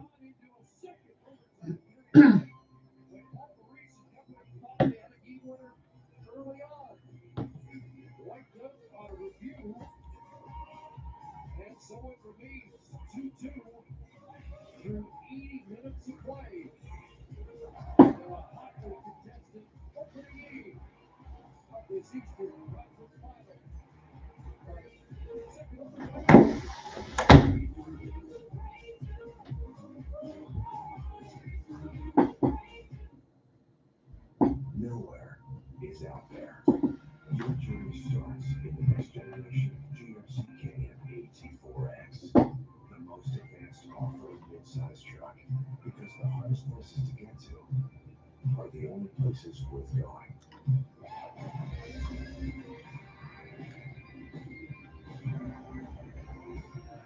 Introducing the next generation GMC KM, the official vehicle of nowhere.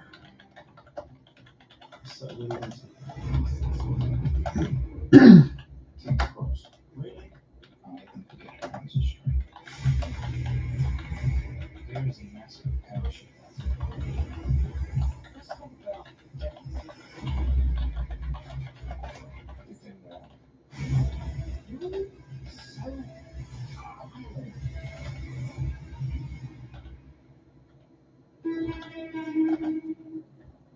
My Charlie is always going on adventures. So brave. A lot more brave than I was at that age. There's something I discovered on Ancestry that I'm reminded of at these moments. Our ancestors were some of the earliest Portuguese immigrants to Canada and settled in Quebec. It was such an unknown for them, but they learned to speak French and turned it into a home. For themselves, and for so many that came after them. Get to know your family story. Order your DNA kit at Ancestry.ca. At Tim Hortons, we believe in the businesses and future coffee farmers. That's why we're helping empower them through training with our partners to improve their livelihoods. Ellos se sienten tomado tiempo, dedicación, en venir a enseñarme, a capacitarme, a innovarme en mis parcelas. This is the Tim's Coffee for Communities program, and there's a farmer behind every Tim's cup we serve. Learn more at timhortons.ca.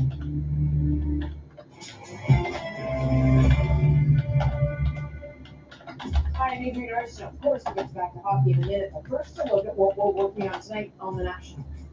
I really did think I had my bases covered. It's pretty disappointing. WestJet and its pilots are still negotiating. A strike could happen by tomorrow, but the airline is already canceling passengers' flights right now, throwing travel plans into limbo. I could feel the bed starting to crunch me, and then I don't remember anything more. A 93-year-old woman says she was almost killed by a malfunctioning Murphy bed. Rescued at the last minute by her family. Now the hunt is on for what went wrong. We'll also be covering Alberta's leadership debate in the lead-up to the election. You can catch all that on CBC News Network, CBC Gem, YouTube, and following hockey on CBC Television. Now, back to Hockey Night in Canada.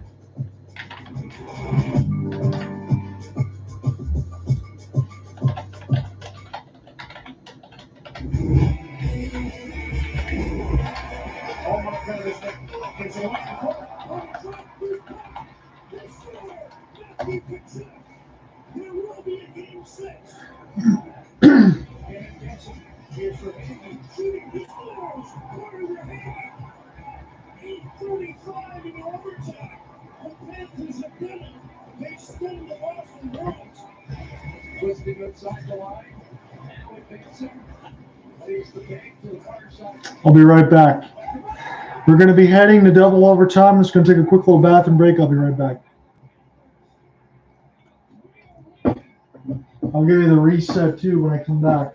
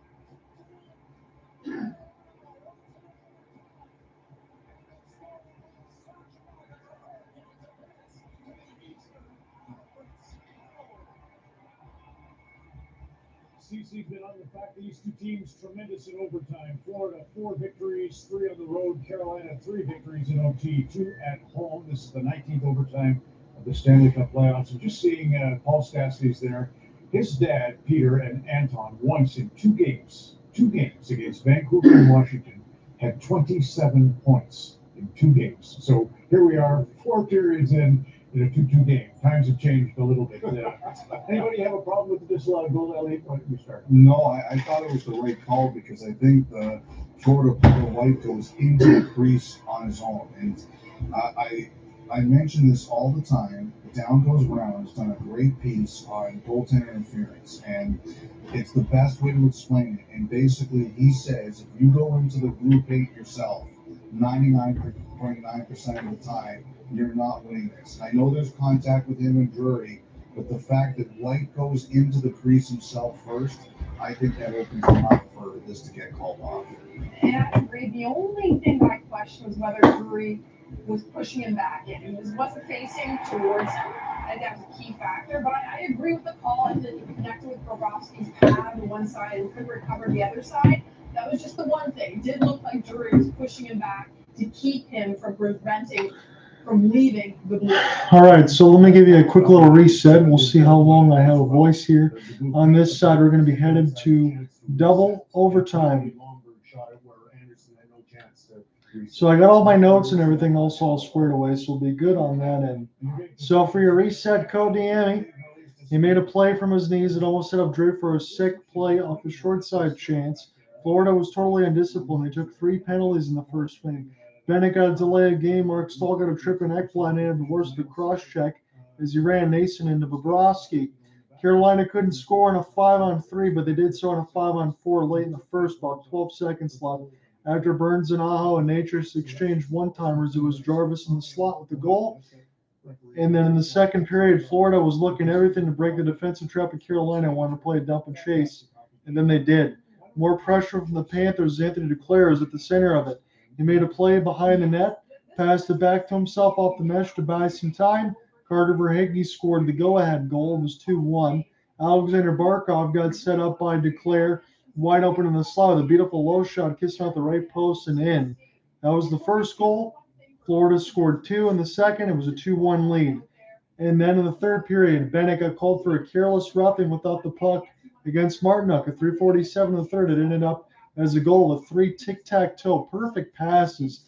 Nason got the final one near the right side dot. No chance for Bobrovsky. Bobrovsky's been excellent in this game. That period was dominated by Carolina. In the third, they had a 31-20 shot advantage, 29-19 on hits, 32-25 on faceoffs for Carolina.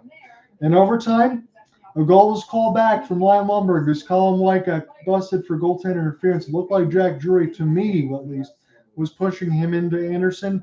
Yes, the skate blade did make contact of it, which made it a difficult call. Again, on the other side, when you're thinking about Elliot Friedman, he said the goaltender interference piece that he listened to, I'm listening to the CBC Sportsnet feed.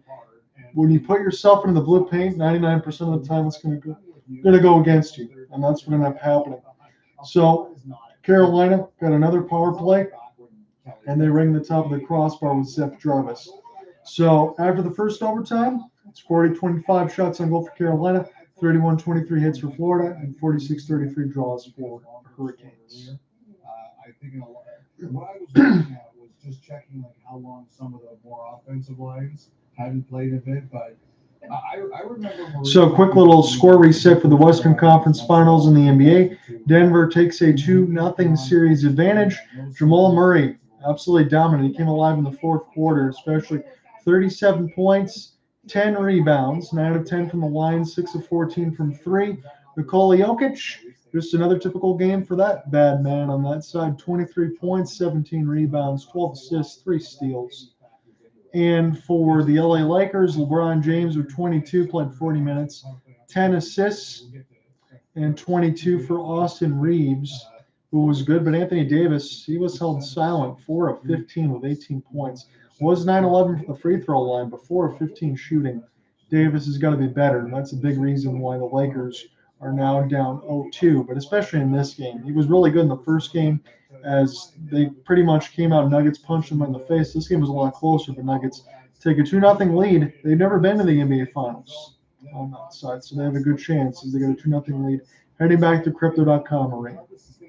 I'm going to save my voice, so no baseball scores. We're going to take a break till we get to the second overtime. and this one, big opportunity right off the crossbar. So Florida's going to have to stay out of the penalty box for sure. You know, the other end of the ice, Anderson, I was wondering about him going to the overtime since you said they went so long without a shot. The shots were 14-2 Carolina in the third period, and he only got 5 in overtime. But, you know, I thought that he made some really good saves in the overtime period, a couple of really good chances. I think in this market where I live, in Toronto in particular, everybody watches Anderson very curiously because with Toronto, they could never get out of the first round with him. I just think that he's looked really calm and really spectacular tonight. As you guys showed earlier, he's cleared the puck out of the zone a couple times for penalty kills.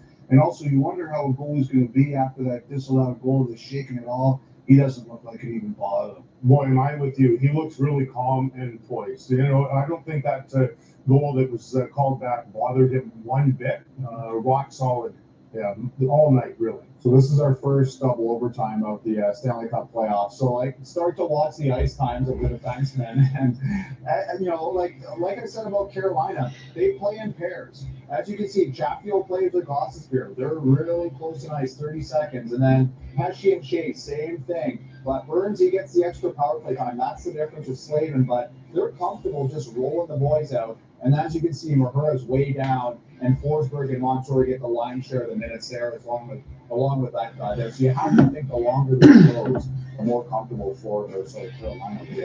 Okay. The coach is so in shape, and he's in shape too. Absolutely. He plays the fourth line. Just before we go to break, the Stalls and the Stats. So the three Stall brothers are obviously. I just want to say really quickly, appreciate you guys jumping in between the YouTube side and the Twitter space. Drawing right out. I'm going to conserve the pipes a little bit because we're going to be getting to double overtime.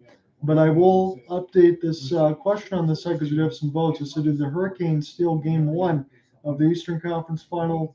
The Panthers steal Game 1 against the Hurricanes, and it's split right now between 5 votes, 60-40. Say yes. There they are. 1981, Peter Stastny, Calder Trophy with the NHL officials. Short break, and it's overtime number 2 on Hockey Night in Canada. Raleigh next. When you stay at a Virgo, you always get the whole home. Not part of it, but the whole upstairs, the whole downstairs, the whole fridge, and the whole secret nap room. Because is it really a vacation home if you have to share the house with the host?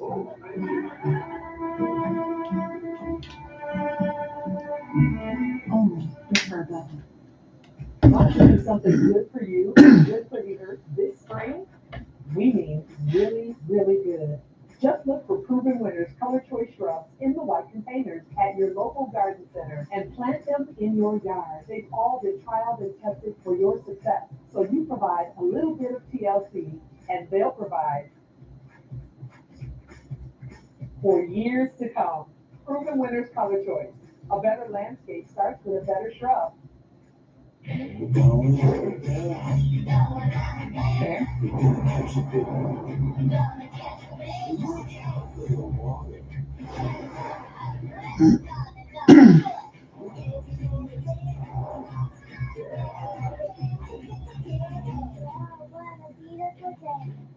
Wherever you're going, whatever you're doing, do it in the most afforded SUV ever. Enjoy financing for as low as 0% for up to 60 months on Jeep Grand Cherokee. Back in Raleigh at PNC Arena as we inch closer to the second overtime here of Game 1 between Florida and Carolina, Game 1 of the Eastern Conference Final. With both teams having so much success of late in the extra frame in the Stanley Cup playoffs. No surprise on both sides.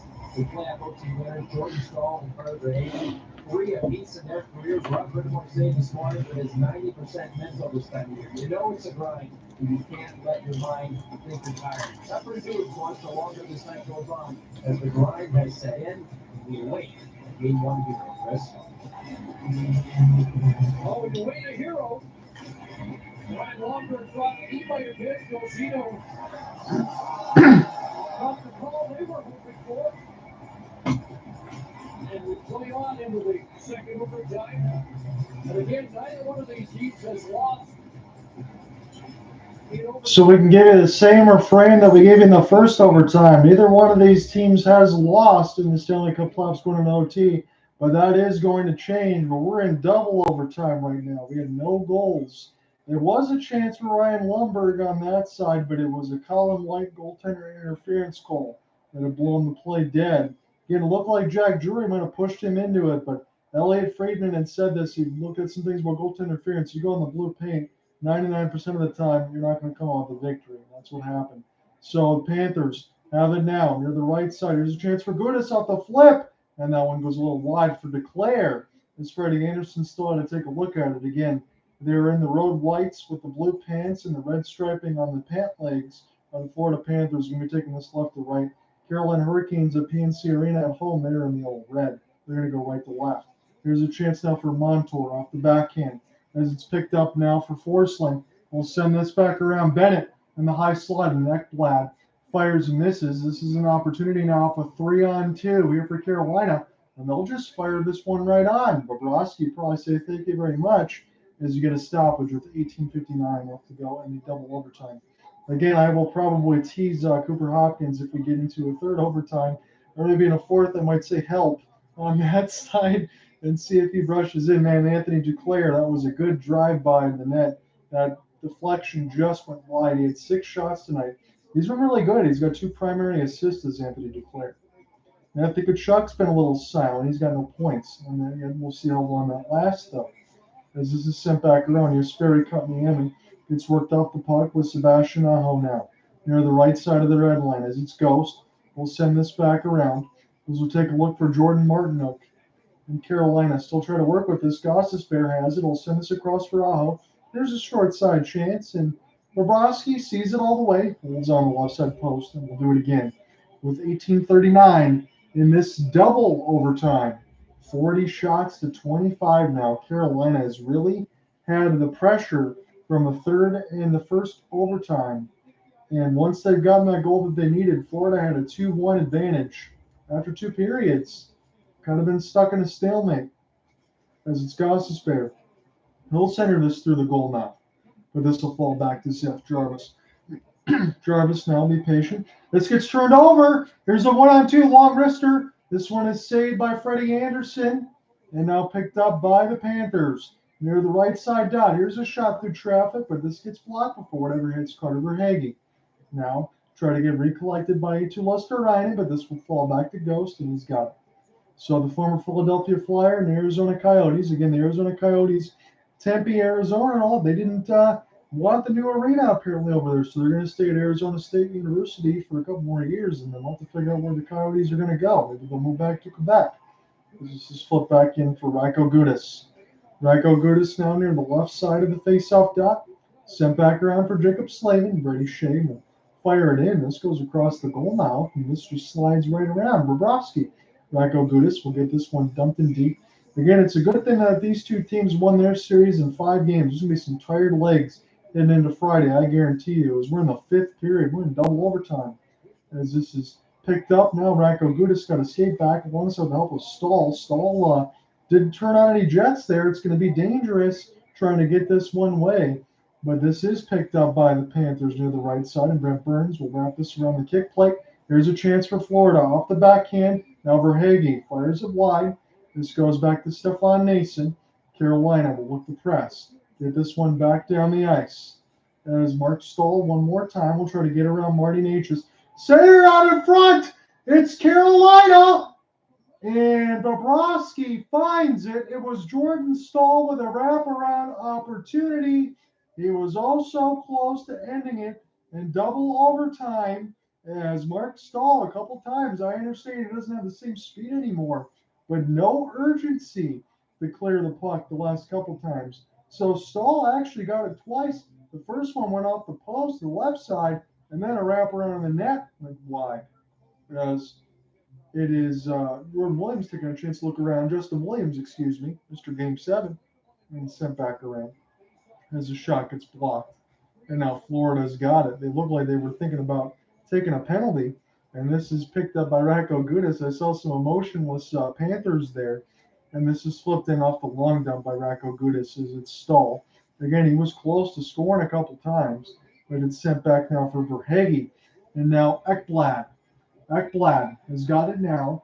16:20 left to go in this double overtime. John, I'm here with you for as long as it takes, although if this game goes longer, I might need to request in some reinforcements, as this is picked up now near the right side wall.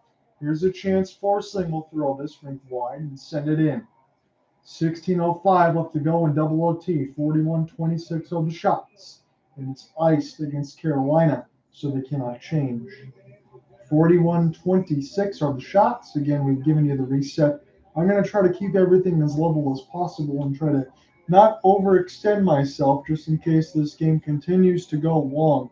But I appreciate all of you guys following in between the YouTube and the Twitter space. John Ryan, it's a solo call here today, but more than happy to bring this to you. Offensive zone draw win. This will be picked up near the right side dot as Florida has it. Kachuk will spin. Still trying to keep this alive off his forehand. Plays it off the backhand now for Forsling. Forsling now with Carter Verhaeghe. Verhaeghe will spin. We'll put this around the left side red line here for Matthew Kachuk as it's recollected now for Bennett. Bennett now near the left side wall. Sam Bennett still with it. Holds the blue line. Wraps it in deep as they're still working in behind the net are the Florida Panthers. And it's kept in. Reinhard trying to spin. And this is knocked away from him. Martinook will get a stick on it. He's still dancing with the puck, Jordan Martinook. And now, near the right side walls, Nick Cousins finally pries the puck loose. This is picked up by Jalen Chatfield. Chatfield will wrap this around the inboards here for Antoine Lundell, the Florida Panthers. Matthew Kachuk will try to locate it here with Zeph Jarvis, as this is recollected by Martinook. The Hurricanes have possession. Here's a chance, nice slot. Chatfield, and right into the stomach of Bobrovsky. He'll make the save with 15 minutes left to go in the double overtime. John here with you. It's 42-26 on the shot board here. So Carolina continuing to add to that number as Bobrovsky has been absolutely brilliant. Freddie Anderson's probably been beat at least on one of these two goals that he should have saved. 84-64 on the shot attempts. Carolina way out in front on that side.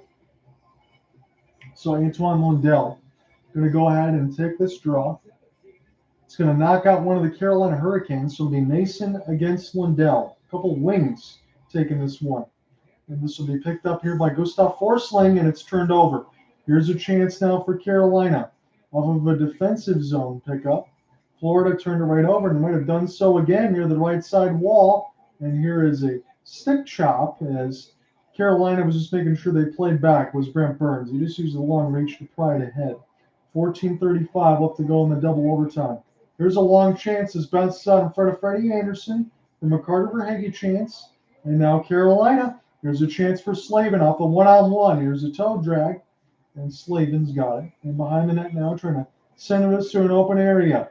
Carolina sends it down. Here's Ghost. Will fire through the traffic. This takes a lively bounce here at PNC Arena, but Florida's got it. Plays it on a couple of stick blades. Nicely played ahead. They'll go ahead and take some changes. This is still Lustarina by himself. Lustarina now centers it toward the right side dot. Send it back here for Ekblad. And now Florida will get this near the left side of the blue line. Try to play this in between the legs, but this gets recollected now by the Hurricanes off of a long flip. Lundell will find it. And so recollect now with Ryan Lombard. Lombard will get a long flip down here back for Ghost. Ghost will recollect here. Shane Gostisbehere gets stick lifted. And now back into the neutral zone. Rako Gudas able to pry it loose as Florida trying to get some puck possession. Gostisbehere right out there with Chatfield. There's Jalen Chatfield trying to locate this. This is just the bouncing puck.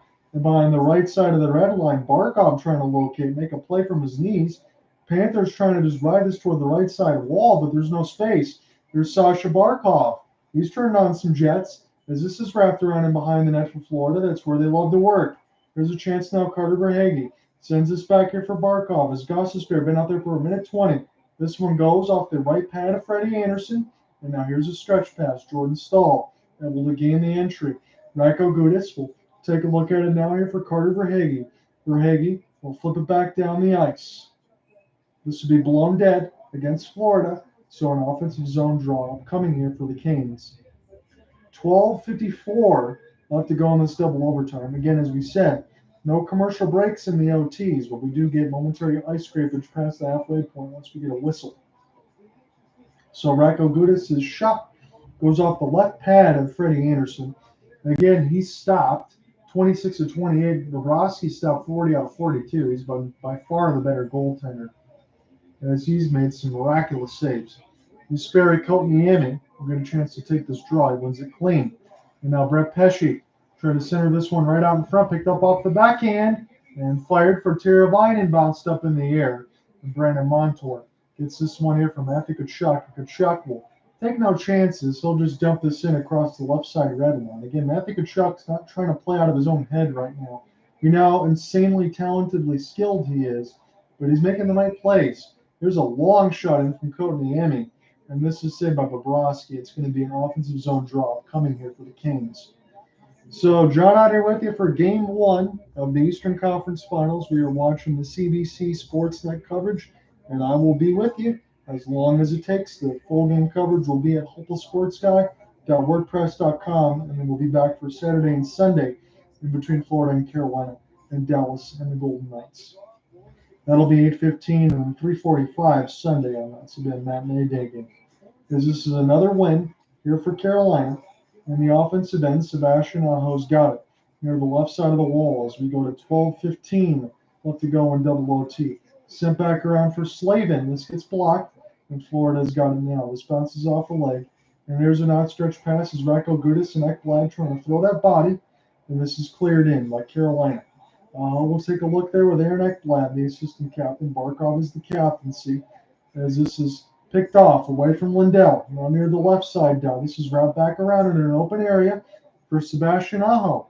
He can't find it, but this will go back to Brent Burns and he'll fire it in as everybody going to get it set to take a change for Rod Brind'Amour's squad as you get the Let's Go Canes chance at PNC Arena. Everybody in double overtime and pins and needles right now as Freddie Anderson makes the pass for Ghost. This will get picked off, but now Carolina will recollect here momentarily. They'll throw this back into their own end and look to start again with Gostisbehere one side Jalen Chatfield as they'll dump this one back in. Bobrovsky got to make sure that he is mindful of that goal stick right behind him when he makes a pass, but now that can definitely not come into play anymore as this is blown dead. So they'll have to take the twig that's off the ice. Thankfully for Bobrovsky, and do some housekeeping as we get a stoppage with 11:13 left to go in double overtime. Glad you could join me here. This is going to be turning to be a marathon. I'll be glad to take a rest for the Pipes on the Friday side because we could be calling now 2 games of action here, depending on how long this goes. 2 for the price of 1, but I'm here with you. I'm enjoying it. Again, this is the first time I was able to cover Florida and Carolina in this playoffs. Here's a good defensive zone faceoff win, and now Brandon Montour. He's got it as he gains the red line off the long flip. And this is sent away from Pesce. Try to play this in between for Barkov. And the pass was just a little bit too hard. Here's a 3-on-2 late developing Kotkaniemi. And one of the Canes absolutely gets knocked down. That was Marty Natchez. As Gustav Forsling almost turns it over. Now, Duclair has got to spin back around with Verhaeghe. Verhaeghe now trying to come back and help his teammates out. As we're almost at 10:40 left to go in the double overtime. Jesper Foss will clean it in. And now Carolina will be on a little bit of a press as this is backhanded. This is a good entry here for Carter Verhaeghe near the right side of the faceoff dot. But Carolina quickly try to find this the other way. Martinook now Burns. Burns going to let one fly. And this one goes off the left side of the red line. Burns will try to keep it in now. Kotkaniemi will take a look at it alongside Martinook. Racco Gudis feels like he's been out there forever now as the defensive minutes will continue to add. Again, when you have 12 forwards and 6 D-men, those D-men are definitely going to start to add to their minutes as long as these overtimes continue. Here's a slap shot from the knees from Burns that goes wide. We've hit the halfway marker of the second overtime. Florida on the entry. Nice stick drag for Bennett, but he got dispossessed. He tried to make a miracle happen, and this is sent the other way. Nason with a huge hit on Ekblad, and Ekblad doesn't like it. He's going to try to give a workout on the other end as Nason goes ahead and picks up his twig. And now Cousins turns it over. Nason out up front, and the pass doesn't hit Chatfield. That was the most dangerous chance we've had of the double overtime, as this will go the other way now. Spun back around for Aho, and now Florida will find it. Flipping across, Ghost has it, as this is picked up. Reinhardt off the back pass. It's Ekblad now. Ekblad lost it here for Sebastian Aho. His pass gets picked off into the neutral zone. Florida They get some offensive zone time, but only for a couple of seconds. His Ghost will send this the other way now for Aho. It's 2-on-3, but Aho's got it. He'll fire it. This one goes up into the glass, but this stays in play as it goes too far for Jarvis. Turned over in front. Florida's there. As this gets blocked. And toward the right side, that big save by Bobrovsky. Another one! Bobrovsky says no! As this game is still live. It's a rebound out in front. And Bobrovsky gets a piece of it with the hand. Sent the other way now for Colin White. But Carolina will flip it in. It's misplayed with the hand. Now Carolina will get some more possession time. Stasny will backhand it in and take his change. Montour tries to get this down. Bounces off the Carolina body. We'll see if Florida gets to it first. Beats out an icing. As this is puck possession's pretty even, about 44 minutes on both sides. It's absolutely incredible. This game's been dead even all the way through, except for the shot board. As Carolina likes to fire a lot from the D side. This is kept in by Florida, though. Here comes a long change. The save by Anderson. Worked around the net. Here's the wraparound attempt. Now on the high slot. Florida's got it. Big save by Anderson with the glove hand. And we'll take a commercial ice scrapage. Not a commercial, but a break from the recorder's side as we get an ice scrapage here with 8:02 in double overtime. Still tied at 2.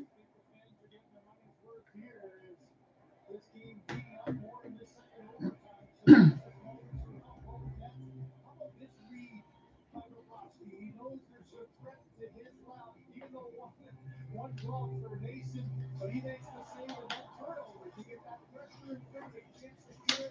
And able to now off the first good clear by White, and then all of a sudden for chance number 2. And here Mahura with the high riser that Anderson holds on and settles everything down. Brodsky 50 saves, 85 to Rollins. Made 41 more tonight. So 91 of the last 95 he stopped it. Ice time continues to add here as we get the ice scrapage. We'll be back into the official play-by-play here in a moment. It's a 2-2 tie. It's 8:02 left to go in double overtime. Again, I covered one double overtime game. That was the opener of the playoffs. It was the first round between the Wild and the Stars as Ryan Hartman got the game winner for the Wild. That was the last time I covered a double. But we might get a triple in this game. Who knows? I will be here all the way through it to give you the play-by-play. The complete coverage will be at hopelessportsguy.wordpress.com.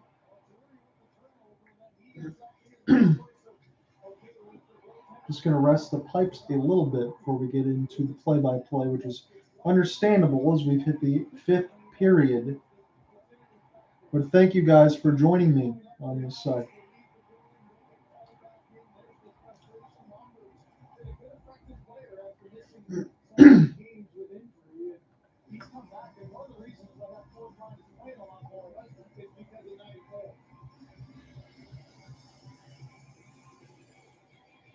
Again, where Cooper Hopkins is, my broadcast partner on this side, it's only 9:04 p.m.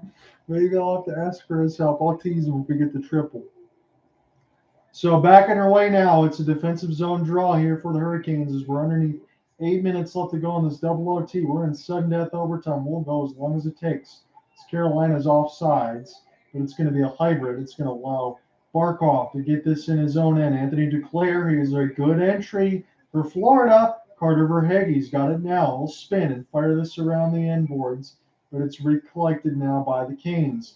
This is picked off. Jesperi Kotkaniemi just tries to smack this in toward the center zone, but Florida now will go ahead and take their change as it's Brady Shea. We'll drop it back here for Slavin, so they've definitely mixed the defensive partners. Again, you got to do so. Again, only got 6 defensemen on that side, so got to make sure you keep everybody fresh. They're the most important of what's in your 12 forwards. Here's a chance out in front. This gets off the left pad of Bobrovsky, and now Carter Verhaeghe gets a chance to enter this one now. This will take a look as Nick Cousins. He'll wrap this around the end boards again. This takes a bounce. This is with Tkachuk. We'll give this to the defensive partner to the right side dot and wrap this around the net again. Working off the backhand, and that one goes wide across the blue paint for the Panthers. They'll settle it back down with Montour. Here's Forsling into the trees. And this is picked up now for Slavin. I'll backhand this one down the ice, where this is iced against Carolina, so they cannot change the personnel. And we get a stoppage. 6:40 left to go in the double overtime. Sam Bennett tried to wrap this one around the cage. Anderson was down on his heavily padded wallet, but the only one he found was Jesperi Kotkaniemi. So it's going to be another offensive zone draw upcoming for the Panthers. It's Barkov against Stahl. Stahl's been good at this. 18 out of 29. Barkov 16 out of 31. So this is won by Barkov. And now Anthony Duclair will fire it on, but it's friendly fire. Hits one of the Panthers. Sent back down the ice. Played off the backhand for Jesper Fast. And now Rako Gudas. This pass picked off. Sebastian Aho. Now with Jesper Fast, as this one gets dumped in deep, and now Lombard will send this one back around as we've had 6:15 left to go in this double overtime. Right back around now as it's Jalen Chatfield. He gets worked off the puck, and now Carolina will try to work this the other way with Seth Jarvis. Carolina will find it first with Jalen Chatfield and Shane Gostisbehere. They've been the third defensive pairing as this is recollected now up a long pass and picked off by Forsling. 5:55 left to go in double overtime. 2-2 is still your scoreline. It's been that way since the Stefan Nason goal early in the third period, about 3 minutes in. Bennett now toward the right side of the wall alongside Colin White. As Chatfield gets worked off the puck, but Carolina will shovel this in off the backhand. I believe they've iced it again. Yes, they have. 5:36. It's going to be another offensive zone draw upcoming here for the Panthers. 45 shots to 30 is the shots on goal advantage. Carolina has that advantage here. They've had an advantage of puck possession for a long time, but they haven't had the other goal-ahead goal that they needed. 2-2 in double overtime. Here's a long shot. This goes off the left pad of Anderson as Anthony Duclair will try to find it. Here's the bomb, and Anderson will find it the whole way. That was from Forsling. He makes the save as we've hit a 4-hour mark of streaming here. Thank you for everyone that's joining on the YouTube side. We're in double overtime in between the Hurricanes and the Panthers, and that's going to continue to climb until we get a winner. So Anderson makes the save. There was no trees in front. 5:27 left to go in this double overtime. Barkov will take the draw against Stahl. Wins it clean, but they can't hold the blue line, so Florida will dump this in. Recollected now for Brady Shea, trying to use the window, and they will quickly get this the other way. Here's a chance for Stahl, weaving his way, as this one is picked up now. Stahl try to get to it off the backhand. Good stick check the other way for Florida. As they'll gain the entry now. Barkov centered it, and this one is a little bit too far. It was Verhaeghe trying to get a piece off a couple of skates. Florida's got it in behind the office. There's a chance for Verhaeghe, but it's easily read by Natchez. And flip down the ice with the high clear. 4:45 left to go in this double overtime. Aaron Ekblad alongside Sam Bennett. Bennett now will flip it in. 4:40 left to go in the double as this is sent back around. Goes picked up near the right side of the faceoff dot. Florida gloves it down. Here's a chance. Cousins tried to settle it back down alongside Kachuk. They'll wrap this back around.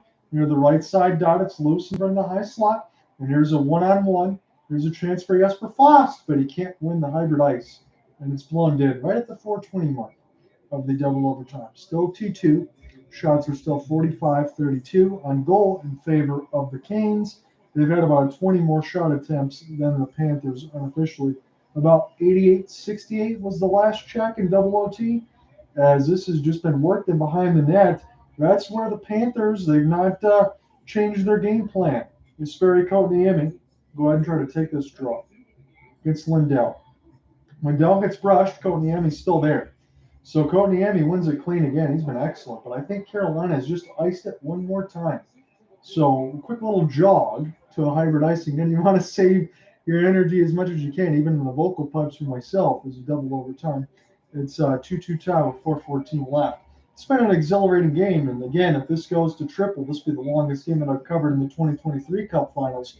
And the 2021 side, it was Evgeny Malkin playing hero against the New York Rangers when they beat Boris Shesterkin in triple. And I didn't think my voice was going to make it. We might go to triple here on this one.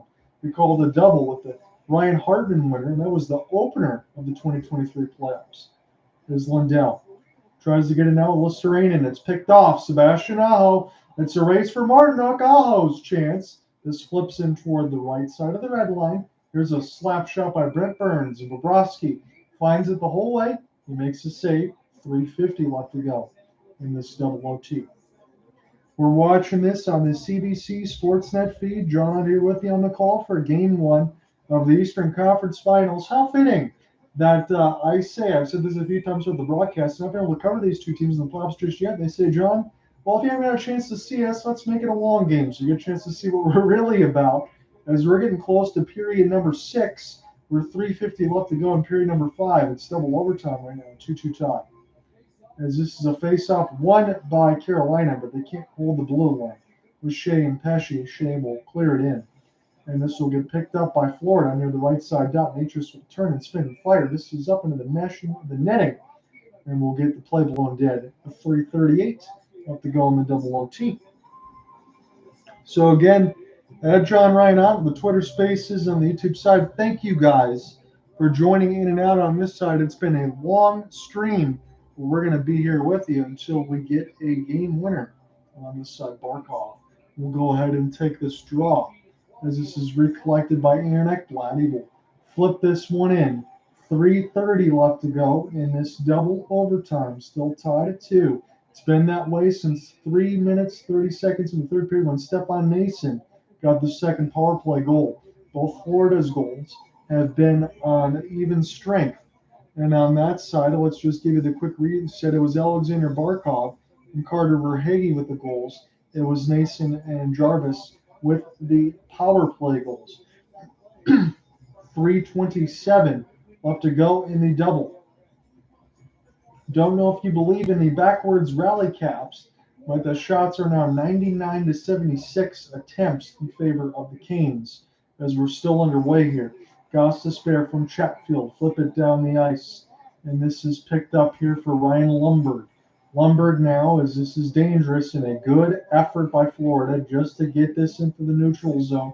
You know you got tired bodies out there on the ice right now, and you do not want to make a mistake. Rocco Gudis. You get it now from White as this is sent back down. Both of the Panthers and the Canes go flying. One way couldn't get numbers on those, but White will find it now. Near the right side boards. Chatfield, this bounces off his skates. Martinook will try to send this the other way. 2:45 left to go in the double overtime. This goes into the players' bench. As Gostisbehere holding on to that side. I think he was the one that got caught in the middle of that traction. He's holding on to his side, a little of his hand. He's in some distress.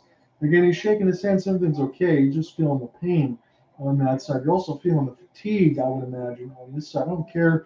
Both of these teams got their series done in 5. You had a lot of days off in the 6, but you're making it all up. You're going to be playing 2 games in 1 on this side. So it'll be Kotkaniemi one more time against Bennett. Kotkaniemi's been terrific, but Bennett will win this one. Near the right side chance and Freddie Anderson. This is right in the opening of the catching glove. Makes the save as Tkachuk trying to provide a tip. 2:42 left to go in the double OT. Bennett kicks it right to Tkachuk. And he fired it right on with Bennett going right to the net. That looked like a perfect design play. And we'll do it again here for Florida. See if they can run another offensive zone draw. And this will spin back. Burns turns it over. Florida sauced. Anderson says no with the stick. And this is picked up now by Carolina. Here's a race, 1-on-1. Kotkaniemi used that body, gets some reinforcements, and now he does. Kotkaniemi gets a chance to pick it up alongside Nason. Nason crisscross with the Asperi. He's got it now near the left side. Trying to bank it off the outside of Sergei Bobrovsky. And this can't be held in across the blue line where it's Brent Burns. Will dump it in. Now Sam Bennett, he's got it. 2:05 left to go in this double. Here's a chance now for Brandon Montour. Montour now a little bit too far for Gudis as this is picked up across the neutral zone. And across the red line, this bounces off a couple bodies. Carolina will dump it in. Mark Stahl, he's had some problems in his defensive end cleaning up this puck. He can't afford to make a mistake now.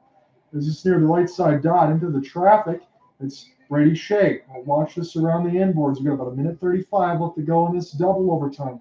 Again, sudden death whenever anybody gets a goal, but we might need triple here.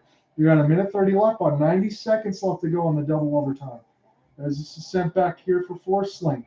There's a chance now. Lindell plays it off the backhand as this is sent in now for Slavin. Slavin will take a look at it. Aho stays on sides. He had to wait for the puck to dump back down here for Teuvo Teravainen.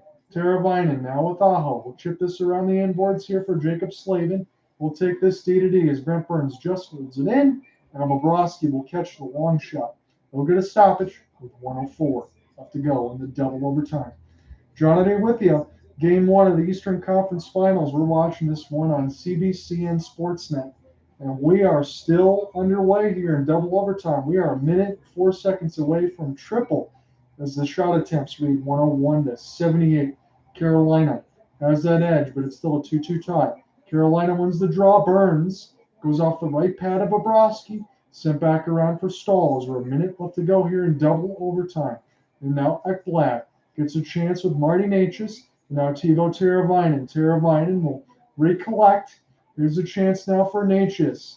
This will send this back to the D for Slavin. Fire right on. This gets blocked and picked up now for Forsling. He'll flip it. This will bounce off some Carolina bodies, and Slavin will send this back around as you got 30 seconds left to go in double overtime. This will go back to Lundberg. This will pick it up now with the help of Forsling and fire it around the inboards. 20 seconds left to go in double OT. And a long slap shot for Mark Stahl. This one is held by Freddie Anderson in an offensive zone drop coming with 18 seconds left to go in the double overtime. So Anderson saw it the whole way, and the Panthers, they've had some opportunities with some offensive zone draws. They've worked their way in behind the net to get their chances. Carolina likes to dump the puck in. They dump and chase. We'll see if Florida changes anything on this side. Will they work behind the net, or will they just fire it right on? They get the puck. Now it's 10 seconds left to go on this double OT, but we need a triple. This is near the right side dot. As this is recollected, this is kept in. Here's a chance now. Bennett will fire it down to 2 seconds, down to 1. Let's go to triple overtime. Still tied at 2. We haven't had a goal since Stefan Nason about 3:30 in the third. I'm going to take a little small bereavement, get the pipes and everything else all squared together, maybe request some reinforcements, but we're going to get set for third overtime. Come right back. We'll call it.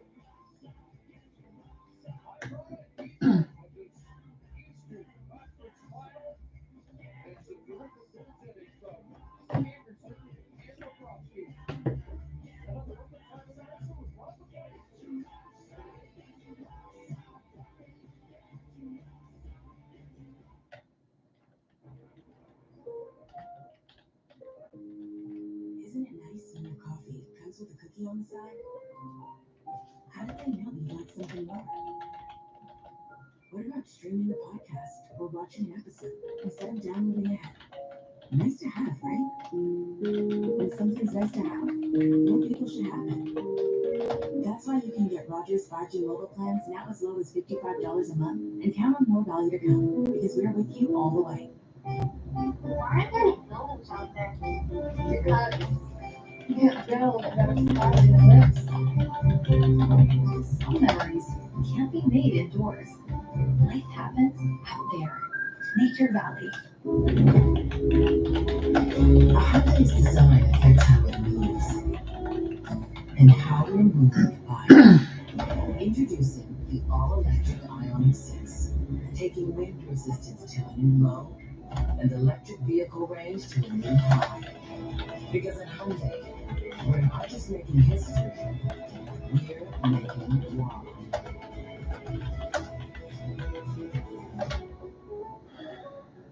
Sunset Miracle? your call. I'm better at sorting out our mortgage, which was super easy with RJ State. They paired us with our own mortgage specialist to give us helpful advice and our best rate. Go get it for $3,500 and $55,000 out of place with RBC Mortgage. Right, no have a home mortgage. It's the worst exterior. His parents hired me to bring him out of his shell before college. He was spinning to me. What about sharks? I'm very concerned about that. Get here right now. How's the game working out? This is going to be harder than I thought. Get away from her! You can't outrun the car! I lose my license. My feelings, Beaver's Juice Wavered.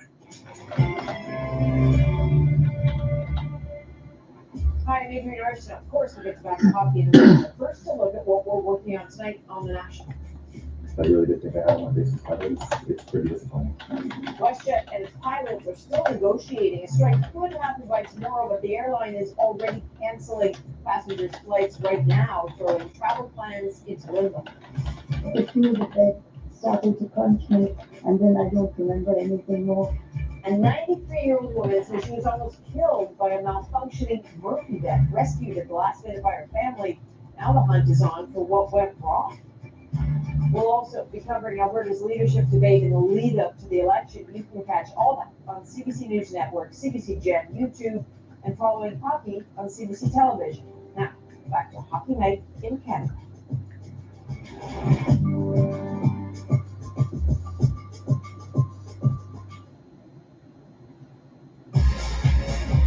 Welcome back. Headed to triple overtime, and we'll talk about the significance of this for these two franchises. Elliot's got the details on the longest games for both the Panthers and the Hurricanes. So tonight, Florida, two Panthers have not got a shot on goal. Sam Reinhart doesn't have a shot on goal. So you often think they're due. Right? They're the guy who. Yeah.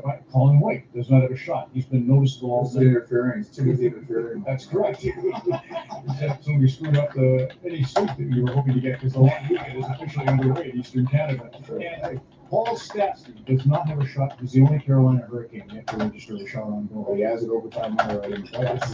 He has 3 in his career. And 3 relatives who've been compared to Carl. Yes. Anybody have an idea of the Sauls? No. There's no Porsche in that. That's what 3 Hummers. 3 Hummers from Thunder Bay.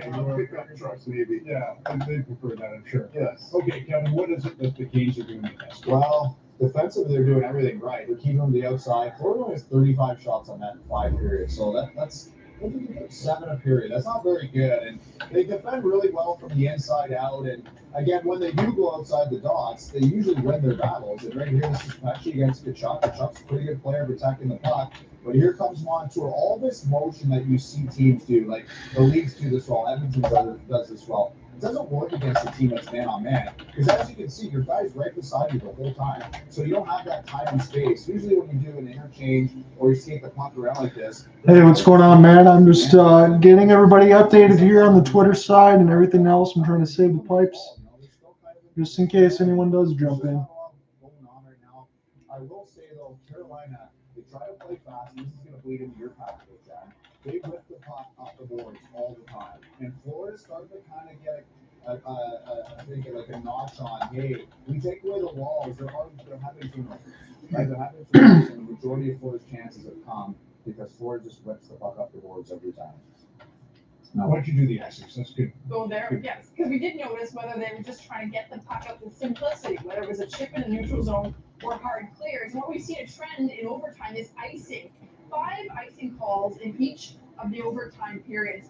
Look at this. We were talking after the first overtime period about Maurice's decisions on who to play, and it wasn't until the 4th icing call that they ended up getting Barkov and his line. Lundell was the one before after the 3rd icing call in the offensive zone there, and then it was Barkov's line that finally got one. This is what you're talking about, Kevin. Them just getting out. I mean, whether it's a soft chip in the neutral zone, they're going harder all the way down. And then finally, it's Barkov. You got Duclair, who have 7 shots in the night. Barkov with 2 points. They are the 2 most dangerous players consistently throughout the season. They finally get on there and generate some quality scoring chances. So that was just an interesting one to follow. We were curious, okay, with every icing, who's he going to put out next? And it finally took a while before he got his top line out there for the icing.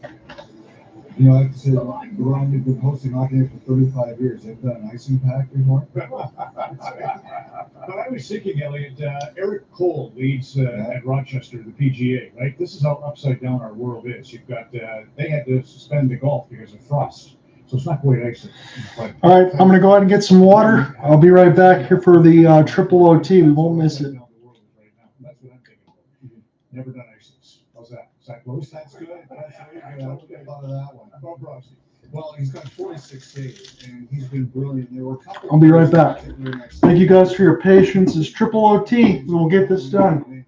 Mason was down in the corner looking for his stick. Like, he should have been behind the play, and Bobrovsky made a great play to keep the puck away from him. And these two too, like these are weird turnovers. You thought for sure that Aho one was going to end up in the net. At least I did anyway.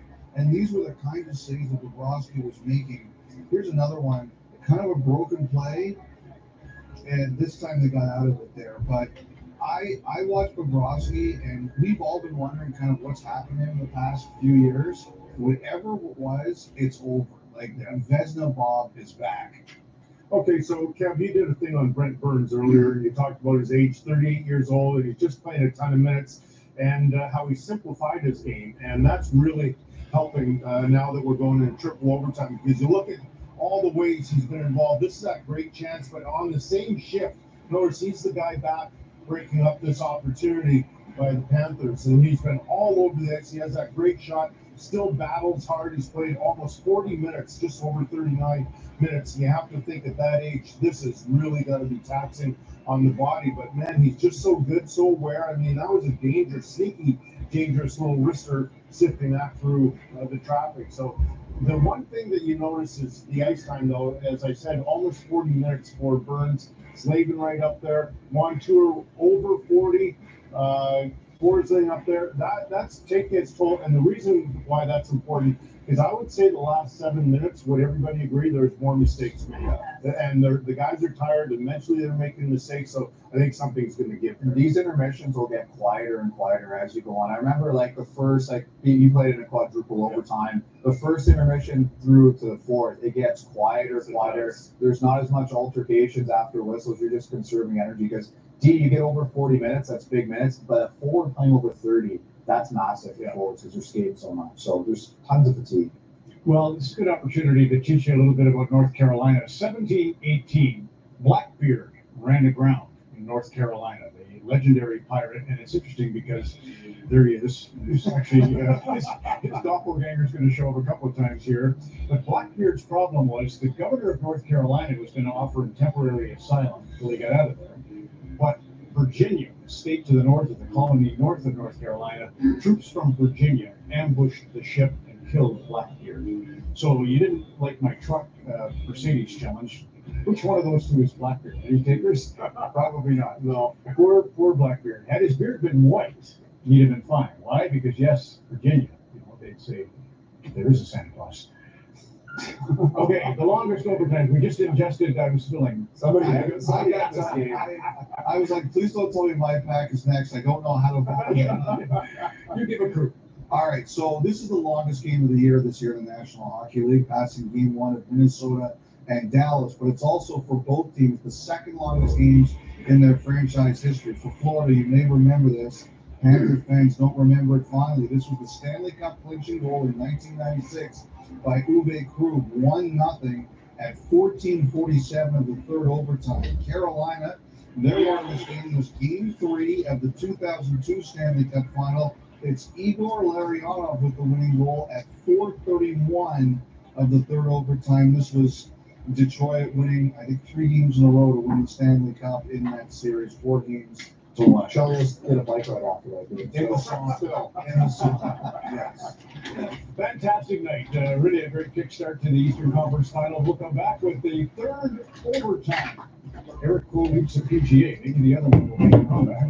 Help the home fans celebrate.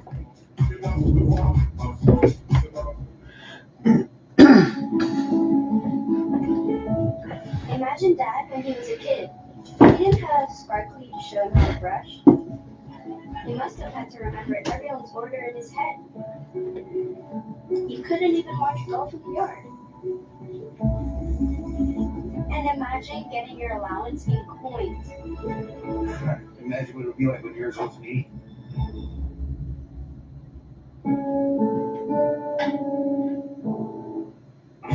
Chevrolet Silverado factory lifted trucks. Where will they take you?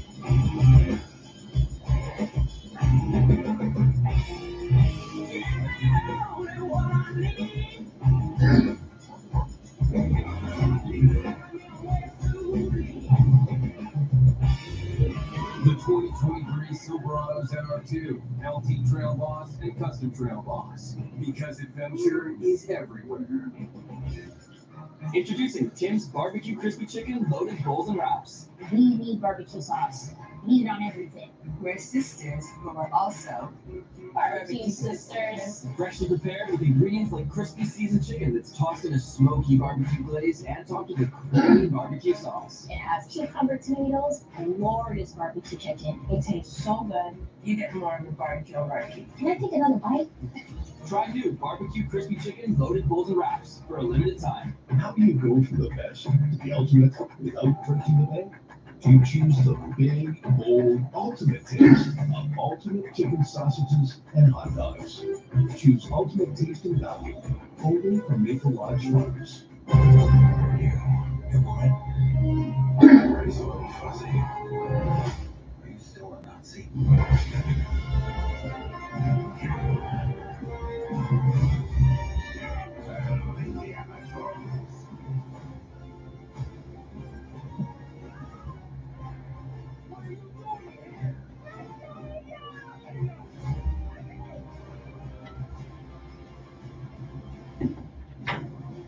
All right, just getting everything settled here for the triple overtime. Got all my stuff together here.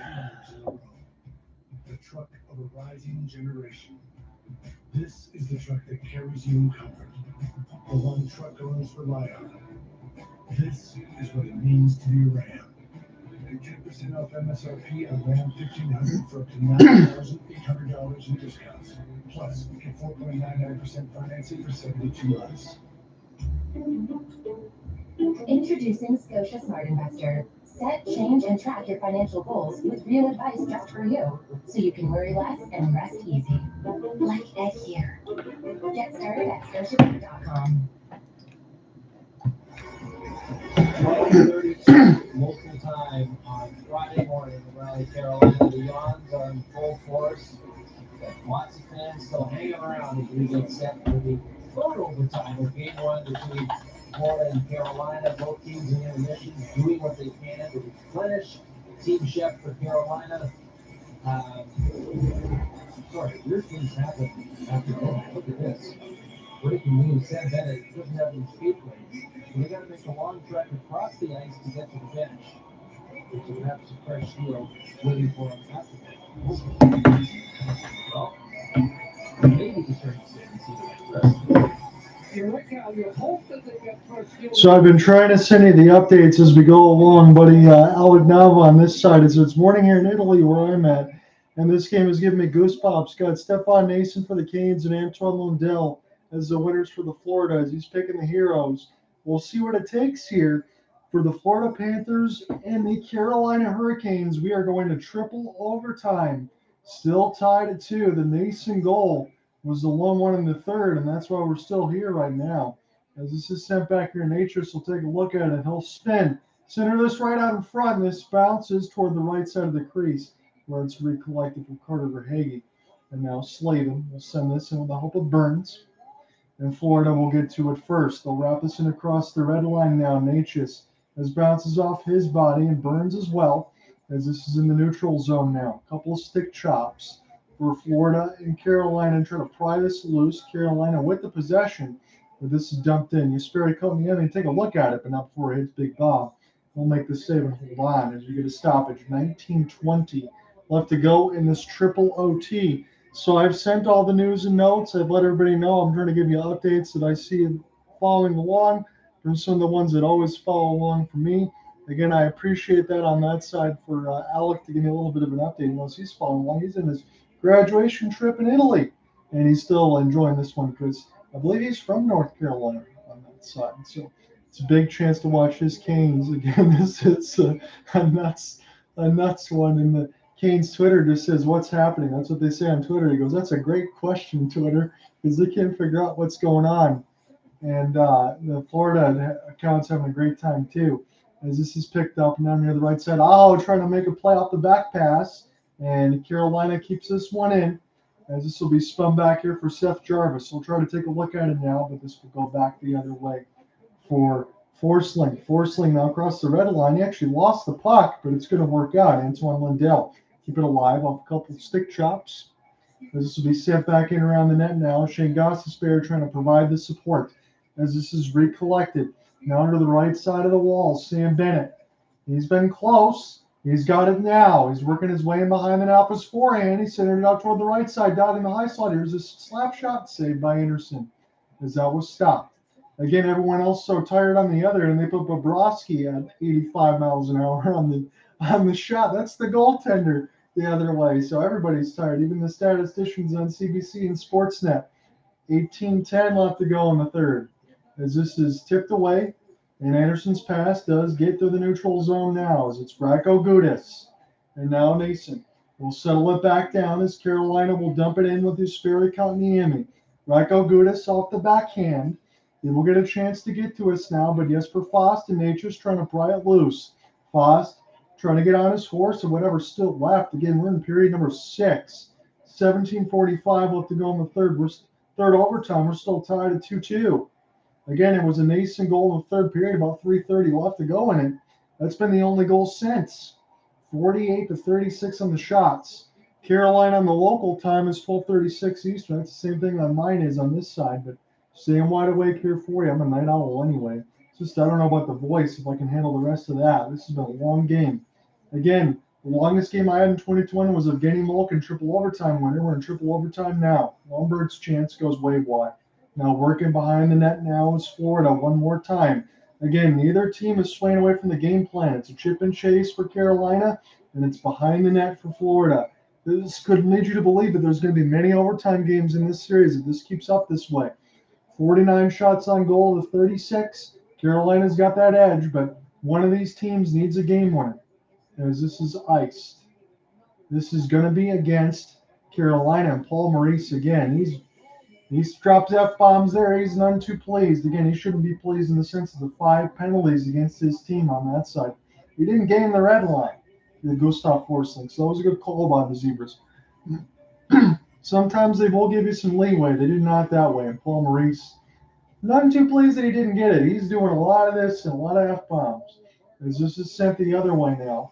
Florida does win the draw, but it's not out of danger as Jordan Stahl will try to locate it. It's a bouncing puck.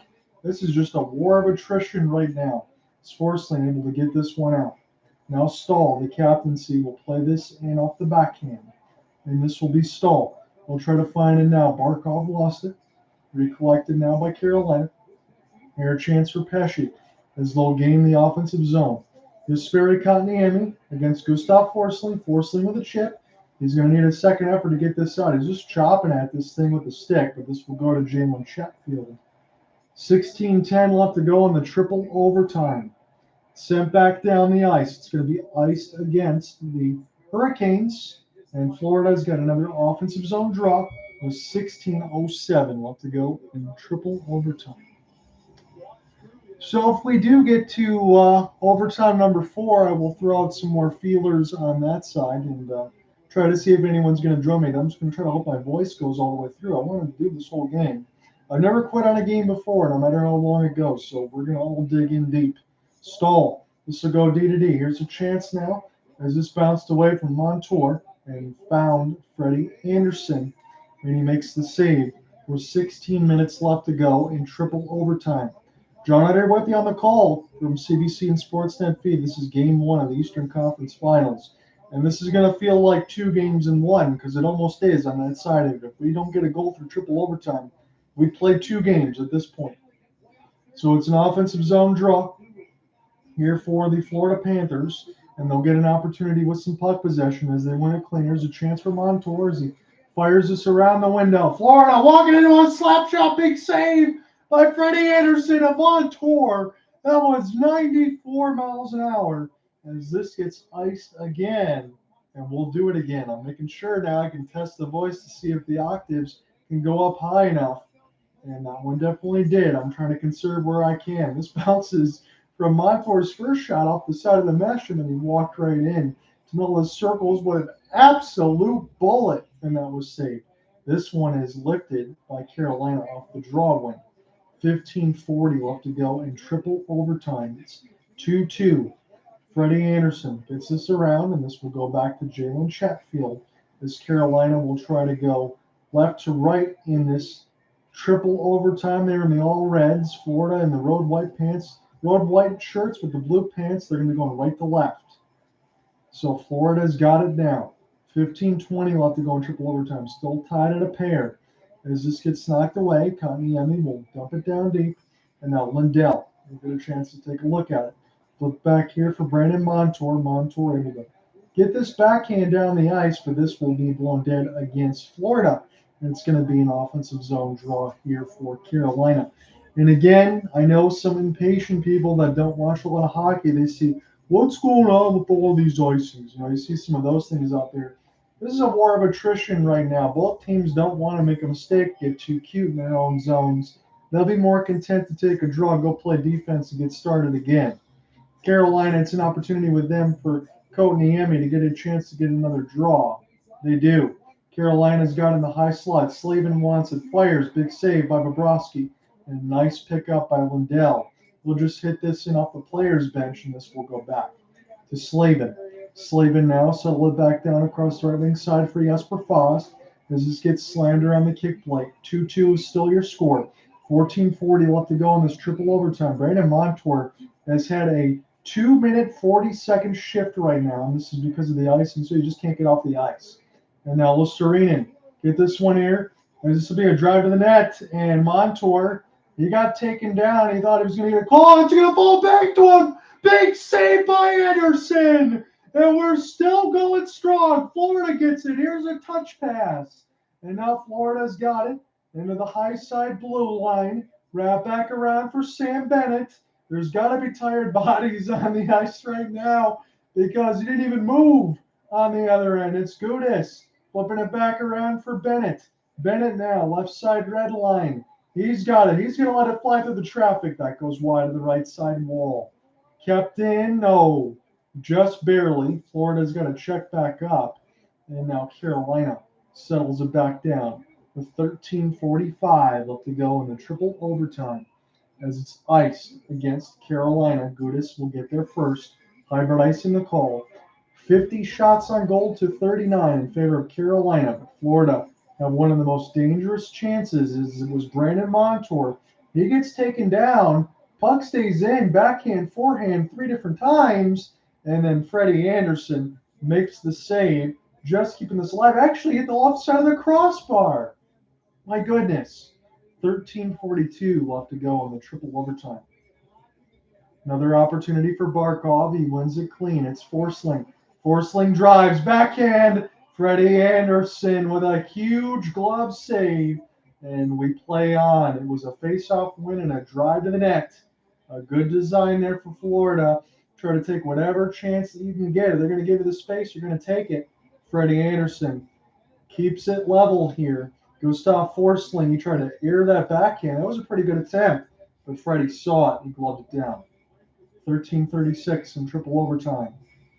Barkov, one more time. Can he win it again clean? This will be wrapped around the end boards here. Carter Verhaeghe, take a look. Florida's got it. Barkov can't dispossess him of the puck, even in triple OT. Near the left side red line, here's a chance to Claire. Got to settle it down. He'll fire. This one gets blocked, but Florida's defense is right there, and they'll flip it down deep. Freddie Anderson, he's got it. We'll leave it to the defensive partners now, Shane Pesce. As Pesce gets absolutely slammed to the ice, and this will go back to Big Bob. Here's a quick little press as Carolina, they wanted to try to force a steal, but this will be picked up into the neutral zone. Flip down. This bounces off the left side wall. Florida's got it now, but they got to get this out of their own zone. It's Lumberg. They'll spin this around. As Stahl will get to it with the help of Aaron Ekblad. Ekblad with a long flip off the backhand. This could work out. Here's a chance now for Colin White. He'll spin. He's got it off the backhand onto the right side boards. He'll put this around the net. 12:30 left to go in triple overtime. It's Jalen Chatfield. He in the entry now for Bobrovsky. He'll just brush this away with the goal stick and send this in. Eric Stahl will make a pass, and this gets into the blue line side where this is safely cleared in. I think we're going to get a neutral zone draw, however. This was across the red line. We get a stoppage with 12:19 left to go in the third. Because again, as I've said, in between the double and the singular overtime, there are no commercial breaks, but we do get a ice scrapage past the 10-minute mark, the halfway mark of the overtime. That's where I'll put the recorder down for a moment and then start again, because we might go to a quadruple here the way that this is going. Again, we had a 5 overtime game in between the Lightning and the Columbus Blue Jackets on that side many, many years ago. So we're going to go as long as it takes, and my voice will try to handle as long as it takes. I might try to throw out some more feelers out there as we continue. And this is recollected, turned over. Sebastian Aho. His shot gets blocked near the left side down. Sent back around. Here's the bomb. Bobrovsky will find it and hold. That was from Slavin. And we get a stoppage with 11:56 left to go in this triple OT matinee. My goodness, this has been a lot of fun. And again, as I talked about in the open, I didn't get a chance to cover Carolina or Florida during the playoffs on this side. And again, I just feel like they're going to introduce me here to this triple overtime entertainment. And I'm making a chance to see what they're all about. I'm glad you guys could join me here in Twitter Spaces and YouTube. I'm doing the best I can. I'm feeling it a little bit as far as the voice area, but we will press on. I'll get more cough drops if I need them. 11:56 left to go in triple OT. This will not be a work day tomorrow, I'll tell you that. If my fiance wonders why I'm not talking, I'll have to point her to this, as this is sent back down here for Sam Bennett off the drop pass. And now goes the other way, but Florida's there with Antoine Lindell. So Lindell, with the help of Forsling, this gets pocket picked, but now Florida will try to get to it. It's Matthew Tkachuk. Tkachuk, patient, gains the entry off the backhand, works his way forehand. That shot goes just wide as Tkachuk gets taken down. Goodis will wrap it around. Tkachuk goes over his stick. Again, tired bodies. You're not going to see these guys turn on the jets. They're just trying to cancel off areas and throw the body. Everybody's winded at this point as we're in period number 6. We're in triple overtime. Tkachuk get a chance to collect off the long flip. And this is picked off. Here's a good opportunity for Martinook. And he shot it wide. 11:05 left to go in the third. I have to make sure I take an extra breath to see it doesn't go in. Stasny now.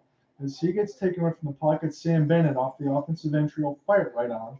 And Freddie Anderson will find it with the goal stick.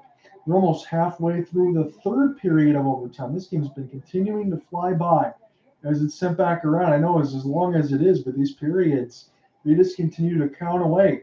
52 shots on goal to 40. Still a 2-2 tie. It was Nason's goal about 3 minutes in the third period. That was the last one that we've had. It made it a 2-2 game. Shea will get a long-awaited pass. He took an extended time on him behind the net. Anthony Duclair will drop this one back around. And this will get picked off. There'll be an opportunity now for Verhaeghe to give a slight chase of whatever energy he's got left, as this will be sent the other way. Sebastian Aho will take a look at it. As this is dumped in, it'll be Carolina with the puck possession now. As they get worked off the puck, Seth Jarvis will wrap this around. Anthony Duclair will get on whatever jets he's got. We're halfway through the third overtime here. 9:55 left to go, and it's still tied at 2. Jarvis leaving it for Brent Burns. Here's a pass from 100 feet, but Bobrovsky will slow it down with the goal stick. Send it back around now. Anton Lindell. Here's a jump, but this goes in the player's bench. There should be a neutral zone draw with 9:43 left to go in the triple OT, and we may get our ice scrapage here. So I will close out the recorder for a moment, and we will start again.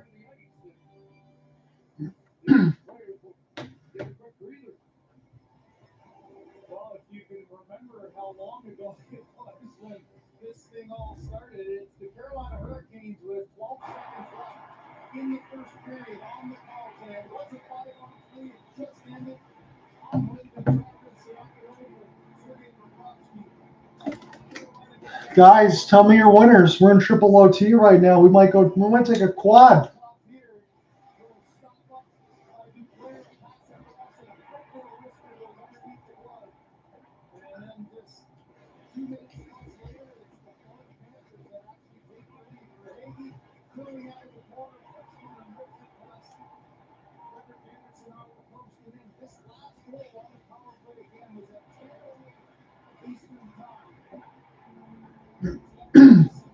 The last goal that we had was 10:08 Eastern time. It's 12:50.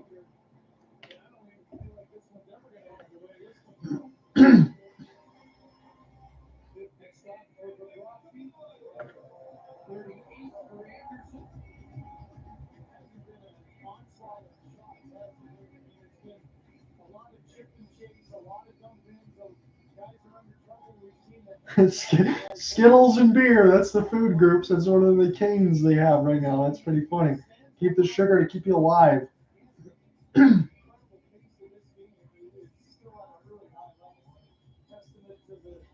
So I got to get this live for the recorder side as we're in the middle of the ice scrapage. But Skittles and beer, that's one of the food groups for the Canes fans. They're showing a lot of long faces, a lot of tired faces right now. Again, it's been a lot of chip and chase, you would imagine, with a triple overtime with 9:43 left to go in this third overtime. John Andre with you for the CBC Sportsnet coverage of Game 1. We're going to get set to get underway here one more time. 52 shots on goal, 240. It's an offensive zone draw here for Carolina. Stoll can't win it. Duclair will flip it. And this will be picked up across the red line now as Carolina will try to dump it in, but this goes into the players' bench.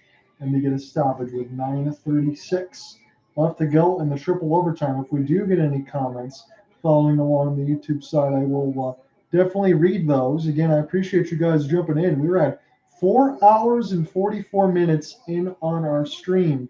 And we're in triple overtime. This is a neutral zone face-off. And this is recollected now. Racco Gudis gets taken away from him. And now set up now Duclair off the drop pass for Verhaeghe. It's in between some bodies. And now this is sent into the net by Forsling. But it'll be a stick chop there. Teuvo Teravainen trying to get this one out. Carolina's got it. They want to go left to right in this triple overtime. They're in the all red at home at PNC Arena. So we get an offsides. Florida will be going right to left the other way. They're going to have a road white jerseys with the blue pants as we get a stoppage with 9:11 left to go in triple overtime. John under with you. It's a solo call for me. If Cooper Hopkins or Alec Nava was with me, Alec Nava's in Italy on that set for a graduation present, but they were with me. They helped me to save my voice a little bit. It's been a solo call for me, but I'm more than happy to bring this to you. Again, I haven't covered these two teams in the playoffs just yet. But let's say a triple overtime will make up for that. As we're going to get set for Game 2 on Saturday, I'll be back, and then Sunday will be Vegas and Dallas. As this is in the defensive zone of the Hurricanes. Try to get played off the backhand until Listerainen can't be dispossessed of the puck as he's still with it now. Near the left side of the red line, try to get centered out across the blue paint. But this will be Aho, flipping all the way down. We'll be icing against the rolling puck. It goes far enough and stall. We'll collect. 8:44 left to go in triple overtime. It's an offensive zone draw upcoming here for the Panthers. So both these teams, I guess they're going to be very thankful that they vanquished both of their opponents, whether it's the Devils or the Maple Leafs, in 5 games. They had 6 days off, but they're pretty much playing 2 games in 1 at this point. As we're getting close to 1 a.m. Eastern time, that's where we are in the Carolina side. We're in the East. As this is sent back now for Stahl, and this pass goes too far. It's 1. Chipped in by Jarvis. Stahl will take a look at it now. Jarvis throws the body. As it's trying to get recollected now by Brandon Montour. Here's Bennett. Bennett now, I don't know how much juice he's got left, but he's got it. Near the high slot, plays it off the forehand, works his way, keeps it alive, try to send this back around the net for Stahl. And Florida just holds this in and around the net now. As Anderson takes a look, center out in front, and this gets blocked by Carolina bodies. Here's a bomb pass. Montour lets it go, and that was at 92 miles an hour. So the last one at 92, the other one at 96. As this is slipped into the neutral zone. Montour, he's got it, and he will be patient into the neutral zone as he gets this in across the red line. Nice work there by Florida. See if they can make anything happen with this possession. Racco Gudis alongside Bennett. Carolina will look to take this the other way. 7:40 left to go in triple OT. As this is Bobrovsky, he makes a pass. This bounces off a Carolina body. And now on toward the right side boards, Brett Pesce trying to pry this loose. But this will get at least into the neutral zone where Carolina can look to start again. 7:25 left to go in triple OT. As it's a race for the puck, Racco Gudis will pick it up and behind the net between Gustav Forsling. No penalty calls. And you're not really going to have any of those ones, especially late in OT, unless you get a delay of game or really a beheading. The refs are going to keep the whistles in their pockets. As this is sent the other way here for Aaron Ekblad. Aaron Ekblad with his stretch pass, gain across the red line for Duclair. Try to give this back to Barkov, but this is picked off by Carolina. 6:55 left to go in this triple OT. Carolina, 52-41 shots on goal advantage. Their shot attempts are well over 100 at this point. I think Florida is about 95, I think, the last check that we've had. As this is sent in, once they show this on CBC Sports, then I'll relay it to you. Stasny flips it in. Bobrovsky will touch it with the goal stick. Flips it back around for Aaron Ekblad. Ekblad with a long toss. Here's a chance for Carter Verhaeghe. He'll spin, set it up for Barkov off the give and go. Verhaeghe's with it now. Here's a drop. Lesterainen. It's behind Anderson. He's down, but they blow it dead, and the defenseman behind him will fall on it to make sure that he doesn't cross the red line. Montour had a bid to send everybody home. At least they'll be happy to go into their beds, but I don't think the Canes fans would be too happy if their team goes down 1-0. But Montour with the latest chance. Little over 6 minutes left to go in triple overtime. John, here with you. I'm your play-by-play man. We'll be here as long as it takes. On Twitter Space and on the YouTube side at John Raynott. Thank you for joining me here tonight. I know it's a matinee day game, but I appreciate you guys sticking with me.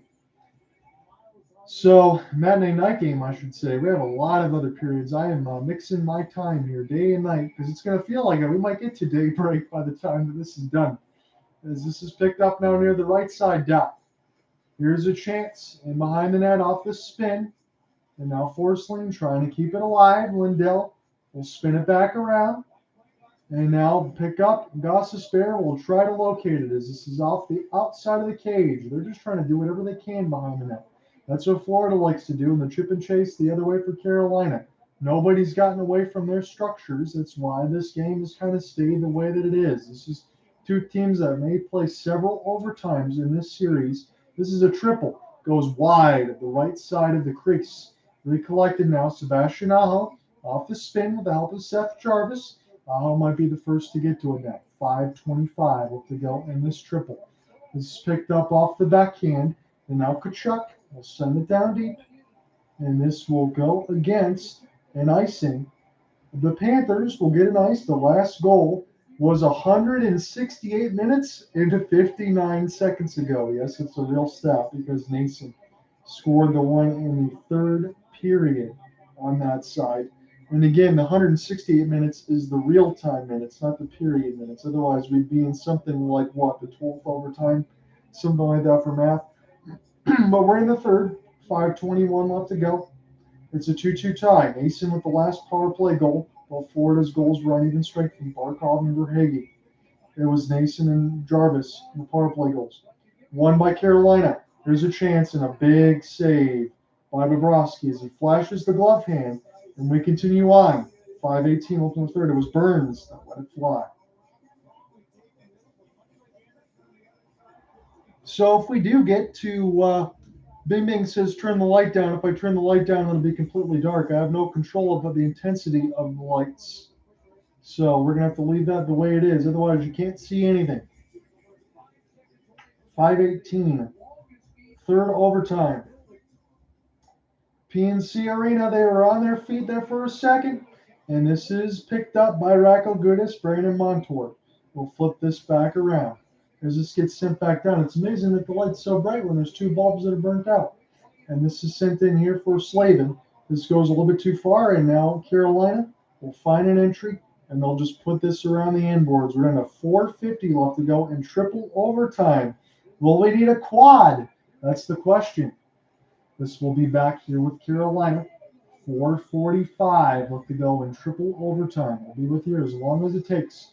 So fall back to Bobrovsky. Now Aaron Ekblad will pick this up in his own end. Here's a stretch pass, and one of the Panthers falls down. That was Tkachuk. He's going to go ahead and take his change. He slowly skated to the bench, not because he's hurt. So many winded bodies. Glove down by Bennett. He chips it just through. Again, 171 minutes of real time in the last goal. So 4:15 left to go in this triple overtime. Might be looking like a quad here today. Again, this is the first time I've covered these two teams in this Stanley Cup playoffs. And we're just going to make it maybe a quad overtime. Who knows? Make it to 7 periods as this is flipped back here. And now Forsling will send this back down. This bounces off a skate. This will not be iced. And the Ghost will pick it up now for Carolina. This bounces off for Natures. Here's the give and go. Here is your Teuvo Teravainen. Try to find Jacob Slavin. And Teravainen gets a chance now for Kotkaniemi. Here's a ripper of a slap shot. And this one goes just wide. And CBC, excuse me for going to the middle of changing our action here. If we get a goal, I'm going to be extremely upset as they cut in the action. So I have to immediately go to TMT And if we get a goal right now, I'm going to be absolutely livid. So let's go back to the TNT side because they squared away from the coverage. So TNT, I'm hoping that there is no goal right now as we're catching this reel. So Bobrovsky makes the save. And CBC fans that have been watching across right now, I imagine, are absolutely livid that they've cut away from the coverage. So we got the TNT feed up right now. 3:36 left to go in triple overtime. And here's an opportunity now off the draw. We made it just in time. I can't believe they did that on CBC. But this is sent back around now. Aho has got it off his forehand near the right side of the red line as it's sent back down. Now Forsling will try to race for it. And a big finish of a hit against Montour as he laid the wood. Here's a race for the puck for Jarvis, if you can even call that anymore. 3:10 left to go in triple overtime. Anthony Duclair gains the entry, picks it up off the backhand, sent it across for Racco Gudis, and this one gets turned aside by Anderson. This is picked up now near the right side red line. And now it's Florida. They'll have this here for Verhaeghe, trying to spin and drive his way in around the net. 2:45 left to go in triple overtime. We need a goal. We don't know when we're going to get one. As this is played in off the backhand. Set up now. Off the spin, it's Aaron Ekblad keeping it alive. Off the backhand, Ekblad will flip it back for Barkov. Barkov centered out in front for Verhaeghe, and this one goes a little wide, picked up now for Jarvis and across the red. We'll just chip and chase this in. We know that there's going to be some tired players. 2:20 left to go in triple overtime. John, I'll be with you for game one. We had CBC coverage on Sportsnet. We flipped into TNT. I'll flip back to CBC if we get to the fourth OT, if there is one on that side. As 2:05 left to go. Still tied at 2. Shots on goal are 55-43. As this is near the right side red line, it's a battle for the puck. Pesci can't find it. And now Antoine Lindell. He tries to make a one-on-one play against Shea. Shea will spin back. Shea is pinned near the left side of the red line as it's flipped back in there by Stahl. Stahl will take a look at it now for Lindell as he'll try to get to it. This will be Martin opening a Sperry Kotniemi as he gets taken away from it as Matthew Tkachuk will try to keep this alive. Here's a chance for Brett Pesci. This one goes in off the window, and this could be ice. No, it's not. They keep it alive and Stahl. Again, we talked about he's had a couple turnovers here as this gets picked up in between the circles here for Florida. And they'll get this off of an outstretched stick reach. It'll be fast to dump it in. Stahl will wrap this around his own inboards. He just tried to find some space as Florida will send this the other way. Jacob Slavin will go ahead and play it. 1:05 left to go in this triple OT. We're still tied at 2 as it's 1 minute left to go here now. We might get to a quad tonight as this is down to 55 seconds. A huge hit the other way as one of the Panthers goes down.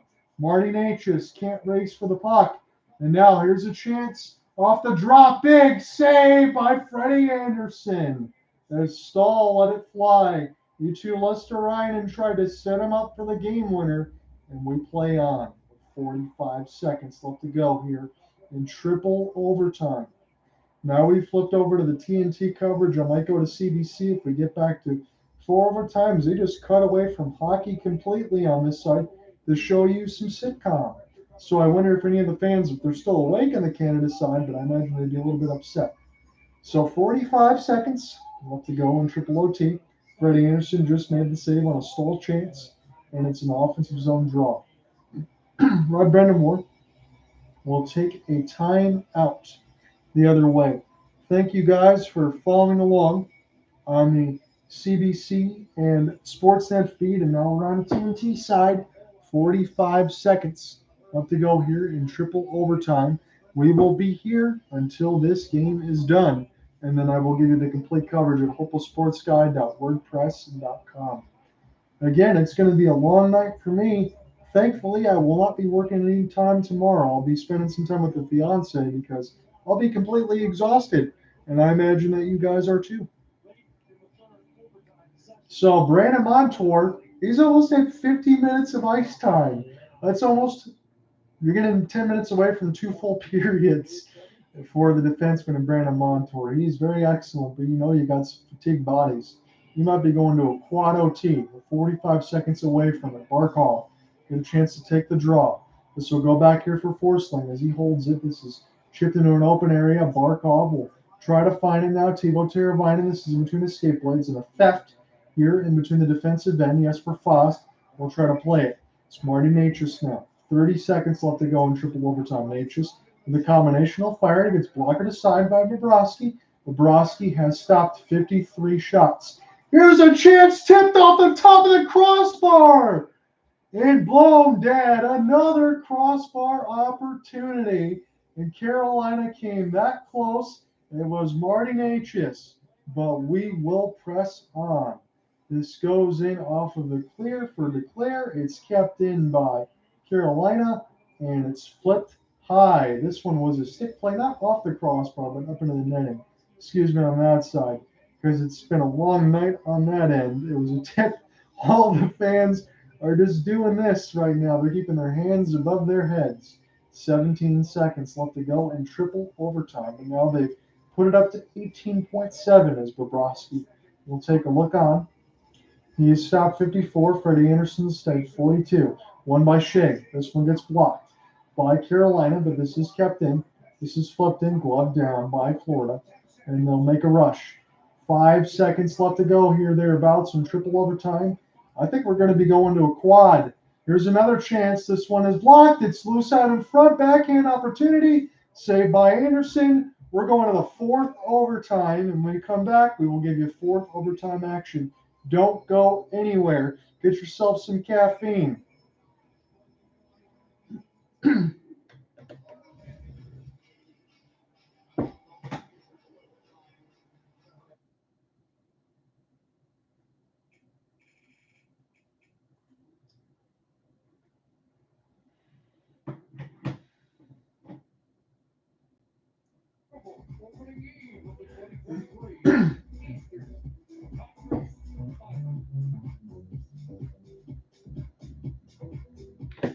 Well, ladies and gentlemen, we are going to triple overtime. We've hit the 5-hour marker of our stream.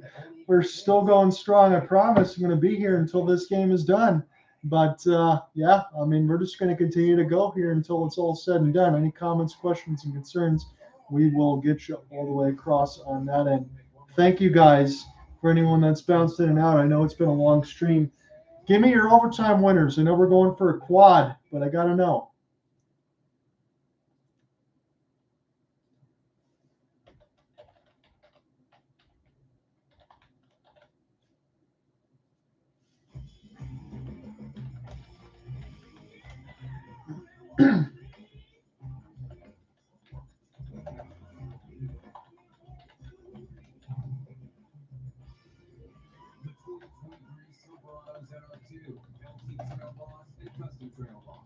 Because adventure is everywhere.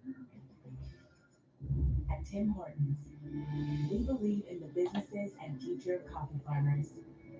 That's why we're I'm going to take a little bit of break. Rick, on this side, I hope you're doing well, my friend. On this side, it is a going into a quad overtime here. We are still tied at 2. This is the Tim's Coffee for Communities program, and there's a thought behind every Tim's cup we So we're going to conserve the voice as much as we can. To do something good for you and good for the earth this spring, we mean really, really good. Just look for proven winners color choice shrubs in the white containers at your local garden center and plant them in your yard. They've all been trialed and tested for your success. So you provide. Michael Evans says, "Let's go Panthers."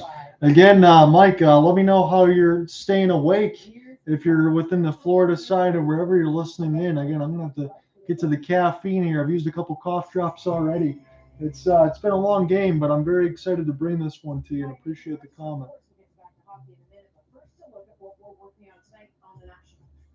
I really did think I had my bases covered. It's pretty disappointing. WestJet and its pilots are still negotiating. A strike could happen by tomorrow, but the airline is already canceling passengers' flights right now, throwing travel plans into limbo. I feel the bed starting to punch me, and then I don't remember anything else. A 93-year-old woman says she was almost killed by a malfunctioning Murphy bed rescued at the last minute by her family. Now the hunt is on for what went wrong. We'll also be covering Alberta's leadership debate in the lead up to the election. You can catch all that on CBC News Network, CBC Jet, YouTube, and following hockey on CBC Television. Now, back to Hockey Night in Canada.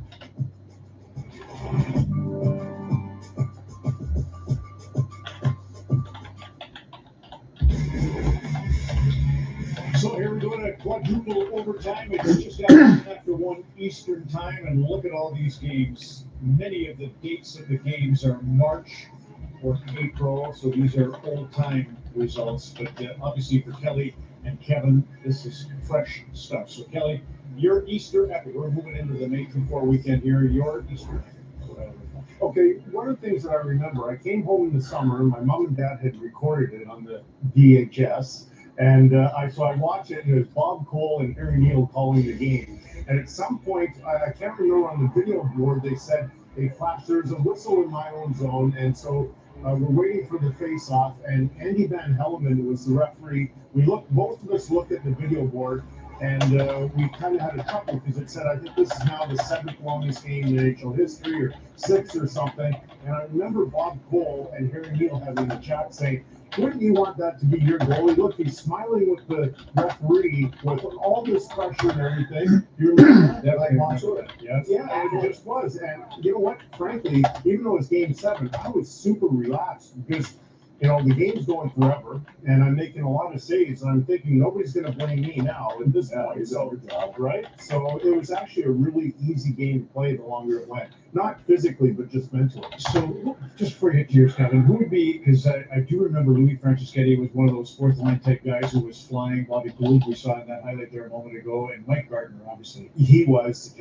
But you know who I remember? More so on the game-winning goal. It was Pat LaFontaine, of course, that gets the goal. But two guys that really were instrumental. Gordon Dineen pinching in from the point, going behind the net, throwing the puck out front. I think it hit Rod Langley's stick and went back to Pat LaFontaine. But from Saskatoon, Dale Henry. He was like a fourth-line guy standing right in front of Bob Mason. If not for Dale Henry standing in front, that game might still be going on. That's how important the play was by Dale Henry. So conversely, my game was game 1. It was the first game of the playoffs, right? So it wasn't game 7. So I remember Mike Lodetto skating around at about the second overtime saying, well, somebody just scored. Like, who cares? Who cares who wins? And you know what was ironic about that? We ended up going to game 7. So that game mattered, right? We ended up winning in game 7, but had they have won that game, it would have been different. I also remember Triple had 3 shutouts in the series and they lost. Yes. Isn't that funny? That's unbelievable, right? That's not fair. But so this game 4 overtimes, and then Zubov played 55 minutes. I was like at 54 with a bunch of minor penalties. But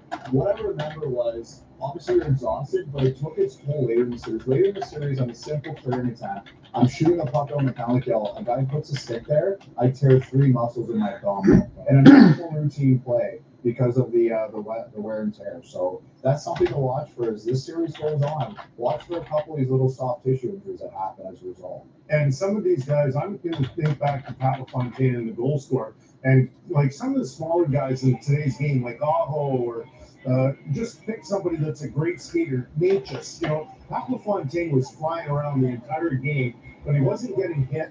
And that was the key. Like, he was as fresh as anybody. And great high skill level, like an Aho or somebody like that might just win it. You really call that? Yes, thermometer player. You can say that. I did not say that. Did you not say that? I kind of heard it. We're the one that gets the winner. So right. So if we had to pick, whether you call LaFontaine a perimeter. Brandon Montour has been kind of the guy with a smile on his face, as you say. So Jen, why don't you take us through just that one shift in particular was unreal. Well, you can think about the long-term wear and tear, but you've got to think about Montour now has played 50 minutes in this game, and you look at the one shift that he had in the third overtime period. It ended up being 3 minutes long, and he was blasting them. He was getting himself in position. Look, he shot almost 94 miles per hour. We talked about his skating, even the pregame show. Look at him just flying there, wanting the puck, and just making this decision, going for the win. He's driving in, doesn't get it there. He was, just before we saw it, he was about to go to the bench, waiting for a change. Look at that. He knows he has to change. He's almost at the 3-minute mark, but makes the triple fake. I mean, just a beautiful fake. Wow, Gordon Bombay. A the Cold Ranch. Good for him You know, to have that reaction. I'm looking at this. He did that 2:49 shift. He sat for a minute and 30 seconds. Then he went up for 45 more seconds. Then he sat for a minute 10 and went out for another minute 3. Like, he did not get much of a rest after that was over. The other thing, Brian, if you go back to that shot of him on the bench, you remember Kevin showed 12 hours ago how great Montour was to allow Gudis to get to his seat. You know, Radko had a really fierce shift, and Montour says, "It'll probably play twice as much." Look at Gudis. He's just spent. Well, I don't know his Blackbeard, though. It's not here, but No, he's 350 years old. this is so funny, yeah. Better than that. Akanyemi at the presence. Okay, yes. So we were talking earlier about icings, which Elliot loved, but also the importance of offensive zone face-offs. And Kotkaniemi has been really good, almost 60% on his face-offs tonight. But thinking, okay, huge chances in the offensive zone, some clean wins, and you look at all of them. Burns was an option, whether he made a nice pass across with a clean win off the draw. Here's another, nice and low, anticipates the drop. It's Burns again with the release. And then there was one other draw that he won, and just the slide across, he's going weak side post, it doesn't get over there. But just, you're thinking about physically, mentally tiring, but just to win those key draws. And just one other story about Brind'Amour. In 1989, he won the Centennial Cup. It's going on in Port Prairie right now. He won it with Notre Dame Hounds. They beat the Calgary Canucks in the 7th game. Curtis Joseph had to stop that. All right, sent everything across social media. Let me give you a reset. Again, we don't have any goals on that side. It's been a long time, but let's do this now. Well, I have a little bit of energy still left. I'm trying to conserve the pipes, but the first goal of the game was 1948 from Seth Jarvis on the power play from Sebastian and Brent Burns. It was Jarvis off of a couple of 1T slappers there, set up Brent Burns, Jarvis over and over again before Jarvis had an opportunity in front of the slot after Natius and were just shooting away. Jarvis finished it off, got a 1-0 lead. They scored on the very end of a 5-on-4. And then Alexander Barkov, he got a great pass from Anthony Duclair near the right side of the boards. Duclair dropped right to him. Barkov with a nice low shot. Beat Freddie Anderson nowhere near the goal crease. Just a perfect shot. Carter Verhaeghe got a secondary assist. And then Verhaeghe, as Duclair, passed it back to himself from behind the office of Anderson. And Verhaeghe gets set up from Duclair. He gets it near the right side dot. He fires off the opposite post. Beats Anderson. It's a 2-1 lead for Florida. And then Stefan Nason, as Florida took their 4th penalty of the game at the time. We're taking 5 in this game. Stefan Nason, it was a tic-tac-toe pass. Beautiful pass in there. Bobrovsky's jockstrap was somewhere in the other part of the stratosphere. 2-2 was the score. 3:47 in the third. That's where we are still heading into the 4th overtime, quadruple overtime.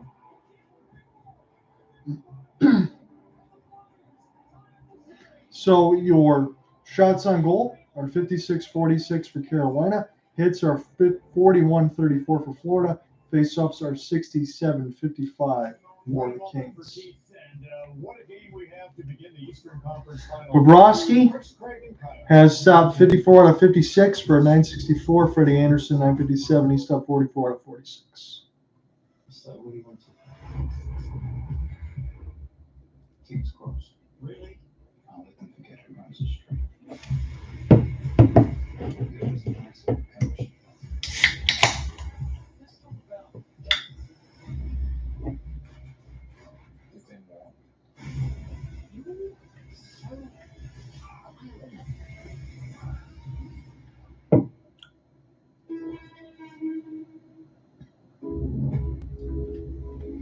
A Hyundai's design affects how it moves and how we're moved by it. Introducing the all-electric Ion 6, taking wind resistance to a new low and electric vehicle range to a new high. Because at Hyundai, we're not just making history, we're making wow. Thank you guys for following along. I'm just taking a small break because we're going into quad overtime here, so I'm going to rest the pipes as much as I can. But we'll be here as long as it goes, I promise. What about streaming a podcast or watching an episode instead of downloading it? Nice to have, right? When something's nice to have, more people should have it. That's why you can get Rogers 5G mobile plans now as low as $55 a month and count on more value to come because we're with you all the way.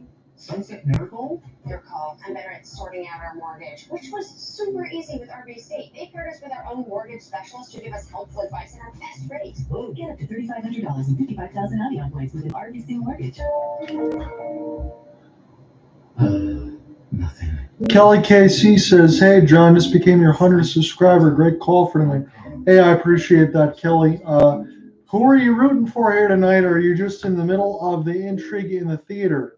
I'm trying to stay alive as much in the pipes as much as I can. We've hit the 5-hour and 15-minute marker here pretty soon on this side. This is almost, 16-inning coverage? Remember the Tampa Rays and the Cleveland Guardians last year in the postseason? They were, I think, 16 innings. That was just as long. Again, that was before any sort of pitch clock or anything else. But I appreciate it, Kelly, very much.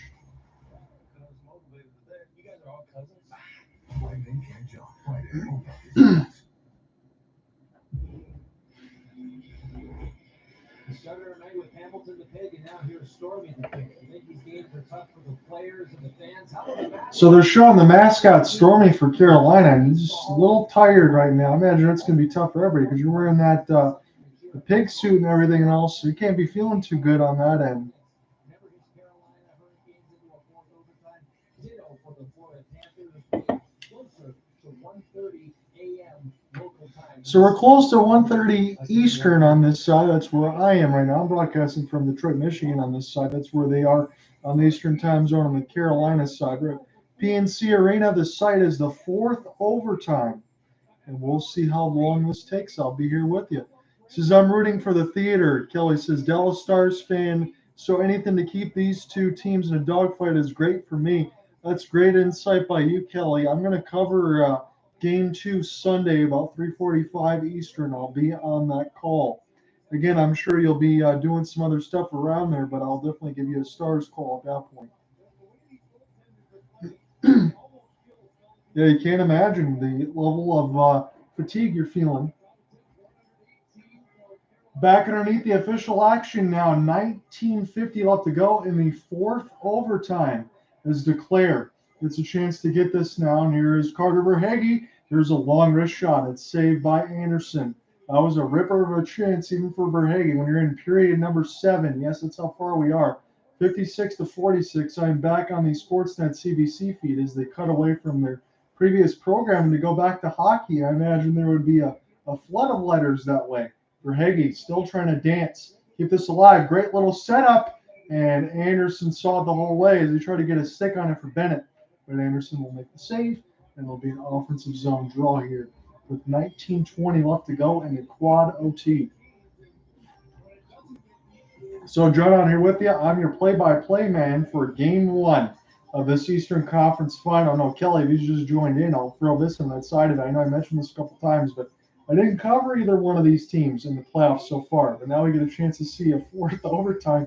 So I feel like I know what the Florida Panthers and the Carolina Hurricanes are all about. Carolina Hurricanes are the chip and chase, and the Florida Panthers are the work behind the net team. That's what you've seen right now.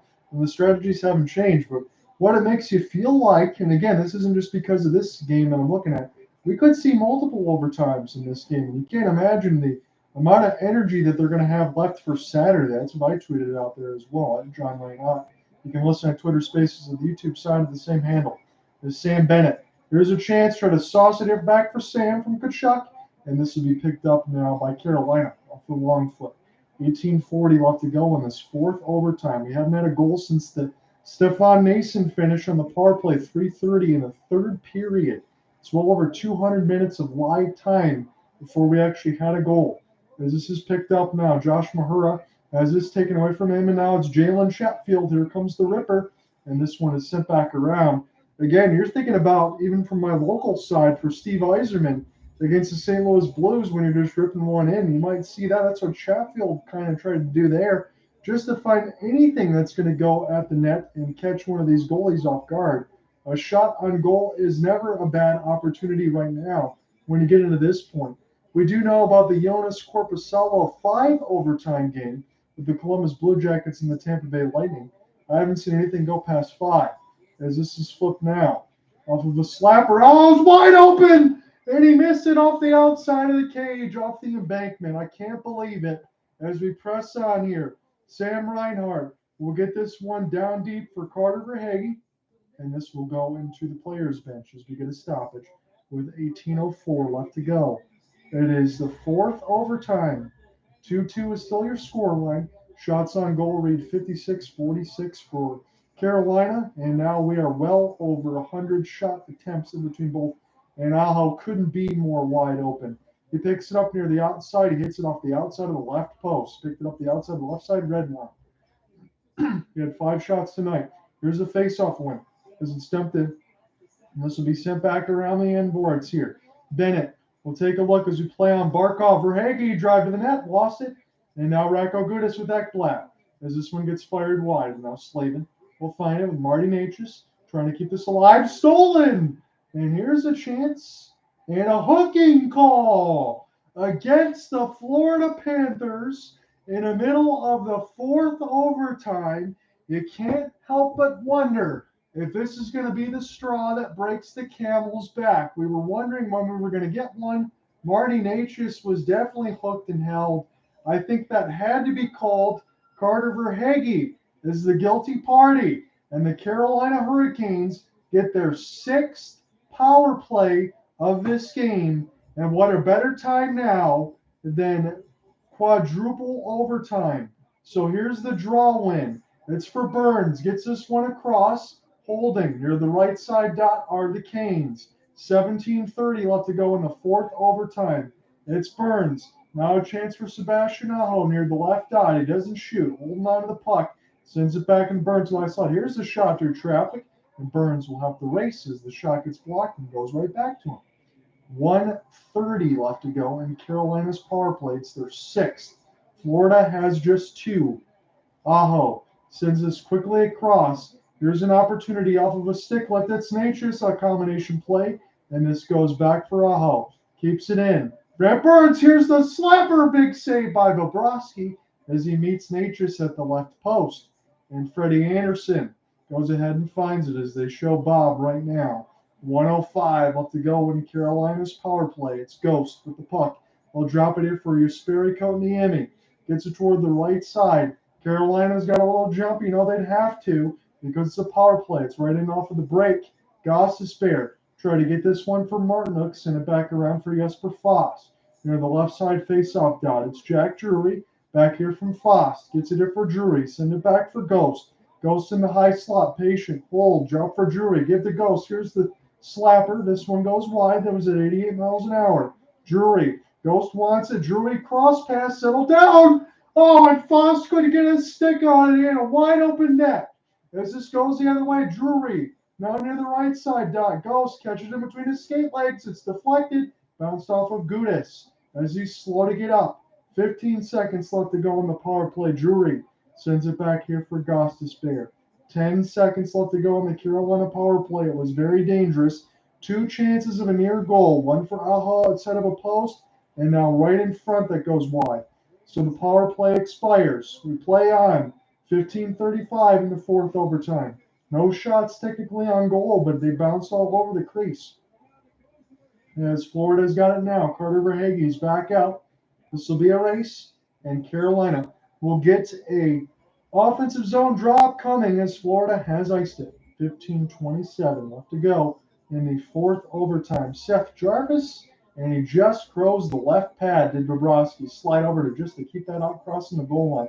I can't imagine with all that goalie equipment as well how tired Bobrovsky and Anderson are as well, not to mention everybody else on the ice, let alone the crowd, the coaching staff, and everybody at PNC Arena. John Under with you, I'm your play-by-play man, broadcasting from Detroit, Michigan. As this is picked up now, Martinook trying to send it off of Bobrovsky, and this will be recollected by Shea. Shea now, drop it here, and now Kotkaniemi. Let's take a look. 15:10 left to go in the fourth overtime. As Stoll put this back around for Gustav Forsling, and now Florida will try to go left to right in this fourth overtime. They're in the white shirts with the blue pants, Carolina in the all red. Here's Tkachuk, centered out in front, Vader sit down, makes the save, and it also got blocked in front. Shea was there. Oh, now a chance for Verhaeghe. as he dumps it in. Bennett trying to get around. Bounces up off the top of the cage. Florida. Here comes a slap shot. This goes wide off the left side wall. Wrap around Anderson. And he finds it. And we get a stoppage with 14:34. This game continues. Oh my goodness. Folks, I don't know how long I'm going to last here, but we will be here as far as it goes. Kelly with the thumbs up. I appreciate that, my friend. We're almost at the 5.5-hour mark of our stream. On that said, I promise I only started it like 5 minutes early, so this is real time as you're following along.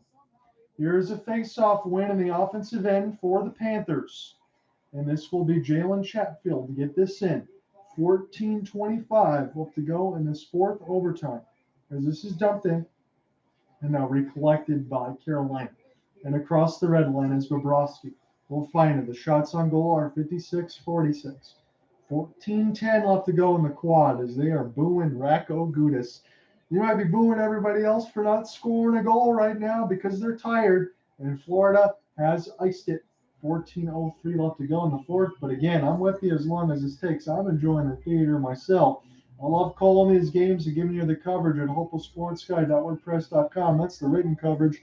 I imagine a lot of you won't read it because as soon as you're done with all this stuff, you're going to go right to bed, and I don't blame you. But that will be the end of the night for me once this is done. And the play-by-plays I'll upload it on the podcast, and where you get those at Hopeless Sports Guy, as this is going to be picked up here for Sebastian Aho.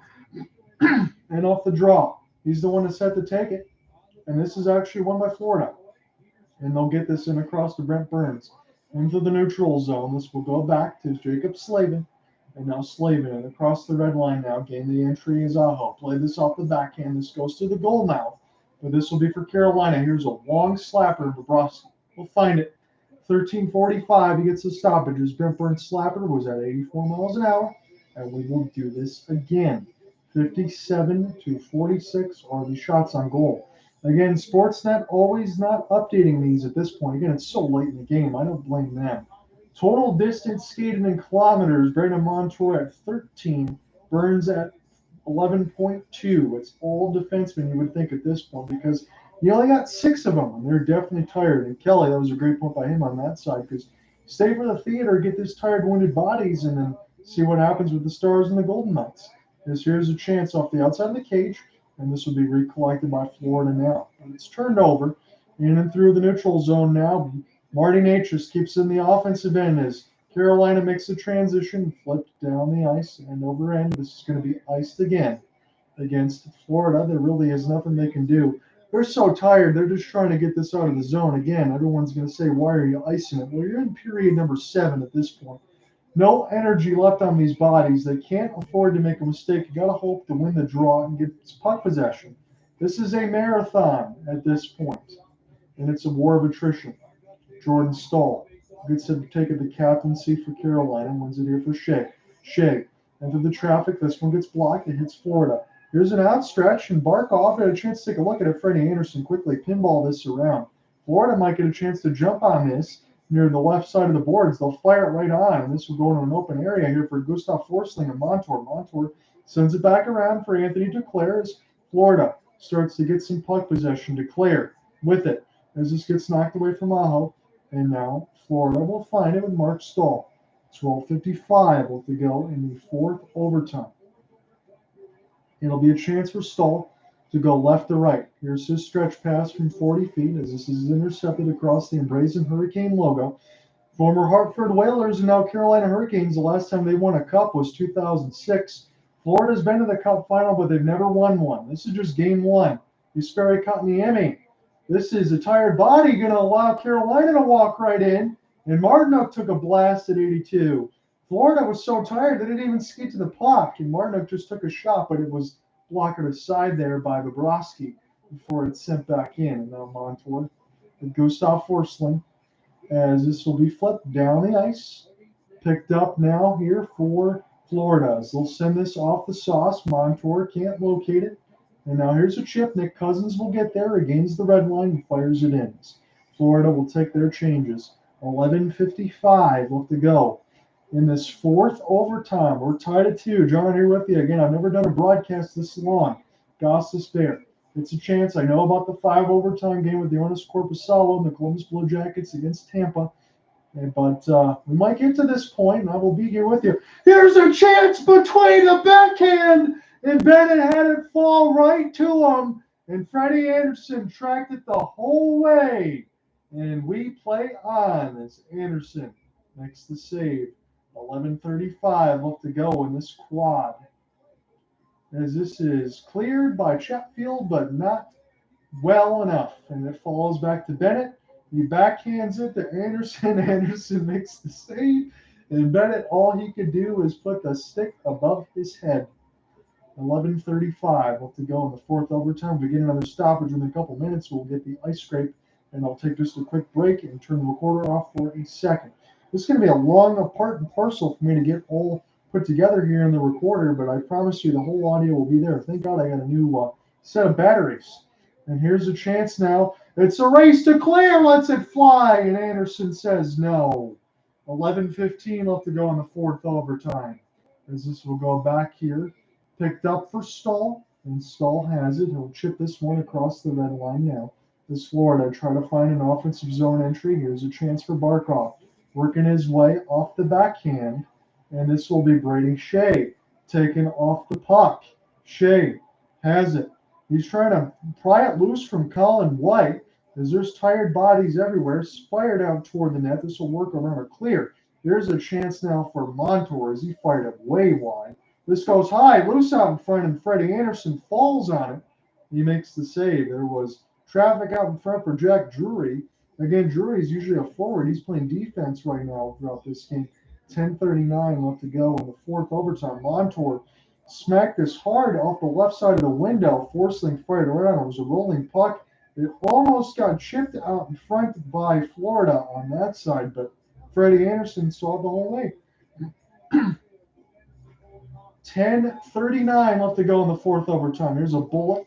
This one goes wide for Josh Mahura. And now an entry, but this will get picked up back into the neutral zone for Florida and across the red line. We'll gain it. And now finishing off a check is Lomberg. Again, he thought he had one in the overtime, but it was called against Colin White for goaltending interference. That was the only other goal that we had potentially. Centered out. This will be picked up by Florida now. Ghost. This bounces over his stick, but Carolina will find it. We're almost halfway through the fourth overtime as this is dumped in for Bobrovsky. Rocco Gudis has it. Sent it across now the defensive partner, and they'll gain the entry. We're halfway through the fourth overtime. John out here with you. Toward the right side red line. Florida just trying to find it. Here's a chance now as this is spun for Cousins. In the high slot, it's blocked by Carolina, but they will get it out. This will not be iced. This will be a chance for Florida to recollect. Aaron Ekblad now.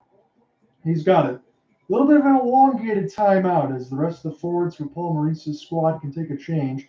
You don't blame anybody at this point as Aaron Ekblad wants to make sure he absolutely loves what he sees before he lets the puck go. This is cleared all the way into Carolina's end.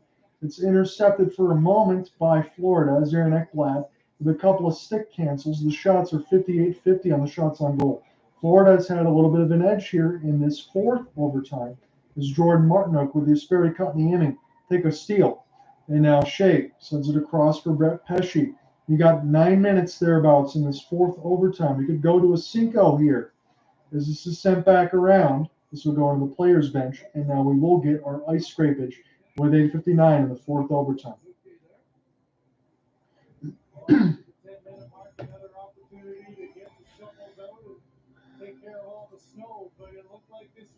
I can't show the game, Fialo, on that side because if I do, the stream gets immediately canceled. So that's YouTube rules. Otherwise, I definitely would. That's why you're getting the play-by-play from me.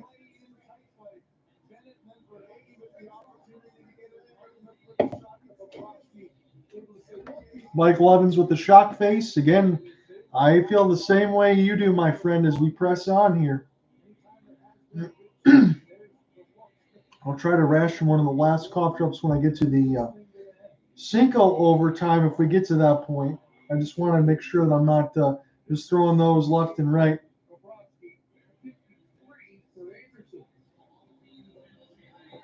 I appreciate that, Nedick, on that side. It's been a long stream, but I'm just making sure that I give you the play-by-play on that side.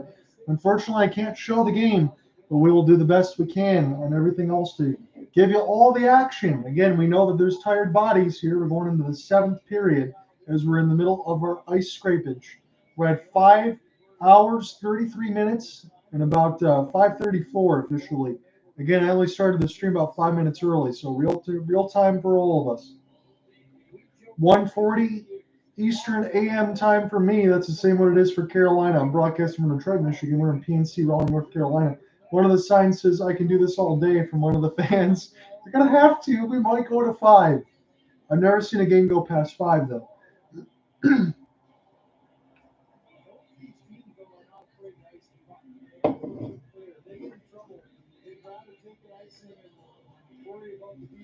One of the Carolina fans in a Spider-Man mask.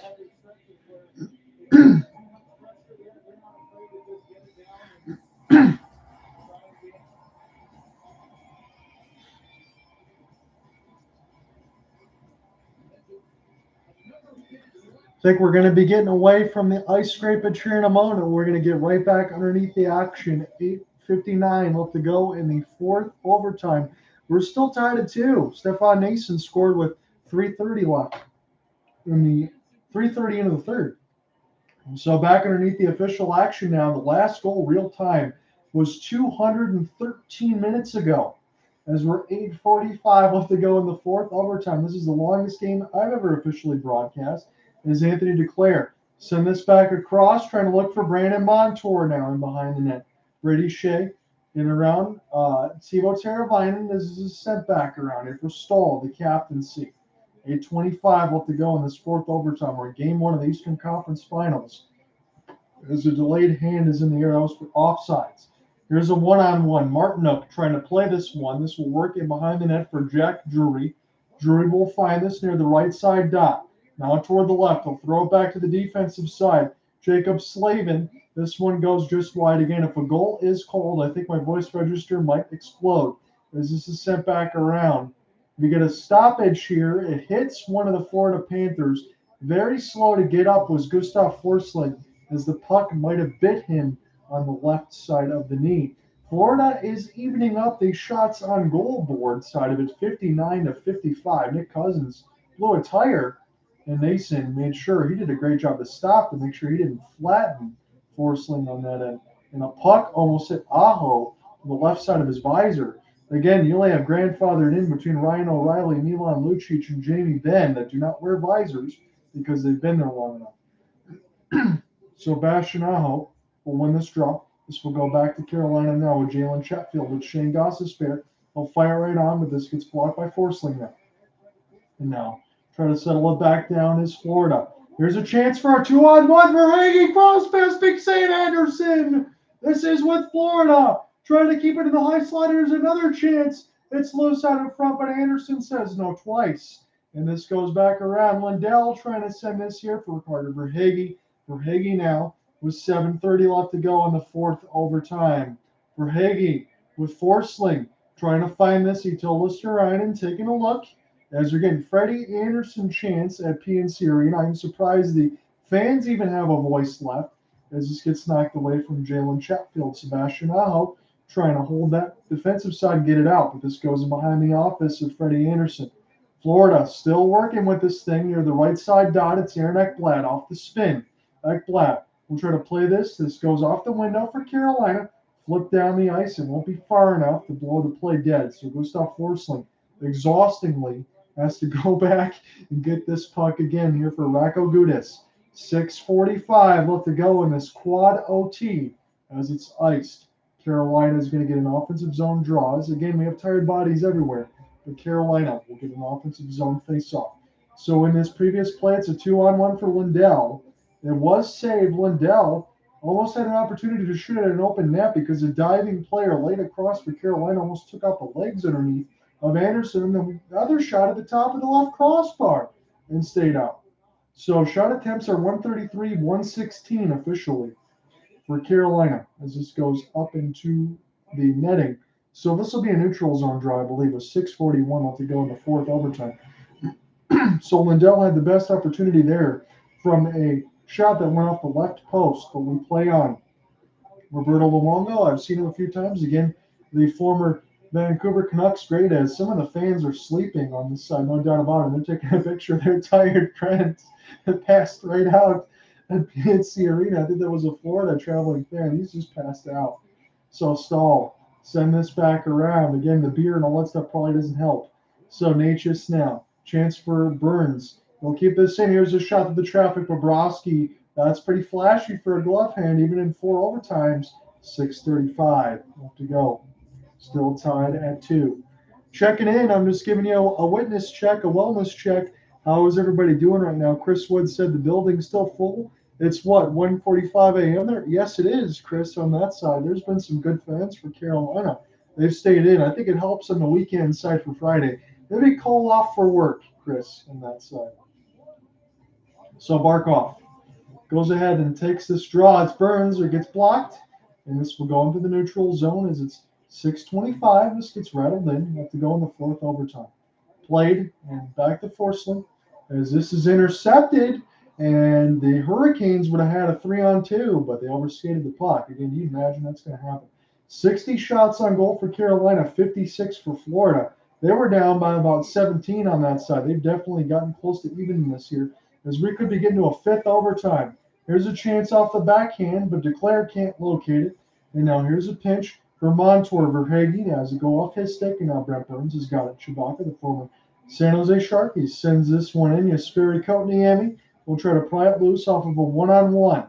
Florida is back. Carolina's got it now. They'll dump it in deep across the red line as Forsling will send this back around the horn. Brady Shea tried to keep this alive, but it just kept bouncing in between his skate blades and his stick as it's going into the neutral zone.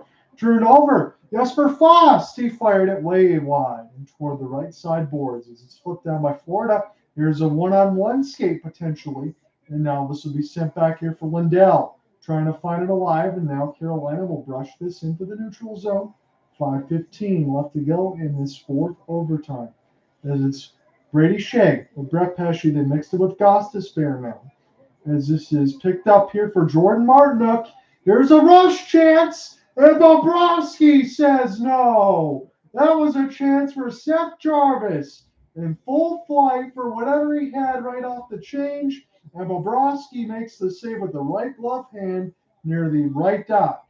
And we still play on with 5:05 left to go in the 4th overtime. Will we need 5? I appreciate you guys listening in on the Twitter space and the YouTube side at John Ryan. I know it's been a long game, but we got to stay with this until it's done. As it's Forsling, we'll flip it. We've hit the 5-minute marker of overtime number 4. Here's a drive for Lombard. He tried to center it while falling down, and it did hit the left pad of Anderson. Now the Canes push the other way. Seth Jarvis just had a chance. Jarvis gets it now. Keeps it off the backhand, centered out in front. Now I'm behind the net. The Canes are dangerous, and they've got it. Gostisbehere through the traffic. And that gets blocked up in the netting on the play. 4:39 left to go in the 4th overtime. Again, I can't tell you how much I appreciate you guys for joining in. I know this is unreal. Kelly says, this is unreal. Fans definitely getting their money's worth tonight. Yeah, when you pay, what, $700, $800 for a playoff ticket, and you get a 7-period game so far, I say you are getting your money's worth on that side. And this is definitely something you will remember forever, win, lose, or draw.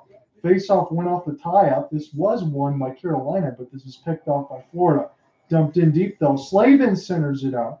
And this will be an opportunity for the captaincy and Jordan Stahl. You got Jordan Stahl, Eric Stahl, and Mark Stahl. All the brothers are playing against each other, and one of them is going to go to the finals. And as Mark Stahl will flip this back around, is Slavin overskates it, but Jesperi Kotkaniemi keeps it in. And now it's a 3-on-2 developing, maybe even a 4-on-2 for Florida. As Amos to the right side, Dr. Claire flubs on it. My goodness, he was walking right in. As it's sent back around the end boards. Duclair tries to get it now with Marty Natchez, but this goes too far. Florida desperate to try to keep this in the offensive zone. Duclair had a golden opportunity. He's got 2 primary assists. He's played a wonderful game. Stolen, and this is brushed in by Bobrovsky with the left pad. But Florida will get a chance to try to go left to right, what's ever left of it, of the 4th overtime, as you get 3:35 left to go in this quad here. 62 shots to 57, as this is near the right side of the red line. Florida with the entry up the long chance. This goes up the right pad of Anderson. 3:20 left to go in this fourth overtime. Florida got it in the offensive end, and now Carolina gets the steal with Jack Drury. Jack Drury will fire right on, and Bobrovsky will brush it aside softly with the left goal pad. As this is sent back here for Shea. And between the traffic, Stasny trying to make some moves, but Florida desperate to just block in front of it, and they do. They get a piece of it, as this is just kept in, and this is a stick in the way and toward the right side of the crease. That can't be cleared up until play is blown dead. And Gostisbehere has it off the long flip. This bounces off some bodies. Jesperi Kotkaniemi gets brushed off the puck, and Sam Bennett flip it back around now. Nick Cousins has it, as this is Shane Gostisbehere. Ghost will have it now. Leave it here for Jesper Fast, and across the red line, getting back into the defensive end of the Florida Panthers, as Sam Bennett will pivot. 2:25 left to go in this fourth overtime. Watching the CBC Sportsnet feed. Good skate by Bennett. Here's a long slapper. This bounces off the end boards, forcing let it go at 96 miles an hour. And this is sent all the way down. Will this be deep enough? No, it won't. So the play is still live. 2:10 left to go in this fourth overtime. We're going to be here as long as it takes, but I think we're going to get to 5 at this point. Barkov off the flip. Again, if I jinx it, I don't think anyone's going to care for how long has this game been. We might need 8 periods, as it'll be Bennett now. Try to find it here with Brent Burns. Burns off the backhand. Keep this here for Ekblad. Ekblad goes a little bit too far for him. And Ekblad, as this gets flipped into the right side red line, Anderson will take a look at it. You got to be very careful, especially if you're the goalie. Make sure you know who's exactly behind you. You don't want to have a careless turnover. Thibaut Teravainen stutter steps, bounces it off his left skate, sends this one in for Sebastian Aho.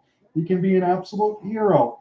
As they're just trying to find anything. Aho gets cross-checked, no call, as this is sent back around for Florida. They will clear it safely off of the shovel pass with 1:20 left to go in this fourth overtime.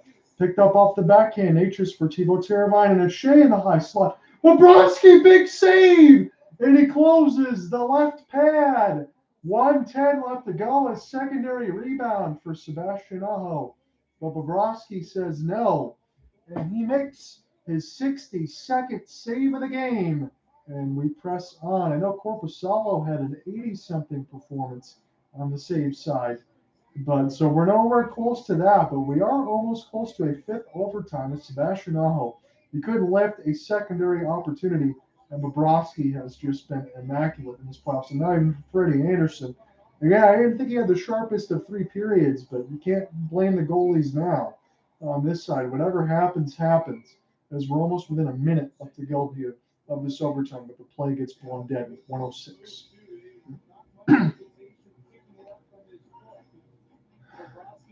So 5 hours and 46 minutes into our stream. I think we're going to get to 6, folks. It's a long game, but we will press on. 142 shot attempts to 123. Hopefully the Spotify side will let me upload this and say it's too long of a broadcast. I have to split it into 2 parts as we're down to the final minute of the fourth overtime. We're still tied at 2. 55 seconds as this puck is just stuck in between some bodies. It goes to Shea now. And Shea for Natchez. Spin and turn, wants a deflection for Stahl. A little bit wide. This will be sent back there for Racco Gudas. And now we'll go back to Natchez.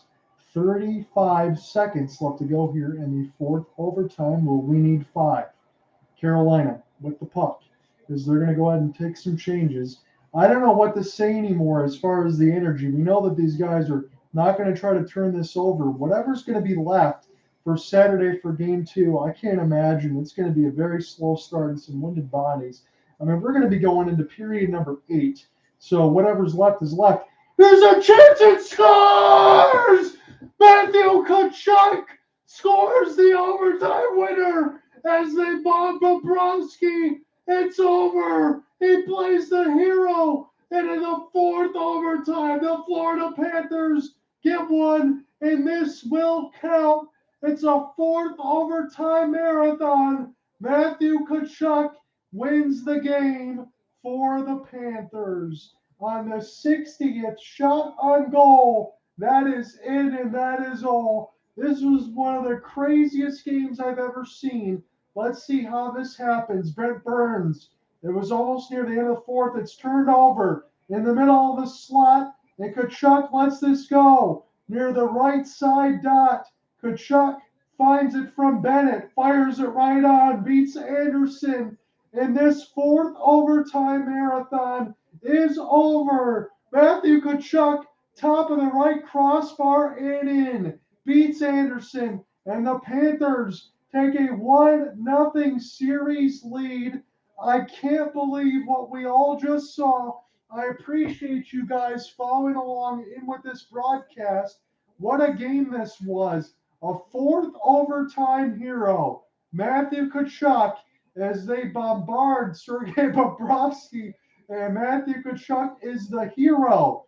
Game 2 will be Saturday about 8:15 Eastern, but you might need to give these guys an extra day. My goodness. Tomorrow is going to be 8:30 Eastern in between Vegas and the Stars. I will see you on Saturday. Peace, everybody. Have a good one. Talk to you soon. Holy cow. It's kind of like Keith Greenwood's goal. Like, not exactly the same, but like kind of the same shot. Mike Evans says, nice. Thanks for the play-by-play, John. I appreciate it. Get some rest. I appreciate that, my friend. I still got to write the game story. I'll definitely get my rest, and I will see you here Saturday night. Thank you guys for following along. I can't say that any more plainly. I appreciate every one of you. Talk to you then. And then this